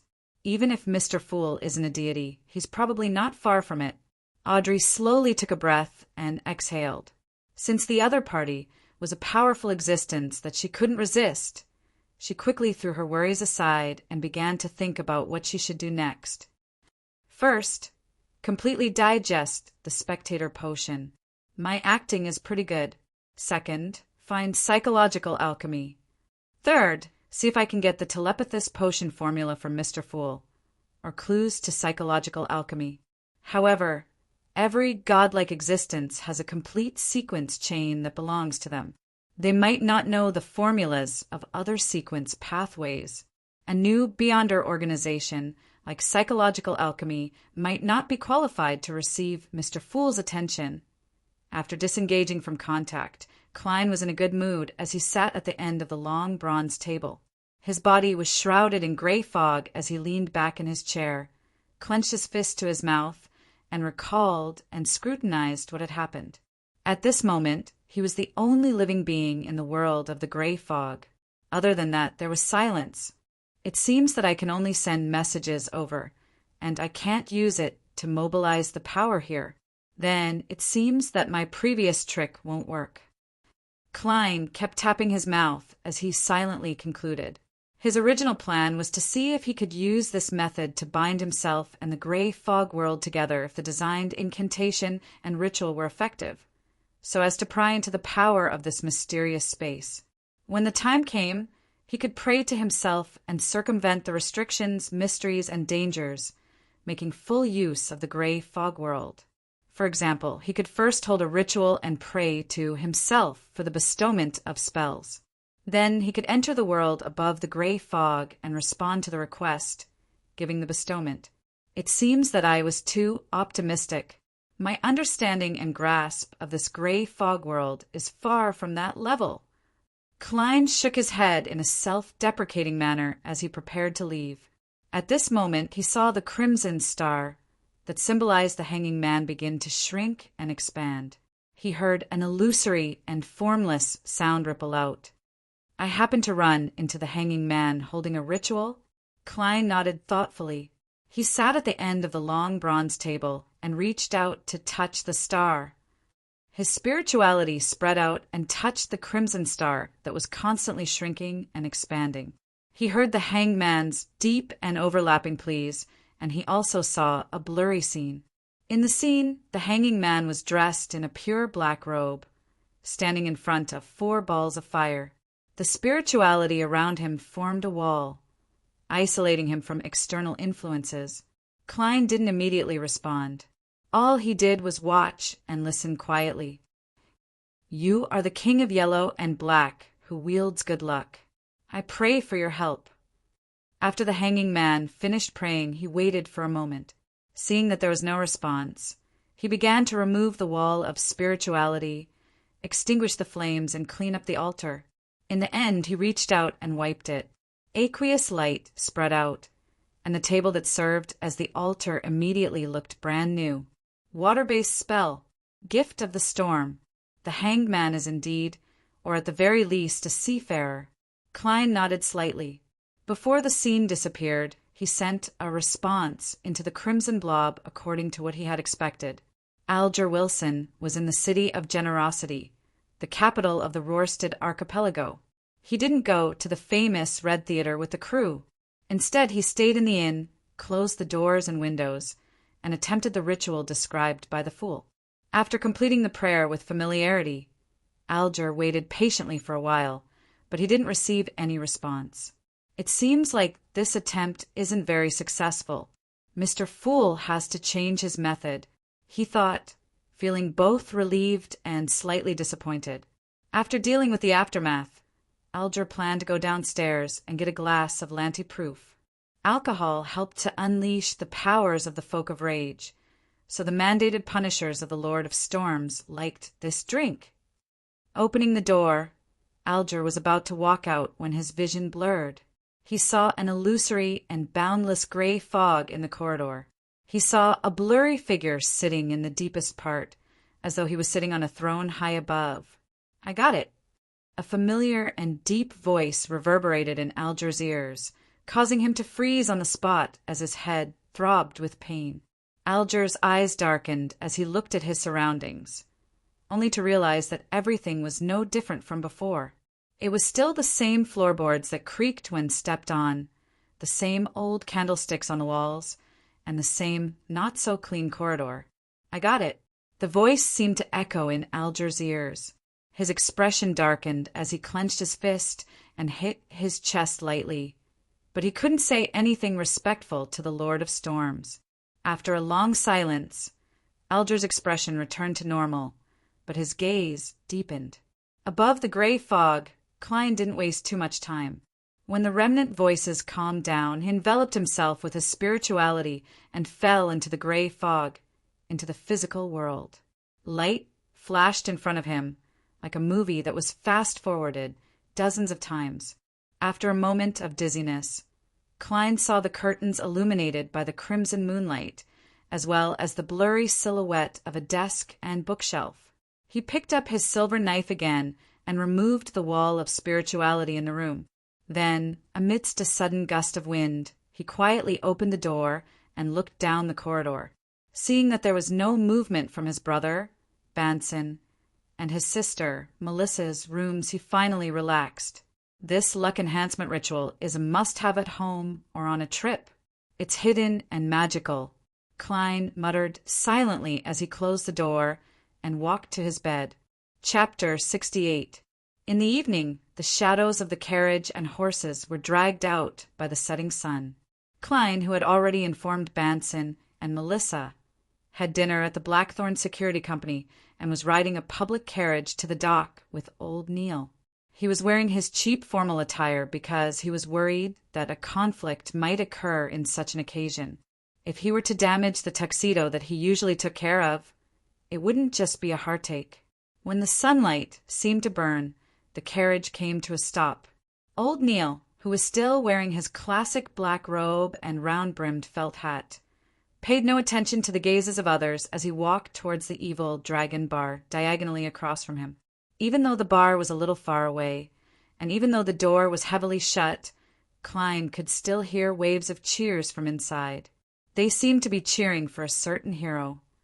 Just as he approached, he suddenly sensed something and turned to look at the warehouse opposite the bar. He saw a burly man in uniform standing in a hidden spot on the rooftop. The man carried a huge grayish-white mechanical box on his back and held a thick rifle with a complicated structure in his hand. And the grayish-white metal box and the rifle of the same color were clearly connected by pipes. High-pressure steam rifle. Klein muttered in astonishment. He turned to look at old Neil and said, "This bar can even obtain such a weapon." This was a military-controlled item. Although it used extracted phlogiston, the size and weight of the high-pressure steam backpack were still astonishing. Only a true predator could carry it, and the bullets propelled by it possessed extremely high speed and destructive power. Coupled with a suitable aim, it was almost equivalent to a low-quality sniper rifle. What? Old Neil narrowed his eyes and looked over, equally puzzled. Did something happen here? Something happened. Klein surveyed the surroundings, and indeed, there were a few men with repeating rifles searching for something. What's wrong? Old Neil approached the bar and asked the burly man guarding the door. The burly man clearly knew old Neil. The muscles on his face twitched as he smiled bitterly. The bar was almost demolished just now. It said that a wanted man came to buy materials and was recognized, so he became like this. My lord, what did he do? How dangerous is he to be treated like this? When I saw those guns, my legs went soft. They were even softer than after fooling around with Sunny, the red hair, for a whole night. He didn't know who the wanted person was, nor did he know that there were Beyonders mixed among the people who came here to buy ingredients. A wanted man? Do you know his name? Old Neil asked with interest. His name is Triss? The burly man answered uncertainly. Instigator Triss? Klein nodded in realization and understood what was going on. Triss didn't know that he had been suspected by Joyce Meyer, so he swaggered to the underground market to buy ingredients. In the end, he was recognized by the machinery hive mind or the mandated punishers or nighthawks, resulting in an intense conflict. Has he been caught? Klein tapped the silver-inlaid black cane. From the looks of it, not yet. The burly man shook his head slightly and used his chin to point at the top of the warehouse opposite him. He rushed out before those terrifying fellows arrived. Whoa! I've never seen anyone better at running than him. Actually, you haven't seen the true abilities of an assassin.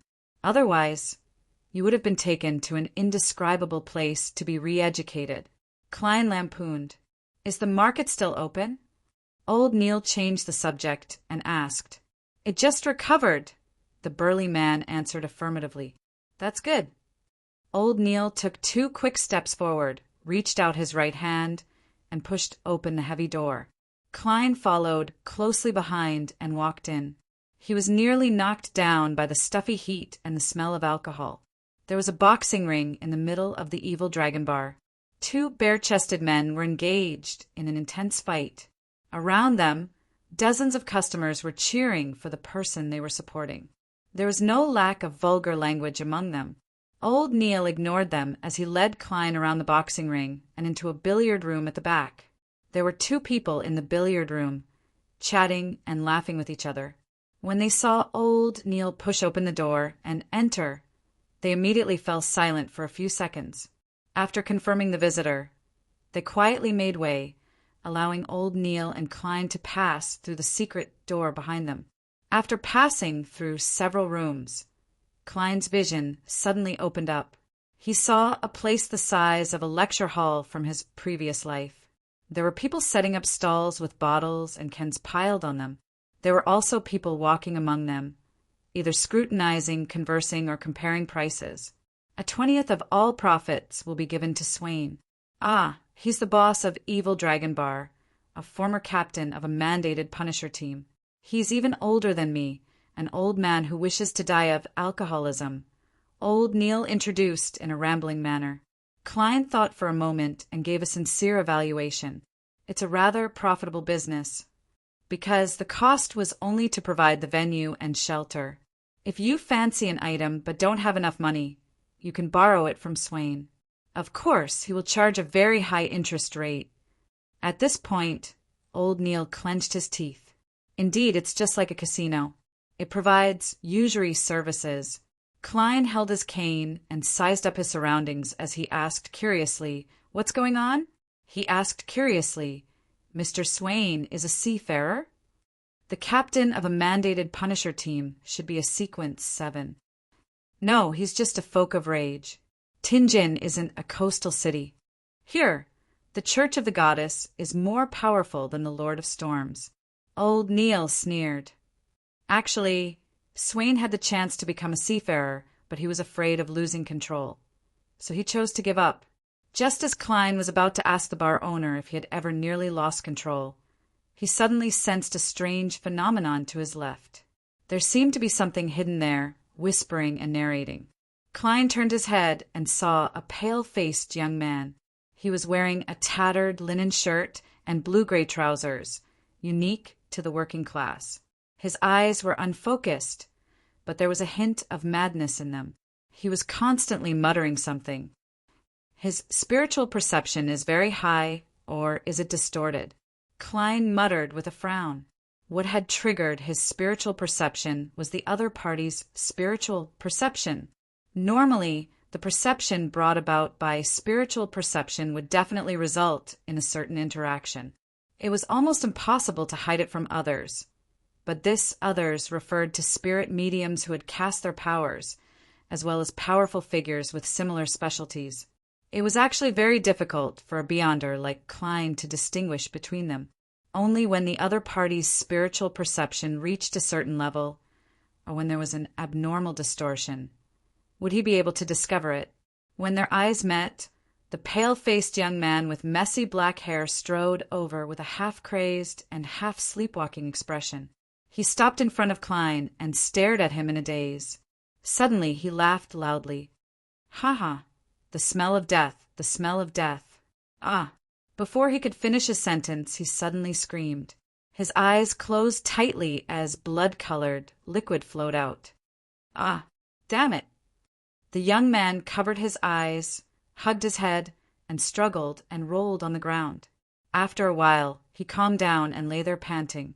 Throughout the entire process, none of the customers or vendors who set up stalls gave him a sidelong glance. Klein pressed down on his half-top hat and stared dumbfoundedly at old Neil, using his actions to express his surprise and seek advice. Don't mind him. His name is Audiobook, an orphan. His nickname is Monster. He was born with high spiritual perception and often sees things he shouldn't see and hears things he shouldn't hear.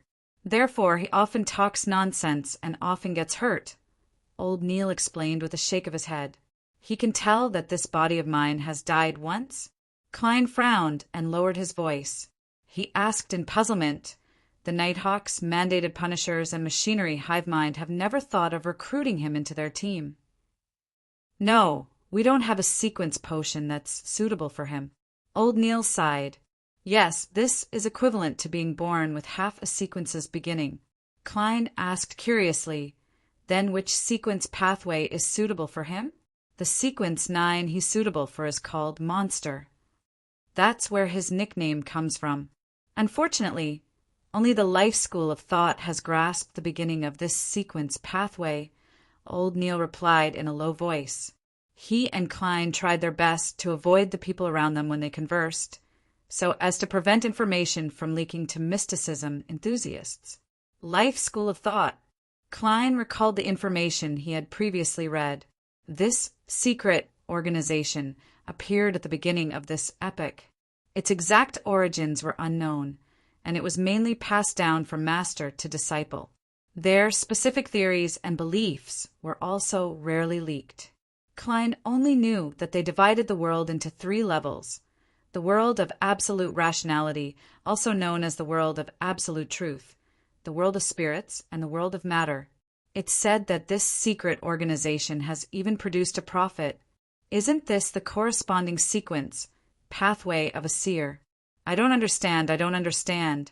Klein shook his head repeatedly as he watched Audiobook struggle to get up and wander off to another corner. He reined in his thoughts and followed behind old Neil. They passed through one stall after another and discovered that there were plants such as moonflowers, fingered citron, night vanilla, and minerals such as pure silver, topaz, and rubies. It's indeed quite complete. Klein muttered softly. The mysticism enthusiasts around him, young and old, male and female, would pause in their footsteps from time to time. At times, they would distinguish between each other and communicate, making the place rather lively. Walk around by yourself. I'll pay the bill. Old Neil pointed to one of the 2 rooms at the end. All right. Klein nodded without much thought. He held his black cane and slowly strolled to a stall that sold homemade amulets. He looked at it seriously for a while. Just as Klein was about to speak, he suddenly heard someone from the stall behind him ask, "Is this powder ground from cow teeth pianol? Cow teeth pianol? Isn't this a supplementary ingredient for the spectator potion?" Klein turned around in thought and looked at the questioner. Chapter 69. With a sweep of his gaze, Klein saw the person who was inquiring about the cow tooth peony. The man was less than a meter away from him. He was dressed in a black formal suit and a matching half-top hat. He held a silver-inlaid, cane in his hand, and wore gold-rimmed spectacles on his face. He had a rather refined bearing. "Yes, do you need it?" "This small jar costs 3 soldi." The stall owner was draped in a deep black robe that was very characteristic of mysticism. The bespectacled man with pale yellow sideburns thought for a moment. "Can it be cheaper? I still need to buy other ingredients, such as this bottle of white-rimmed sunflower petals." The stall owner thought for a few seconds and reluctantly replied, 2 soldi and 6 pence. 2 soldi and 6 pence. I don't think you can find a better price than this. Seeing that the man in the gold-rimmed spectacles had not only bought the cow tooth peony, but also the white-rimmed sunflower and other ingredients, Klein immediately felt that he was overthinking things. However, he still cautiously tapped his glabella twice and scanned the man with his spirit vision. "No problem. He's very healthy and in a good mood. Sir, you have to maintain it." Klein retracted his gaze, turned around, and looked at the stall selling the self-made amulets again. In his eyes, the amulets appeared clearly. Some were made of pure silver, some were made of iron, and some were made of gold. However, among these amulets, only 2 or 3 had a weak aura. They were either crimson, pale white, or golden. This meant that they possessed a certain level of spirituality, which meant that these amulets had a certain effect. During the previous exchange, Klein had observed very carefully and confirmed that the stall owner who made the self-made amulets had a certain level of mysticism knowledge. The different energy sources he chose for the different incantations weren't wrong at all. The materials he chose for the different energy sources were also very accurate. Of course, a pure mysticism enthusiast would definitely make mistakes. Klein realized that the stall owner didn't really understand the incantation itself. It wasn't as if the incantation could be considered an incantation just by translating the contents of the prayer using Hermes's grammar. The incantation had to conform to a certain format and had a unique pattern within it.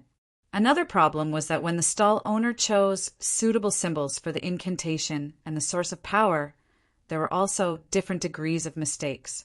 As a result, only 2 or 3 amulets were completely correct and emitted a faint glow. As for the effects of these 2 or 3 items, Klein could only say that it was better than nothing. An amulet with an obvious effect required the maker to let its own spirituality gush out from the tip of the knife during the process of carving the incantations and symbols. If he wanted a better effect, he would have to use ritualistic magic.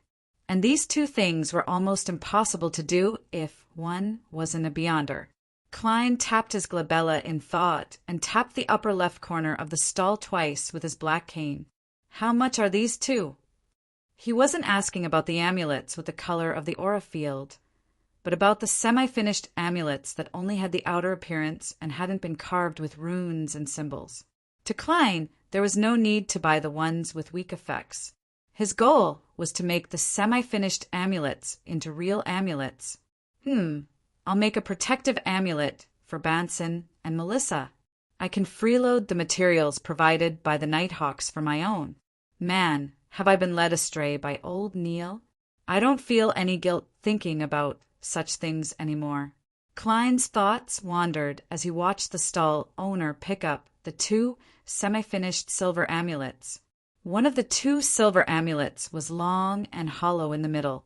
It was surrounded by angel-like feathers that were intricately carved and very beautiful.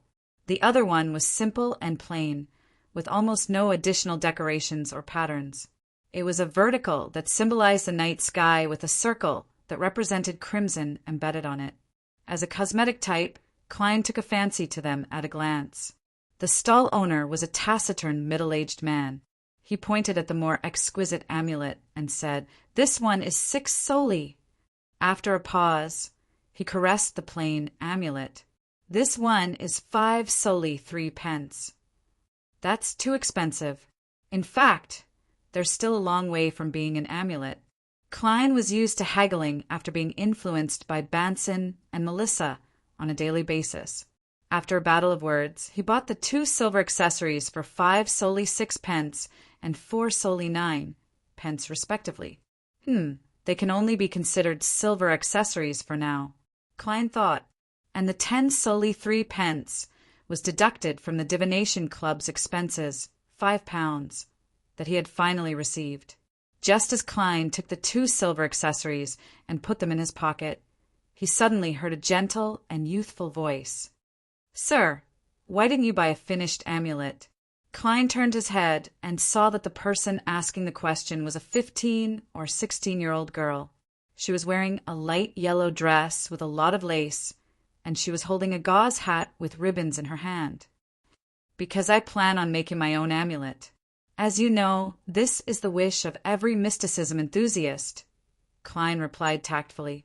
He didn't want the stall owner to think that he was trying to steal his business, although he did consider whether he should rely on this skill to earn some extra money in the future. The girl had naturally curly brown hair, and the baby fat on her face was quite cute. She looked at Klein with her light blue eyes and asked sincerely, "May I ask you how to choose an amulet?" "Yes, I was brought here by a friend. I've been here a few times, and I'm very interested in mysticism, but I don't understand it well enough." "Yes, sir. That friend of mine will be 16 soon, and I want to choose an amulet for her. Because I want it to be a surprise, I didn't ask her to come with me. I've asked her in advance, but I can't recall many key points." Klein gave a gentlemanly smile. "What kind of amulet do you want? Avoid disaster? Far away from diseases? Who could have fortune?" Different requirements correspond to different sources of power, which means different deities. And different deities correspond to different stars, and different stars correspond to different materials. For example, the incantation to avoid disaster definitely belongs to the Empress of Misfortune and Horror, which is also the Evernight goddess. And as mysticism enthusiasts, we all know that the symbol of the Evernight goddess is the moon, and the corresponding metal for the moon is pure silver. Therefore, if we wish to avoid disaster, it's best to choose an amulet made of silver and with the corresponding incantation. Furthermore, the language and format of the incantation have to be correct. The corresponding symbol of the Empress of Misfortune and Horror, the number that represents the spirit number, the spell's label, and so on must be correct. The relationship between each other must be correct as well. But that's too complicated. There's no need to explain it to you, Klein added inwardly. The girl's eyes lit up when she heard that. She asked in puzzlement, "As a believer of the goddess, can I wear the amulets of other deities?" "No problem. The deities wouldn't care about such trivial matters." Klein comforted her. What he meant by "no problem" referred to the wearer, but the maker had to be careful. If a believer of the Lord of Storms were to make an eternal blazing sun amulet, they would most likely receive intense malice. Of course, this referred to the type that required the assistance of ritualistic magic. The rest did not matter. The girl heaved a sigh of relief. "I hope it's an amulet that blesses her health. Which deity should I choose? Eternal blazing sun, Mother Earth, or the god of knowledge and wisdom?" "There's no problem with the eternal blazing sun and Mother Earth. The former corresponds to the sun, while the latter symbol is the brown star." Klein smiled and said, "Sun is made of gold and brown star is made of lead. I suggest sun, but I don't know if you brought enough money." The reason why he made this suggestion was that one of the 3 amulets with a preliminary aura was the health amulet from the sun domain. "Isn't this?" The girl suddenly paused and looked warily at the stall owner, who was waiting silently. She thought for a moment and asked, after confirming the materials, "How do I identify the incantations and symbols? Do you know Hermes?" Klein returned with a question. "I just came into contact with it for a while," the girl replied, a little embarrassed. "Then I'll help you choose." Klein pointed at the health amulet made of gold with his cane. "Be it the incantations or symbols, there's nothing wrong with it." The girl lifted the hem of her dress, squatted down, and picked up the health amulet with the lines of sunlight on its edge. She felt warm to the touch, and her body seemed to relax. "Thank you, thank you." She stood up again and bowed gratefully. Klein laughed and said, "Next will be the communication between the two of you. Next is the communication between you two.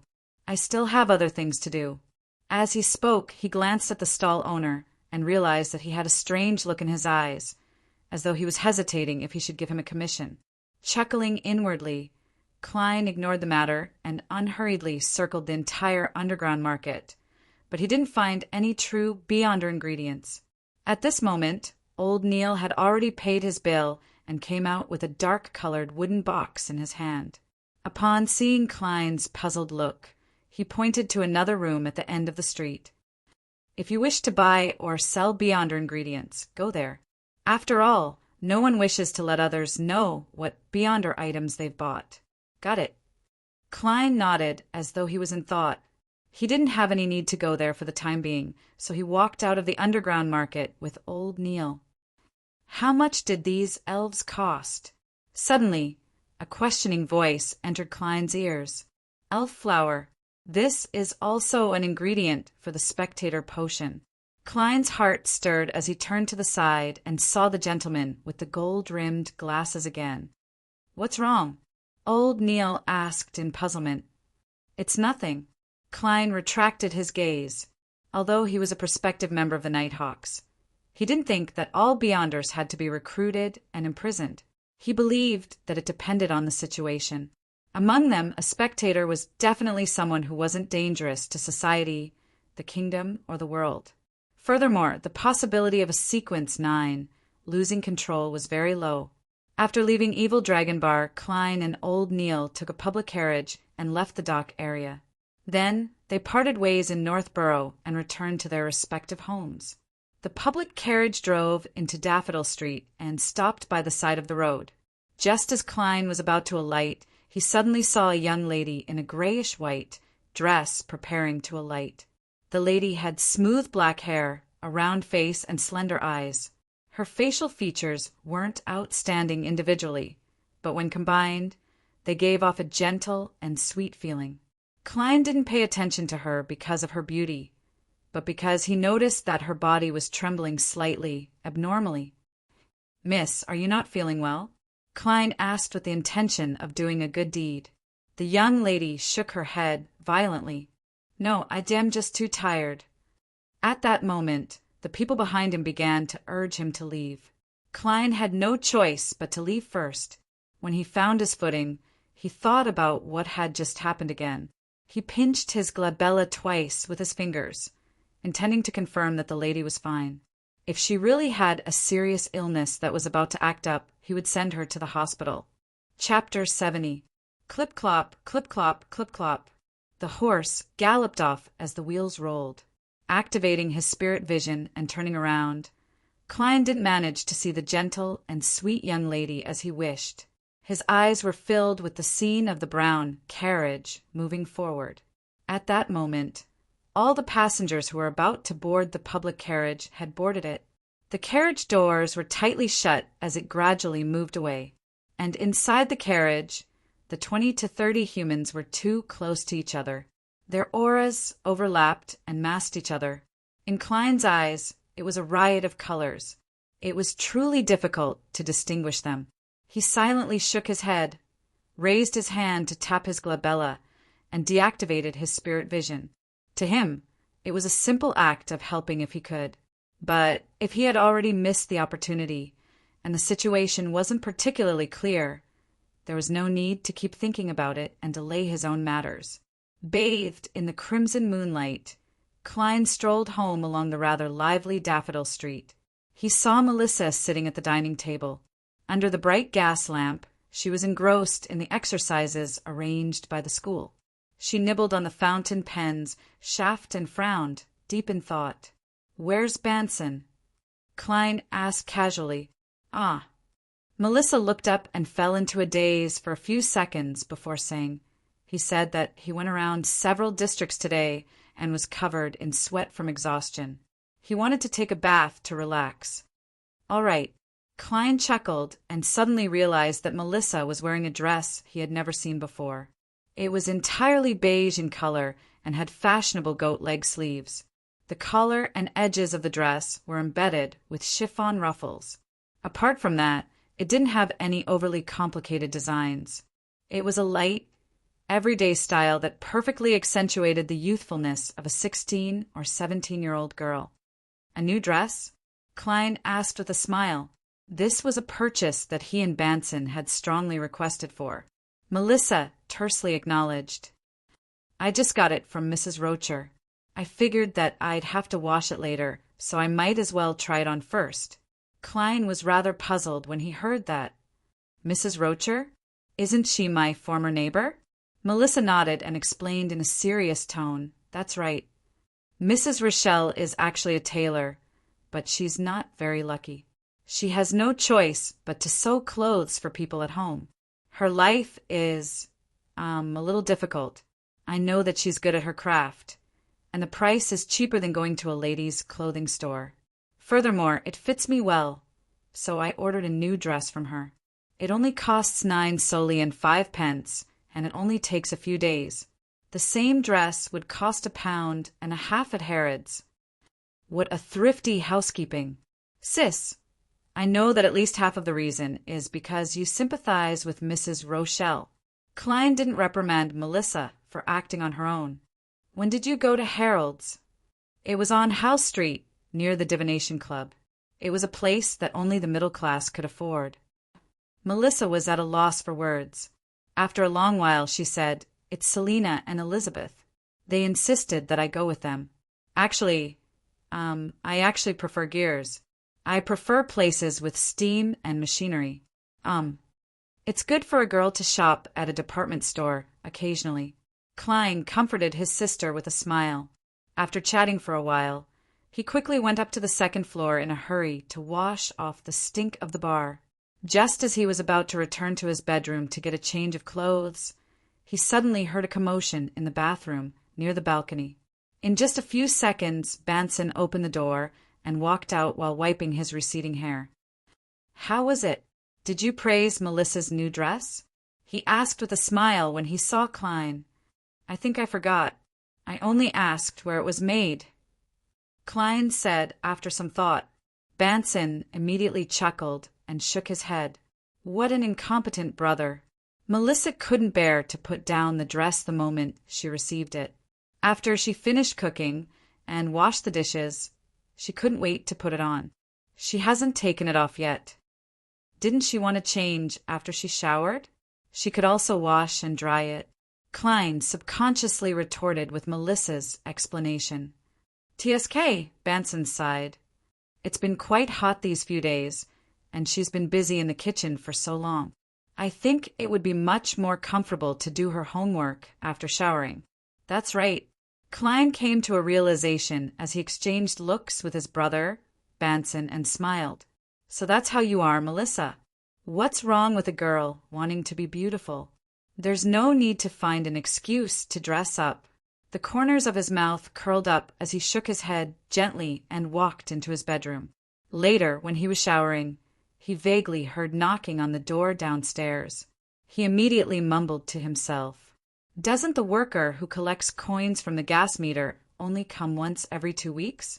Could it be Mrs. Shoud from next door? That's not right.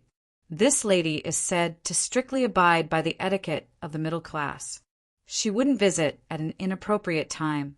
In his puzzlement, Klein wiped his body clean, put on an old but comfortable shirt and trousers, and ran downstairs.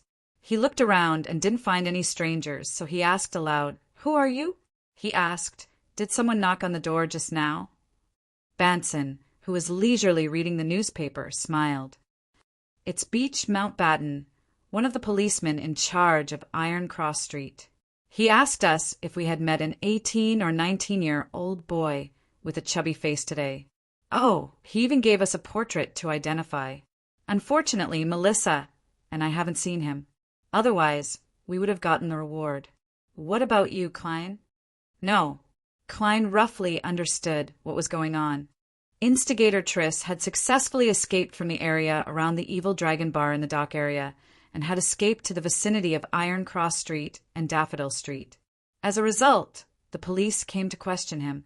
At this stage, It also meant that the operation to capture the instigator was close to failure. Klein didn't think too much about it because he hadn't started combat training yet. His shooting skills could only be said to be at the beginner level. To think about dealing with a natural assassin at this time was simply a joke with his life. That night he didn't sleep well. He kept worrying that the instigator would sneak into his house to hide and cause another murder. Fortunately, Daffodil Street was peaceful the entire night. The morning sun dispelled all the gloom. The relaxed Klein changed into his formal attire, put on his top hat, and carried his cane. He went all the way to Zutland Street and greeted Roshan at the reception hall. "Good morning, Klein," Roshan replied cheerfully. She lowered her voice and said, "I heard that the big operation last night failed." "The operation to capture instigator Triss?" Klein asked curiously. Yes. Roshan nodded heavily and glanced at the partition. "It seems that the informants of the mandated punishers discovered the instigator at the dock area. Their original plan was to wait for the other Beyonders and a special operations team from the police department to arrive before launching the operation. They wanted to resolve it in one go without disturbing the ordinary people. But unfortunately, the instigator was very sharp. He discovered the problem in time and broke out of the encirclement ahead of time, successfully escaping. At such a time, they need a Beyonder with tracking abilities such as me," Klein joked. There was no lack of trackers back then. Suddenly, Dunn Smith's voice sounded. Roshan turned her head abruptly and saw the captain in a black trench coat leaning against the partition's door frame. He was staring at her with his deep gray eyes. She hurriedly raised her hands and covered her mouth. Then she shook her head repeatedly, indicating that she hadn't said anything. Dunn shifted his gaze to Klein and pondered for a moment before saying, after a moment of thought, he said, "The mandated punishers, the machinery hive mind, and us Nighthawks, a total of more than 6 Beyonders, tracked the injured Triss to Iron Cross Street's lower street and discovered his temporary residence. However, the clues ended there. Be it Beyonder means or normal investigations, they were all useless. It was as if he had suddenly evaporated, completely disappearing. Do you need my help with divination?" Klein probed. Dunn shook his head slightly. "The machinery hive mind has a mystery prior. He's a senior Beyonder who isn't much weaker than old Neil. I even suspect that he's already at Sequence 8. I just don't know what the corresponding potion is called. There must be something special about the Theosophy Order for them to be able to survive to this day," Klein casually consoled the captain. For the rest of the morning, he continued with his mysticism lessons, continued reading historical materials and documents, and continued practicing certain techniques. Seeing that lunchtime was approaching, Klein gradually became distracted. After a few minutes, he packed up his documents and listened to his stomach's summons. At that moment, Dunn Smith came to the clerk's office and said in a deep and mellow voice, "Klein, come with me to Cheney's Gate." "Klein, come with me to Cheney's Gate. Sealed artifact 2-049 has been escorted there. The subsequent operations might require your ability to sense the notebook." "All right," Klein replied as he stood up. His thoughts began to run wild. He wondered what the sealed artifact looked like and if this operation would be dangerous. In such a tense silence, he followed Dunn down the stairs and into the passageway. After passing through the intersection, Dunn suddenly stopped, turned his head, and said solemnly, "Follow me and do this action. Follow me and do this. Keep doing this. Don't stop. Remember, don't stop. This is related to your safety." As he spoke, Dunn bent his arm and stretched it out. He stretched it out and bent it again. He repeated this cycle without stopping. Klein watched the captain's demonstration in a daze. Suddenly, he had a flash of inspiration. And said, "Because of the uniqueness of the sealed artifact." "Yes." Dunn nodded with abnormal solemnity. "This action will allow us to immediately discover that something is wrong with you, and if we rescue you in time, your life won't be in danger." "Okay." Klein didn't hesitate any further and followed suit by bending and stretching his arm. If this arm gets tired, switch to the other one, Dunn exhorted again. Sealed artifact 2-049 is really strange. What's the meaning of such an action? It looks very dangerous. A thought flashed through Klein's mind as he looked at the captain cautiously. All right.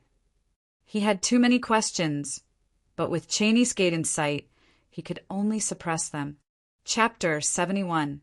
Bending and stretching his arms, Klein kept repeating this process. He watched as Dunn turned his body sideways and pushed open the door to the guardroom. The captain's cautiousness, high vigilance, and ridiculous protective actions made his mind abnormally tense. It was exactly the same feeling he had when he walked past graves at night when he was a child. A Grade 2 sealed artifact is dangerous. It has to be used carefully and in moderation. Even official Nighthawks don't know the details. I wonder how dangerous it is. Amidst his anxiety, Klein couldn't help but think about many things. At this moment, his brain suddenly went numb, as if his processor had suddenly lost power. In Klein's vision, everything had slowed down. Even the act of bending his arm was the same. He saw Captain Dunn stop in his tracks and approach him frame by frame in slow motion.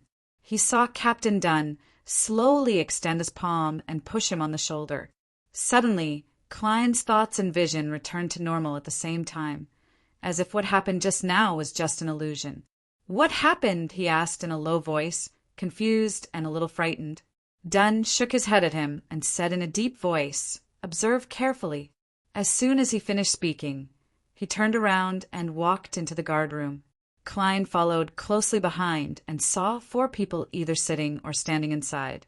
One of them was the midnight poet, Leonard. Klein had never seen the other 3 before, but they had something in common. They were all doing arm flexion and stretching exercises without relaxing at all. Klein Moretti. He has a miraculous connection with the Antigonus family's notebook. Dunn gave a brief introduction. Then he pointed at the 3 strangers. These ladies and gentlemen are from the Bakelin Diocese. They are escorting sealed artifact 2-049 here. This is Ma Amlarata, a Sequence 8 gravedigger. She's also a sharpshooter. At this moment, the black-haired lady in her 30s nodded kindly at Klein. She was quite good-looking. She was not wearing a hat and was wearing clothes that looked like men's clothing. She wore a black coat, a white shirt, black tight trousers, and leather boots of the same color. The corners of her mouth were slightly raised. After Klein greeted him, Dunn pointed at the man sitting behind the desk. "Eyre Harson, an old guy like me." Before he finished speaking, Klein saw Mr. Eyre Harson, who was wearing a gray trench coat, bend and stretch. His arms became jerky, as if there was a lack of lubrication between the gears, or the joints were covered in rust. What's going on? In his daze, Klein saw Lorada nudge Eyre Harson. Following that, the gentleman's actions returned to normal. Did I look like that just now? Klein was stunned for a moment before realization dawned on him. This was a sign that sealed artifact 2-049 was in danger. What would have happened if he hadn't been woken up in time? Would he become a living dead? With one question after another, Klein greeted Eyre Harson, who had the charisma of a middle-aged man. "Borja." Dunn pointed at the last Nighthawk. It was a cold-looking man with a knife scar on the side of his face. His brownish-yellow eyes were as sharp as an eagle's as he constantly sized up everyone present. "Let's set off. Everyone, let's end this quickly and seal 2-049 as soon as possible," said the handsome middle-aged gentleman, Eyre Harson, who had wrinkles at the corners of his eyes. What about 2-049? Klein looked around curiously, but he didn't find any traces of the sealed artifact. Of course, he couldn't see the places that were blocked by the table without activating his spirit vision. "All right." Dunn turned his head and said to Leonard Mitchell, "You're in charge of driving. It's best not to let Cesar participate in such matters." The Cesar he was talking about was a civilian member of the Tinjin Nighthawks who was in charge of obtaining and purchasing supplies. At the same time, he was also a coachman. He was the one who drove the carriage when Klein went to Welch's residence to meet Spirit Medium Daily. No problem. Leonard put away his frivolity and nodded solemnly. At that moment, Klein saw Eyre Harson bend down and pick up an iron black box that was hidden by the table. The box was engraved with resplendent stars and a crimson full moon. It was surrounded by an invisible seal. The sealed artifact is inside, right? I wonder what 2-049 looks like. Klein sized up the box, curiously. Thump, thump, thump. The iron-black box suddenly emitted a violent knocking sound, causing its surface to bulge again and again. Thump, thump, thump. It was as if something terrifying had awoken inside the box. It was violently pounding on the door, and every blow struck the hearts of everyone in the guardroom. Alive? Just as Klein's mind whirred, he saw Captain Dunn's bending and stretching movements turn sluggish. His joints were stiff as if they were filled with glue. The Nighthawk from Bakeland, Borja, pushed Dunn's shoulder, allowing his movements to return to normal. After being influenced by 2-049, it's like I'm doing a robot dance. If I'm all influenced, wouldn't it be an awkward dance troupe? Thankfully, 2-049 seems to only be able to influence one person at a time. Klein lampooned to ease the tension in his heart. He didn't dare slack off in the bending and stretching of his arms. He learned from Dunn and left his cane behind. He followed the 5 Nighthawks through the tunnel and up the stairs to the second floor of the Blackthorn Security Company. As Leonard had sped up and informed them in advance, Roshan and the rest temporarily hid on the 3rd floor. To civilian staff like them, such things weren't common, but they weren't foreign to them either.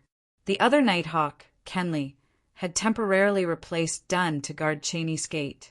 Klein heaved a sigh of relief when he got on the carriage. He looked out the window in puzzlement. Won't 2-049 affect the ordinary people on the streets? Sealed artifact 2-049 had caused 6 instances of sluggishness from the underground to the vicinity of the horse carriage. He had received 2 of them, awakened by Captain Dunn and Leonard Mitchell, respectively. This frequency was rather astonishing. Don't worry about it. 2-049 will prioritize humanoid creatures within a 5-meter radius. The closer you are, the easier it is for you to be chosen. As long as at least 3 of us surround it, the people passing by outside the carriage won't be affected. The black-haired lady, Lorata, explained in a languid tone. Strange sealed artifact. Klein, who was bending his arm, let out a similar sigh. On the way to Ray Bieber's house, Dunn and company didn't speak. They kept a close eye on each other. Only Lorata looked nonchalant. She would occasionally admire the dirty roads of Tinjin City and compliment Bakeland's sewage system. Before long, the familiar building appeared before Klein's eyes. The group of 6 monitored each other as they walked to the 3rd floor. Ray Bieber's house had the Tinjin police station's logo pasted on the door, indicating that unrelated people were not allowed entry. As Dunn bent his arm and stretched, he took out his key and opened the new lock. Then he turned his body and allowed Eyre Harson, who was carrying the black chest, to enter first. Thump, thump, thump, thump. The sealed artifact in the black chest began smashing again, even more violently than before. This made Eyre Harson's arm sway uncontrollably. It made Klein suspect that the chest would be pierced through. Thump, thump, thump. Klein acutely noticed that Captain Dunn's arm movements had become sluggish. Just as he was about to wake him up, his head buzzed and turned numb. The scene in front of him instantly turned into slow motion. Wasn't it said to only affect one person at a time? Klein's thoughts quickly turned sluggish. At that moment, Lorata and Borja, who were already prepared, pushed the 2 of them separately. His ability to think and his vision returned to normal. Klein looked around in fear and nearly blurted out a question. Wasn't it said that 2-049 can only affect one person at a time? Thankfully, I didn't stop stretching my arm. Sealed artifact 2-049 has entered a berserk state. The number of people affected increases to 2 at a time. It can be confirmed that Ray Bieber is a descendant of the Antigonus family, Ire Harson described in a mechanical manner. Lorada chuckled and looked at Klein. As long as it encounters a descendant of the Antigonus family, even if there's only a remnant aura, 2-049 will become extremely agitated. Its powers will also increase significantly. I believe you should be able to understand its feelings. Don't understand? Klein asked out of curiosity. So it's a creature? Lorada smiled but didn't answer him directly. You'll know in a while. As long as Ray Bieber hasn't escaped Tingen City, 2-049 will lead us to him. Klein could only put aside his other questions and follow the Nighthawks around the room. Amidst the violent pounding, they locked the door, walked down the stairs, and returned to the carriage. Ire Harson looked out the window and confirmed that there were no pedestrians within 5 meters of them. Then he placed the black chest on the floor and twisted the mechanical switch to release the spirituality shackles. The violent pounding came to a sudden stop. The entire carriage was silent, to the point where no one's breathing could be heard. Klein held his breath as he watched the black chest slowly open, producing a creaking sound that made one's ears ache. Clang!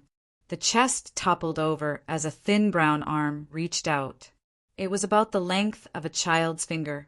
The 2 arms took turns pressing forward as a brown object the size of a normal person's palm appeared in front of Klein and company. It had obvious elbow joints, knuckles, and knee joints. Its body was wrapped in brown oily cloth, and its face was smeared with red and yellow clown paint. It was a strange-looking puppet. 2-049 raised its head and looked at Klein with its black, pupil-less eyes. Chapter 72. The puppet's face was painted with red and yellow paint, making it look like a clown. The corners of its mouth were raised high, giving off a comical smile. As it opened its mouth, revealing its dark and deep oral cavity, Klein, who was looking at it, had goosebumps all over his body, and an intense fear suddenly emerged in his heart for no reason. Everything in front of him darkened, as if he was observing the world through a thick brown glass. Klein's thoughts slowed down. He instinctively wanted to ask for help, but his neck seemed to be tied tightly by a rope. He couldn't make a sound, and the word could only stay in his mind. At this moment, Dunn noticed that his arm movement suddenly became sluggish and pushed him hard. The brown glass in front of Klein immediately shattered. He spat out the word help in his throat. It echoed in the carriage with a slightly sharp panic. It's stronger, Klein stated with certainty, being together with a strange sealed artifact, like 2-049, really made one fall into a terrifying crisis if they were careless. No, it was impossible to guard against it. They could only rely on other means to avoid it. That's normal. Ire Harson nodded calmly. Lorada chuckled. It seems to like you. Don't worry, it's one of the less dangerous grade 2 sealed artifacts. In the naturally lazy voice, the puppet, whose joints were so clear that they seemed to be corresponding to a human, stood up and staggered to its left. Its movements were full of difficulty, like a steam machine that had rusted for a long time and had forgotten to add lubricant.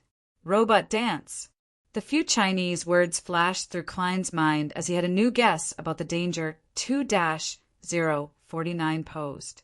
Will it assimilate the creatures it controls? If I hadn't been awakened in time, I would have become a human-sized puppet, a real-life Barbie doll? While Klein was lost in his thoughts, Ire Harson was nudged awake by Dunn. He stretched out his arms and pointed in the direction the puppet was moving slowly. He said to Leonard, who was driving the car, "Go there!" Leonard was unable to get the carriage to pass through the building, so he could only make a half circle. During this process, 2-049 constantly adjusted the direction of its advance, tenaciously acting as the needle that pointed at the Antigonus family. When he saw this, Klein, who had been exercising his arms, actually wanted to laugh amidst the tension. I heard that 2-049 was created by the Antigonus family. Then, is it a sign of loyalty or a classic example of cheating? Then, with Eyre Harson's voice sounding from time to time, Leonard drove the carriage through the streets and headed in a certain direction. And every time the strange puppet 2-049 was about to reach the edge of the carriage, it would be pulled back by Eyre Harson and start all over again. Every time this happened, its mouth would open even wider, and two people would be controlled at the same time. The nervousness in Klein's heart gradually eased. He actually felt that sealed artifact 2-049 wasn't that scary after all. As long as there were more than 3 people present, and as long as they knew how to keep moving, and as long as they grasped the technique to wake up their companions in time, 2-049 was just a slightly special puppet. The carriage sped forward and soon arrived at the harbor where the warehouses were gathered. After circling the area a few times and confirming that 2-049 was heading to the innermost grayish-white warehouse, Eyre Harson's expression turned solemn as he carefully grabbed it and stuffed the strange puppet back into the iron black box. Dong! Dong! Dong! Amidst the incessant hammering, Eyre Harson woke up again and again with the help of Borgia and Lorata. With great difficulty, he turned on the mechanical switch and injected his spirituality, activating the star and crimson moon symbols on the metal box. The invisible seal reappeared as Eyre Harson heaved a long sigh of relief. Get down! Dunn Smith's deep and mellow voice sounded. Leonard, just tie the horse here. Half a dozen gentlemen and ladies in trench coats or suits or shirts left the carriage and walked towards the innermost storehouse, bending and stretching their arms almost in unison as they went. This made the slightly tense atmosphere even more comical and absurd. The Nighthawks' awkward dance troupe. Klein could only lampoon to ease his feelings. However, he had no choice. According to his observations, 2-049's influence was first reflected on the upper body. To discover it in time and prevent it from slipping into a more dangerous situation, the only options were to extend his arms, turn his neck, or shake his body.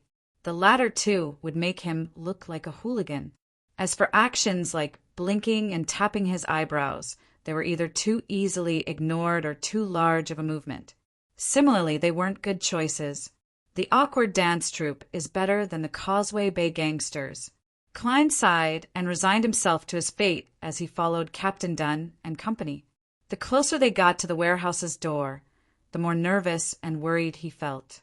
Because no one knew what changes the notebook would bring to Ray Bieber. If anything went wrong, Klein didn't dare to hope that he could transmigrate again. Furthermore, he realized that he would still get injured and bleed when he was cooking. His wounds healed at a normal rate. He wasn't a monster who wasn't afraid of death or beatings. As they walked, Dunn suddenly pressed down with his free hand, making everyone stop about 10 meters in front of the warehouse's door. Klein, divine if there's any danger inside. It'll be even better if you can figure out the level of danger, Dunn said to Klein. His gray eyes were still deep and serene, without the slightest hint of fear. Klein nodded indiscernibly and stopped his stretching. He reached his right hand into his left sleeve and removed the silver chain with the topaz pendant. As his arm was in motion, he appeared sluggish. Dunn noticed it in time and woke him up.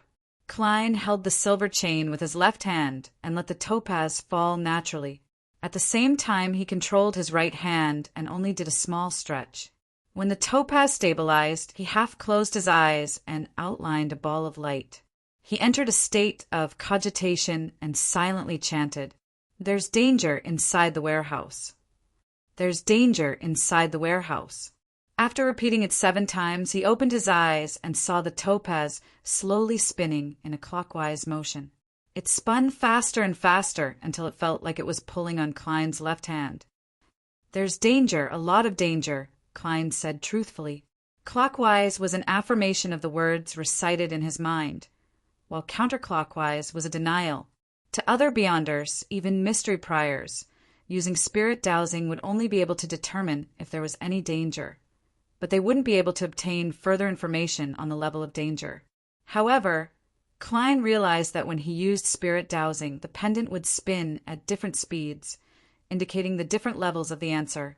Although it wasn't accurate enough and was very vague, it allowed him to roughly determine the exact situation.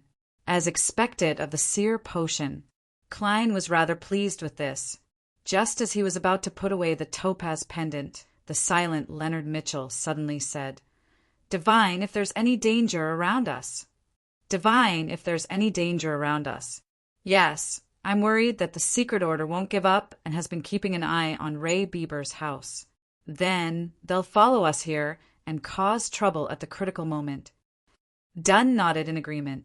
Klein immediately took a deep breath and once again entered an ethereal and calm state. When the silver chain stabilized again, he chanted in his heart, "There's danger around us. There's danger around us."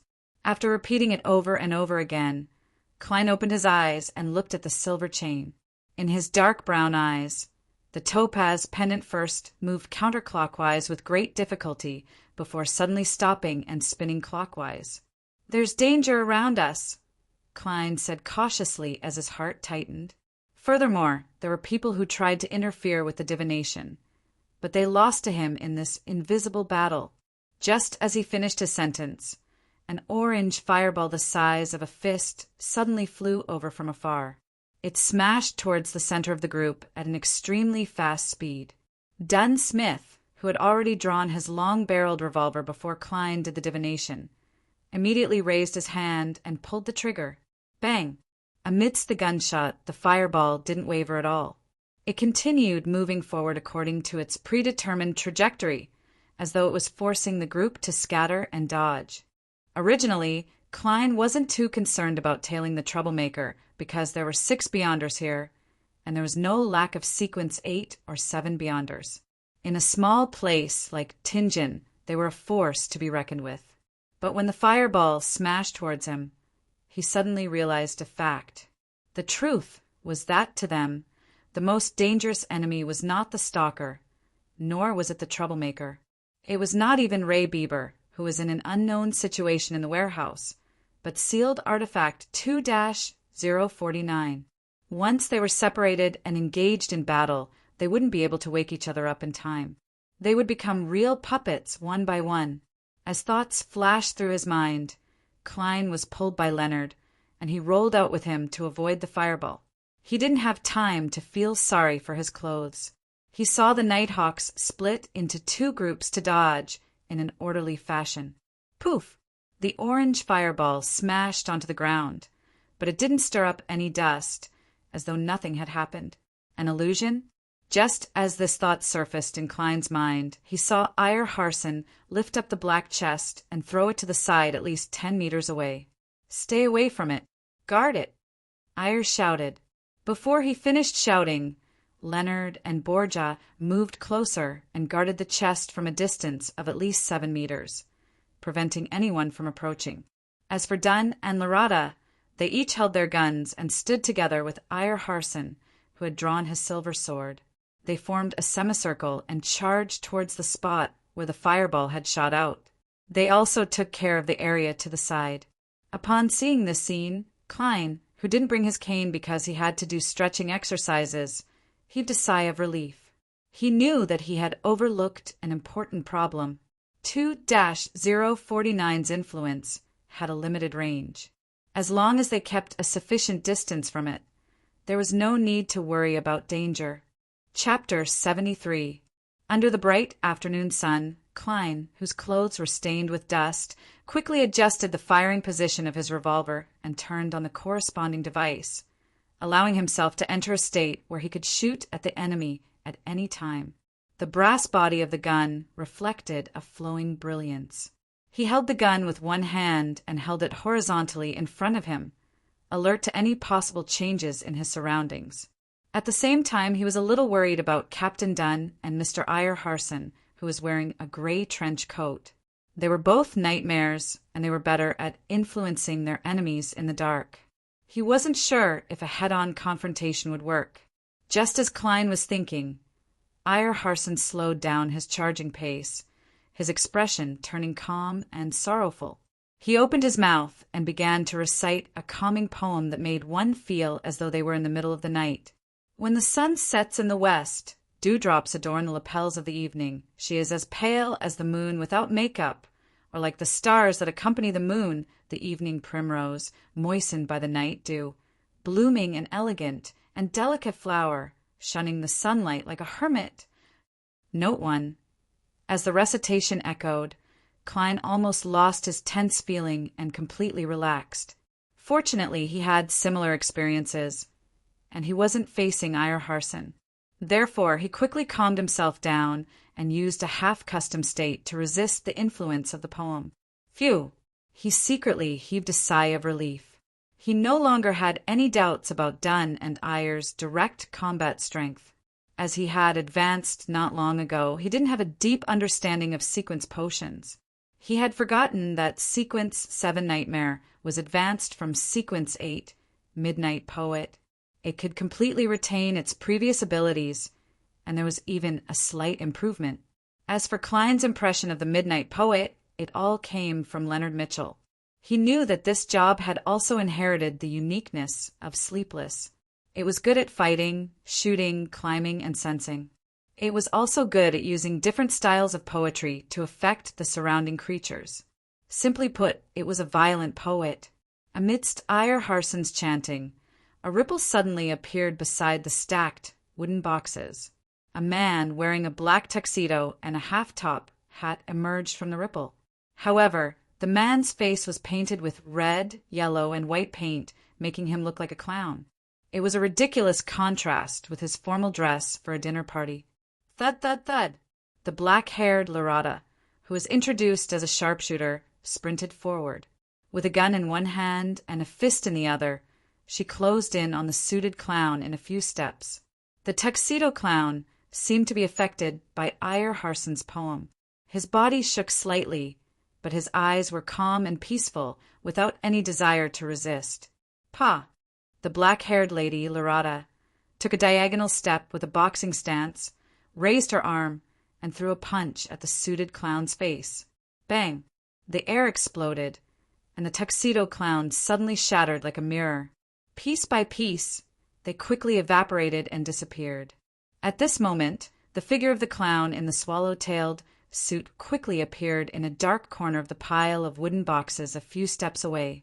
The guy who was affected just now was just an illusion. It was just a performance. The tuxedo clown's mouth widened into a comical smile as usual. He pressed down on his half-top hat with one hand and raised the other before snapping his fingers. Bang! His snapping produced the sound of a gun being fired. Lorata leaped to the left and rolled to the side in a bid to dodge. However, nothing happened apart from the virtual gunshot. Bang! Bang! Bang! Dunn and Eyre raised their guns and fired steadily. The tuxedo clown moved left and right, retreating and rolling. His movements were agile, as though he was performing acrobatics. Suddenly, the black-haired lady, Lorata, charged over from an unknown location. Despite being called a sharpshooter, she continued twisting her waist and swinging her arms as she punched at her enemy. Bang! The tuxedo clown failed to dodge in time. He raised his left arm to block the fist. Seeing him stop, Dunn and Eyre did not hesitate to aim and pull the trigger. At that moment, the arm that the tuxedo clown used to block Lorata's fist suddenly ignited with an orange flame. However, the flame engulfed the tuxedo clown as it spread towards Lorata. Bang! Bang! Dunn and Eyre fired their revolvers separately and hit the flame. The flame burned rapidly, and soon only black dust was left.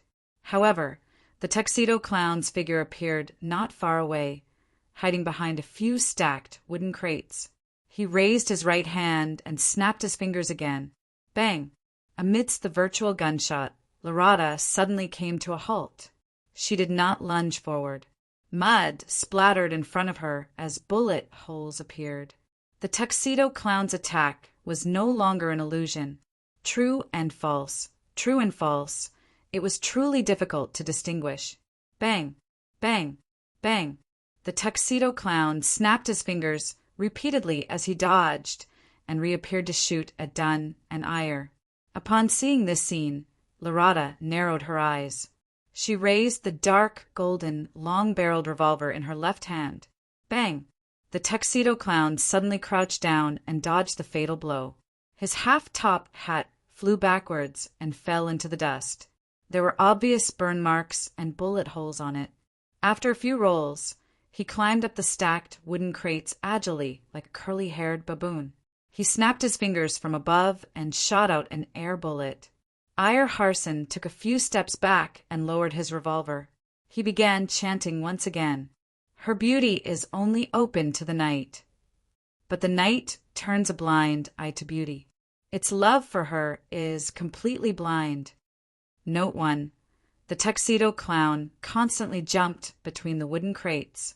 Suddenly, he raised his hand to pick his ear and looked at Eyre with a comical smile. Could he have plugged his ear beforehand? The sequence potion that the secret order possesses is rather strange. Klein watched from afar as he made a guess. Just as this thought flashed past his mind, he suddenly saw a figure appear at the top of the warehouse to the side. The figure was running towards the innermost room where Ray Bieber was hiding. The figure was wearing a grayish-white dock worker's uniform. His face seemed to be smeared with red, yellow, and white paint. The tuxedo clown was in charge of luring the captain and the others away while someone else took the notebook? Klein's mind wandered as he subconsciously raised his right hand and fired at the figure on the roof. Just as he took aim and measured the distance, the figure suddenly crouched down and flipped. Bang! Klein didn't hold back as he pulled the trigger. The figure suddenly froze as blood bloomed from its body. The figure looked over in shock. Enduring the pain, he continued charging towards the innermost warehouse. Random marksmanship. The corner of Klein's mouth twitched as he pulled the trigger again. This time, the bullet hit the wooden roof beside the figure. Bang! Bang! Bang! Leonard and Borja fired separately, but they failed to hit the figure. Klein wanted to complain that their marksmanship was inferior to his, but his finger that was pulling the trigger suddenly stopped. That's right. Why did I stop him? Didn't I divine that it was extremely dangerous inside the warehouse? Wouldn't it be good to let this fellow scout and step on a landmine? Leonard and Mr. Borja likely had the same goal. As these thoughts flashed through his mind, Klein raised the barrel and aimed the bird. Bang! Bang! Bang! Amidst a few gunshots, the figure arrived at the innermost warehouse's roof without any obstruction. He suddenly lunged down, and with a strike of his elbow, he fell in along with the shattered roof. Accompanied by this sound, the black-haired lady, Lorata's eyes suddenly turned black. Her left hand made a strange, pulling motion. The tuxedo clown's tumbling and leaping motion immediately came to a halt. His ankle seemed to be tightly gripped by an invisible hand. As for Dunn, he didn't immediately shoot. Instead, he lowered his revolver. He opened his mouth, and without his Adam's apple moving, he used his spirituality to resonate with the surrounding air. An ethereal and strange voice sounded. Her flower blooms all night till dawn, but when the day opens its eyes, her gaze leaves her with nowhere to hide. She wilts in her dizziness. Note 1, the tuxedo clown struggling immediately turned powerless, as though he had lost his desire to live. Eyre Harson raised his revolver and aimed at the enemy, his finger about to pull the trigger. In that split second, an abnormally shrill scream came from the innermost warehouse. Ah! The scream contained extreme horror, as though he had encountered something unimaginably terrifying. Just as Klein felt his hair stand on end, the scream came to a halt.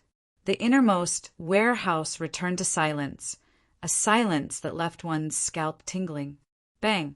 Eyre was affected to a certain extent, and the bullet only hit the tuxedo clown's stomach. Ho, ho! Ho! The silence in the innermost warehouse was broken once again A series of what should have been light panting suddenly sounded. It went from soft to loud, tugging at everyone's nerves. Dong, dong, dong. Dong, dong, dong. Inside the iron-black chest, 2-049 suddenly went berserk, going crazy to the extreme. Chapter 74. Gasp! Gasp! Gasp! Thump! Thump! Thump! The loud panting and the violent pounding alternated before stacking on top of each other. It made Klein and company tense up to the extreme, as though they had heard an evil whisper. While Ayer, Dunn, and Lorata were distracted, the suited clown took out a long piece of paper from his pocket. Pa! He hurriedly swung his right hand, shaking the paper into a long whip burning with pitch-black flames. He then lashed the whip to the side of his ankle. A fleeting but sharp scream echoed as the suited clown escaped the invisible shackles and somersaulted backwards. Bang! Bang! Bang! Dunn, Ayer, and Lorata's bullets missed simultaneously, drilling into the wooden crate. The suited clown did not stay any longer. He pressed his right hand to his wound and ran away from the warehouse. He was extremely fast, and in the blink of an eye, all that was left was his back. And before he disappeared, his right hand that was pressing down on his abdomen suddenly moved to his left arm. The wound on his abdomen vanished, returning to its original state. The spot where his left arm had been struck was a bloody mess, with a silver bullet faintly visible. Dunn and company did not give chase because the panting in the innermost warehouse was so loud that it made their eyebrows twitch and made them feel uneasy. Bang! The innermost warehouse's door suddenly cracked and splattered in every direction. Following that, an item wrapped in a tattered cloth flew out and landed not far from Klein. Klein focused his gaze and realized that it was an arm. The blood-colored flesh had been bitten to pieces, and the white bones were broken in an irregular manner as they protruded outwards. Pa! Pa! Pa! One item after another flew out. First, there was blood spilling out, followed by a dilated eyeball, followed by an earlobe that seemed to have been torn off. Finally, there was a beating heart and intestine filled with yellowish-brown matter. If not for the fact that he had seen an even more disgusting giant view at Ray Bieber's place, Klein would probably have vomited again. His emotions were on the verge of snapping. It took him great effort to suppress the urge to fire into the pitch-black door. Then he removed the empty cartridges from before and reloaded them with new demon-hunting bullets. Bang! Dunn returned and calmly fired into the warehouse. However, it was as if his bullet had entered the sea. There was no echo. Whoosh! Whoosh! Whoosh! The loud panting became more and more rapid, and the grayish-white color filled the open door. With two bangs, Ayerharsen and Borja's bullets pierced through the grayish-white, but they still couldn't stop the color from surging outwards. They also didn't leave any wounds or spill any liquid. Klein held his breath and didn't shoot blindly. He saw the grayish-white gradually reveal a complete outline. This was a humanoid creature that was over 2 meters tall. The joints of its limbs were twisted in an unnatural way, as if they had been forcibly broken by someone. White, broken bones protruded from its skin one after another. Its entire grayish-white surface was filled with ravines, like a human brain that had been stripped of its shell. The monster's entire body was flowing with grayish-white, rotting, viscous liquid. Its head was relatively normal, with deep magic lines and pale skin. As its mouth opened and closed, Klein could see a porcelain false tooth that was about to fall off, a few strands of blood-colored saliva, and shredded flesh and bones. Ray Bieber. Is this still F*** King human? Klein drew a silent breath as he felt his heart palpitate. Bang! Leonard's demon-hunting bullet hit Ray Bieber's forehead and penetrated it, leaving behind a deep hole. Grayish-white liquid flowed out and fell to the ground. It sizzled and turned into fat, milky white maggots. However, the monster wasn't affected at all. It pounced at Borja, who was closest to it at a moderate speed. Its true target seemed to be the black chest. Sealed artifact 2-049. losing control of beyond her powers. Dunn shouted in a deep voice, "Larada, it looks like a dead spirit.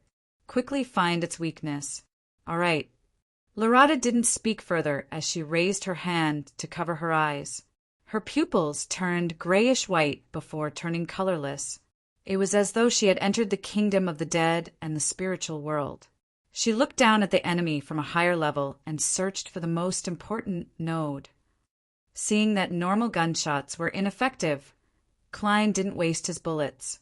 He raised his hand and tapped his glabella, activating his spirit vision. He planned on assisting Gravedigger Ma and Larada. In his vision, Monster Bieber's spiritual light was only left with one color. It was a pure grayish-white, a grayish-white that was filled with madness. Apart from that, Klein couldn't see anything else. At that moment, Iyer Harson and Leonard Mitchell began chanting at the same time. "Ah, the danger of fear, the hope of crimson. At least one thing is true, this life flies. One thing is true, the rest are lies. After the flower blooms once, it will leave the world forever." A power that could put people to sleep emanated as the twisted, grayish-white monster rapidly slowed down, as though it couldn't resist the charm of the poem. At that moment, it opened its mouth and let out a scream inaudible to the average person. "Ah!" Bang! Klein felt a pain in his head as he automatically exited his spirit vision state. He felt a warm, liquid flow out of his nose. He subconsciously reached out to wipe it and realized that the back of his palm was covered in blood. Iyer and Leonard fell to the ground at the same time. The corners of their mouths, noses, and eyes were covered in blood. Borja, Dunn, and Larada each took 1 to 2 steps back as their faces turned pale. The monster had only let out a scream, but the 6 Beyonders seemed unable to withstand it and became extremely weak. Thud! It approached Borja and suddenly swung its twisted joints. Bang! Bang! Bang! Bang! Borja and Dunn each fired twice, but they failed to deal any damage to Monster Bieber. Bang! Borja was sent flying as his extended revolver fell to the ground. He tried a few times to stand up, but he was unable to do so in a short period of time. Sticky liquid flowed out of the corner of Monster Bieber's mouth as it pounced at the iron-black chest. Bang! At the critical moment, Iyer Harson's shot struck the chest, sending it flying quite a distance away.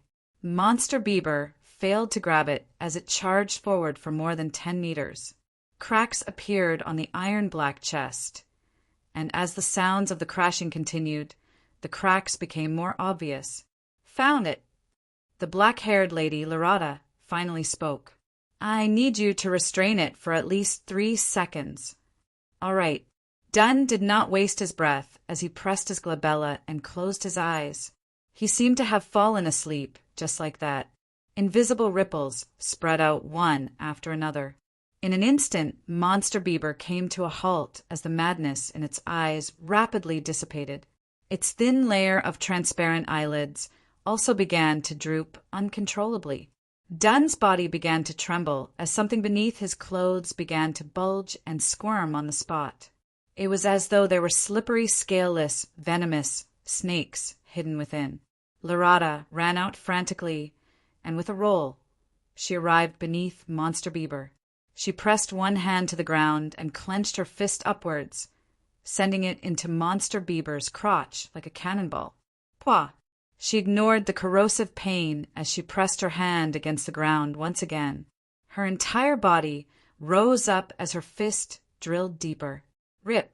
Larada pulled back her arm and dragged out a yellowish-brown and blood-stained intestine. Inside the intestines, there was an ancient notebook. Ah! Monster Bieber let out a blood-curdling scream as its body suddenly lit up as though it was melting. "Get down!" Just as Iyer Harson's hurried voice faded, Klein saw Monster Bieber swell up. Boom! Amidst the loud explosion, the distant Klein was sent flying by the shock wave and crashed heavily to the ground. He struggled to stand up in disgust and dizziness. He saw Monster Bieber turn into pieces of disgusting, rotting flesh. He saw Dunn and Larada landing more than 10 meters away, seemingly unconscious. Iyer Harson, Borja, and Leonard Mitchell had also fallen to the ground. They were either groaning in pain or struggling in vain to stand up. Just as Klein was about to heave a sigh of relief, he suddenly realized that there was something familiar about 2 to 3 meters away from him. The iron-black chest had stopped tumbling as its cracked side faced the sky. A thin, tan-colored arm stretched out. Sealed artifact 2-049 F*CK. Klein's heart tightened as he immediately leaped a few meters away, distancing himself from sealed artifact 2-049's effective range. The explosion just now had thrown the black iron box near him. Chapter 75. Oh no, I've been controlled by a puppet. Captain and the rest are either unconscious or have yet to recover. They can't even get up. There's no time to wake me up, no. I have to save myself. Everything that Klein saw in front of him turned into a slow-motion scene from his previous life. His joints and his thinking brain seemed to have more and more glue injected into them. He had no interest in becoming a puppet. He seized the opportunity to find a way to save himself before he was completely controlled. I definitely can't hit myself. I need an external force.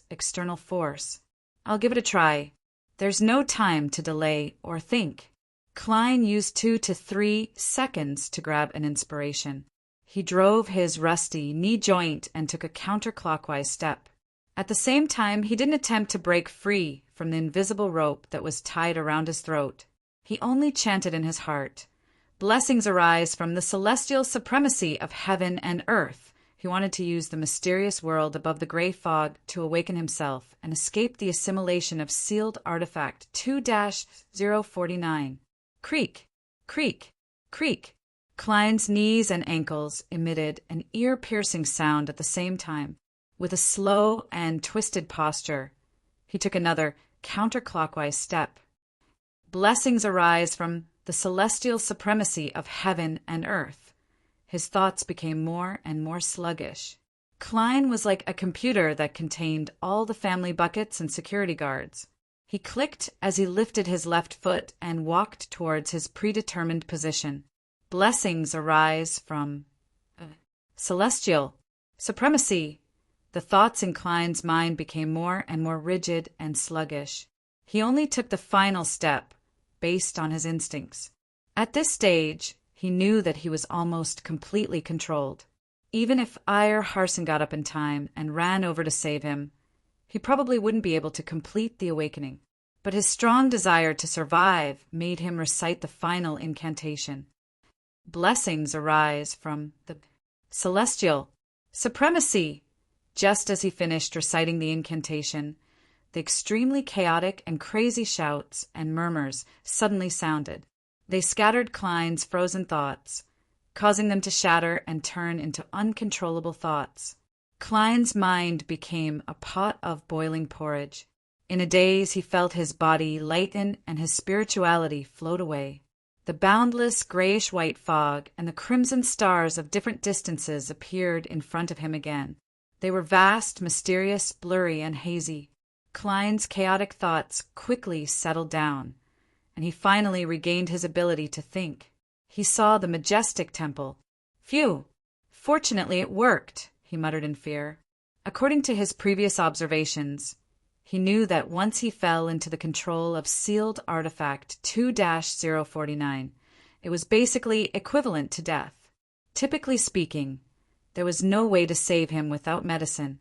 Fortunately, his luck enhancement ritual and the mysterious world above the gray fog were not within the realm of normal. After pacing back and forth, Klein began to think about his current situation. I can't stay here forever, can I? When Captain and the others wake up or come over, I won't be able to explain this. Right now, I should only be left with my physical body. I'm even more like a living dead than a living dead.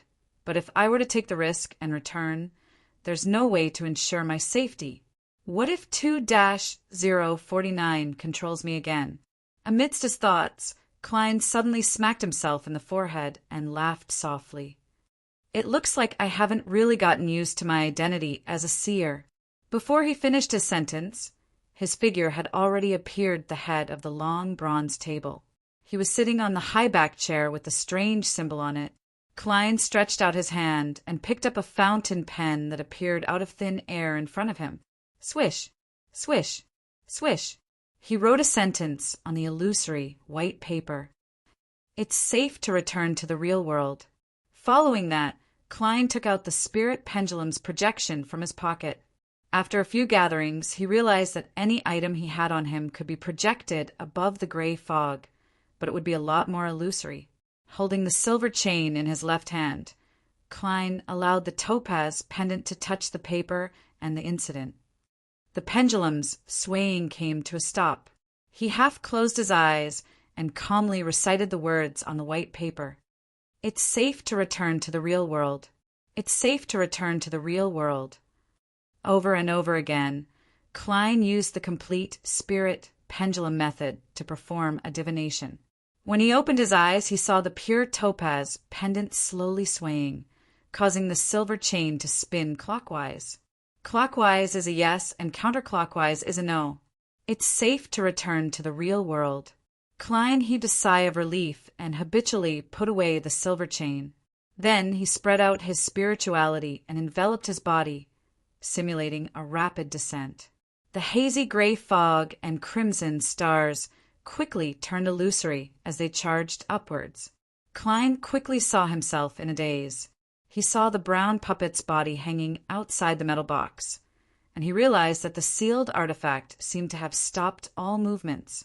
His body's senses surged into his mind. Just as he was about to move his arm to confirm his body's condition, he suddenly heard a voice hidden in the wind. Do you want to be awakened? As long as you promise me one thing, you can be saved. This is to help me pick up the Antigonus family's notebook. Nod if you agree. I know you can still do it. Who? 2-049 doesn't seem to be trying to control me. That's right, it won't continuously affect the same person. There will be intervals. Klein jumped in fright, but he didn't show it on his face. At this moment, the voice quickly added a few more sentences. If you can complete this task, you will receive additional rewards. I know you are a seer, and I also know that the Church of the Evernight Goddess doesn't have a sequence 8 after that. We, the Secret Order, can give it to you. To be honest, I was a seer in the past. Otherwise, I wouldn't have dared to return. To let you see my sincerity, I'll tell you now that the corresponding sequence 8 for seer is clown.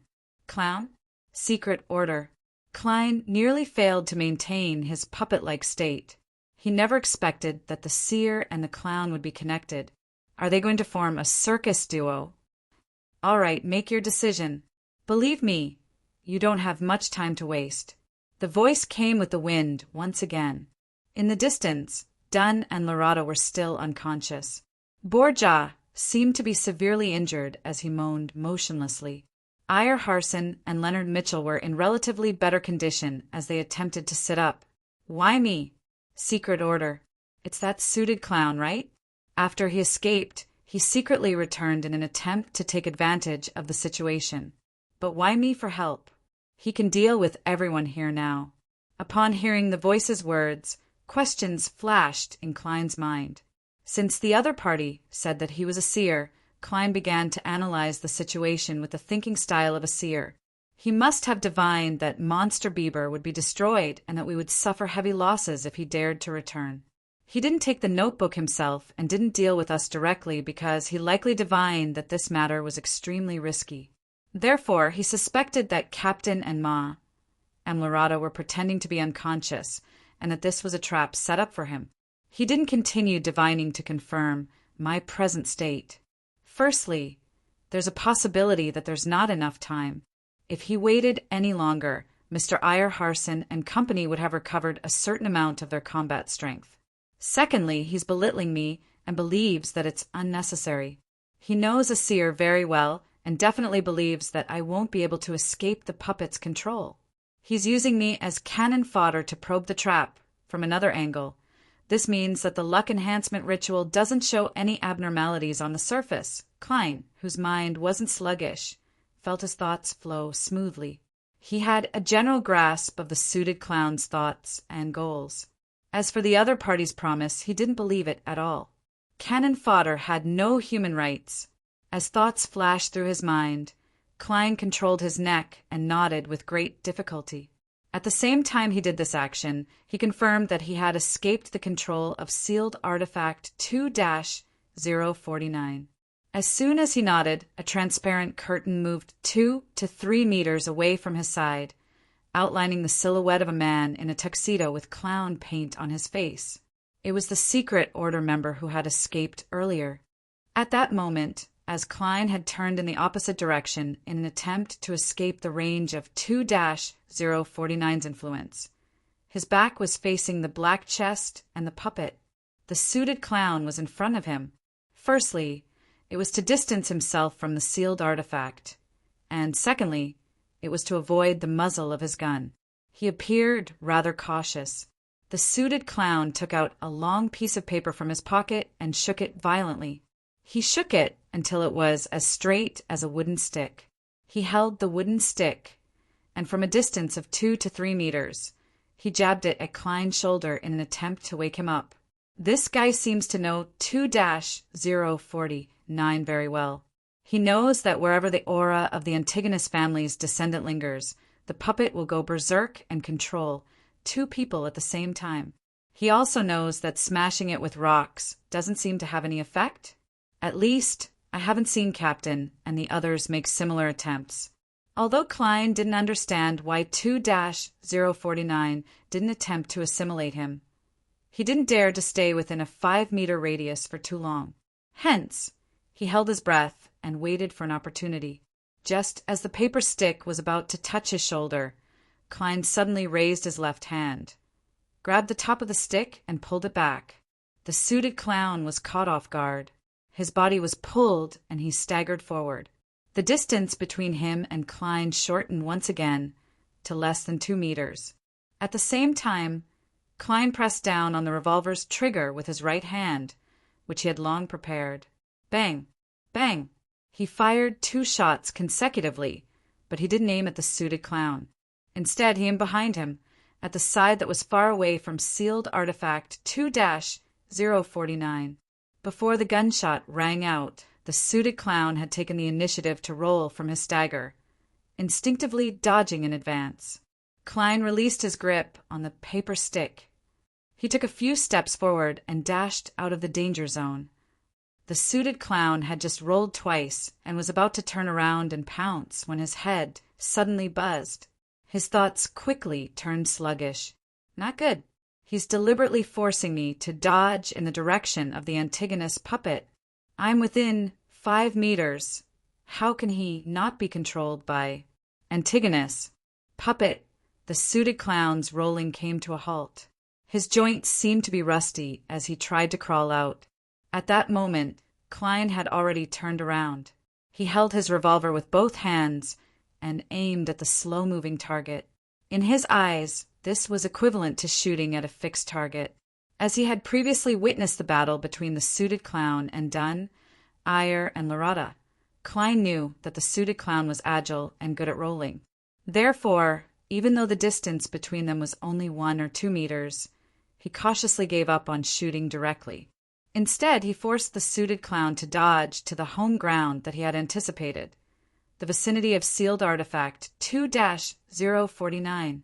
And if the puppet was ineffective, the suited clown would also confirm that he had fallen into a trap.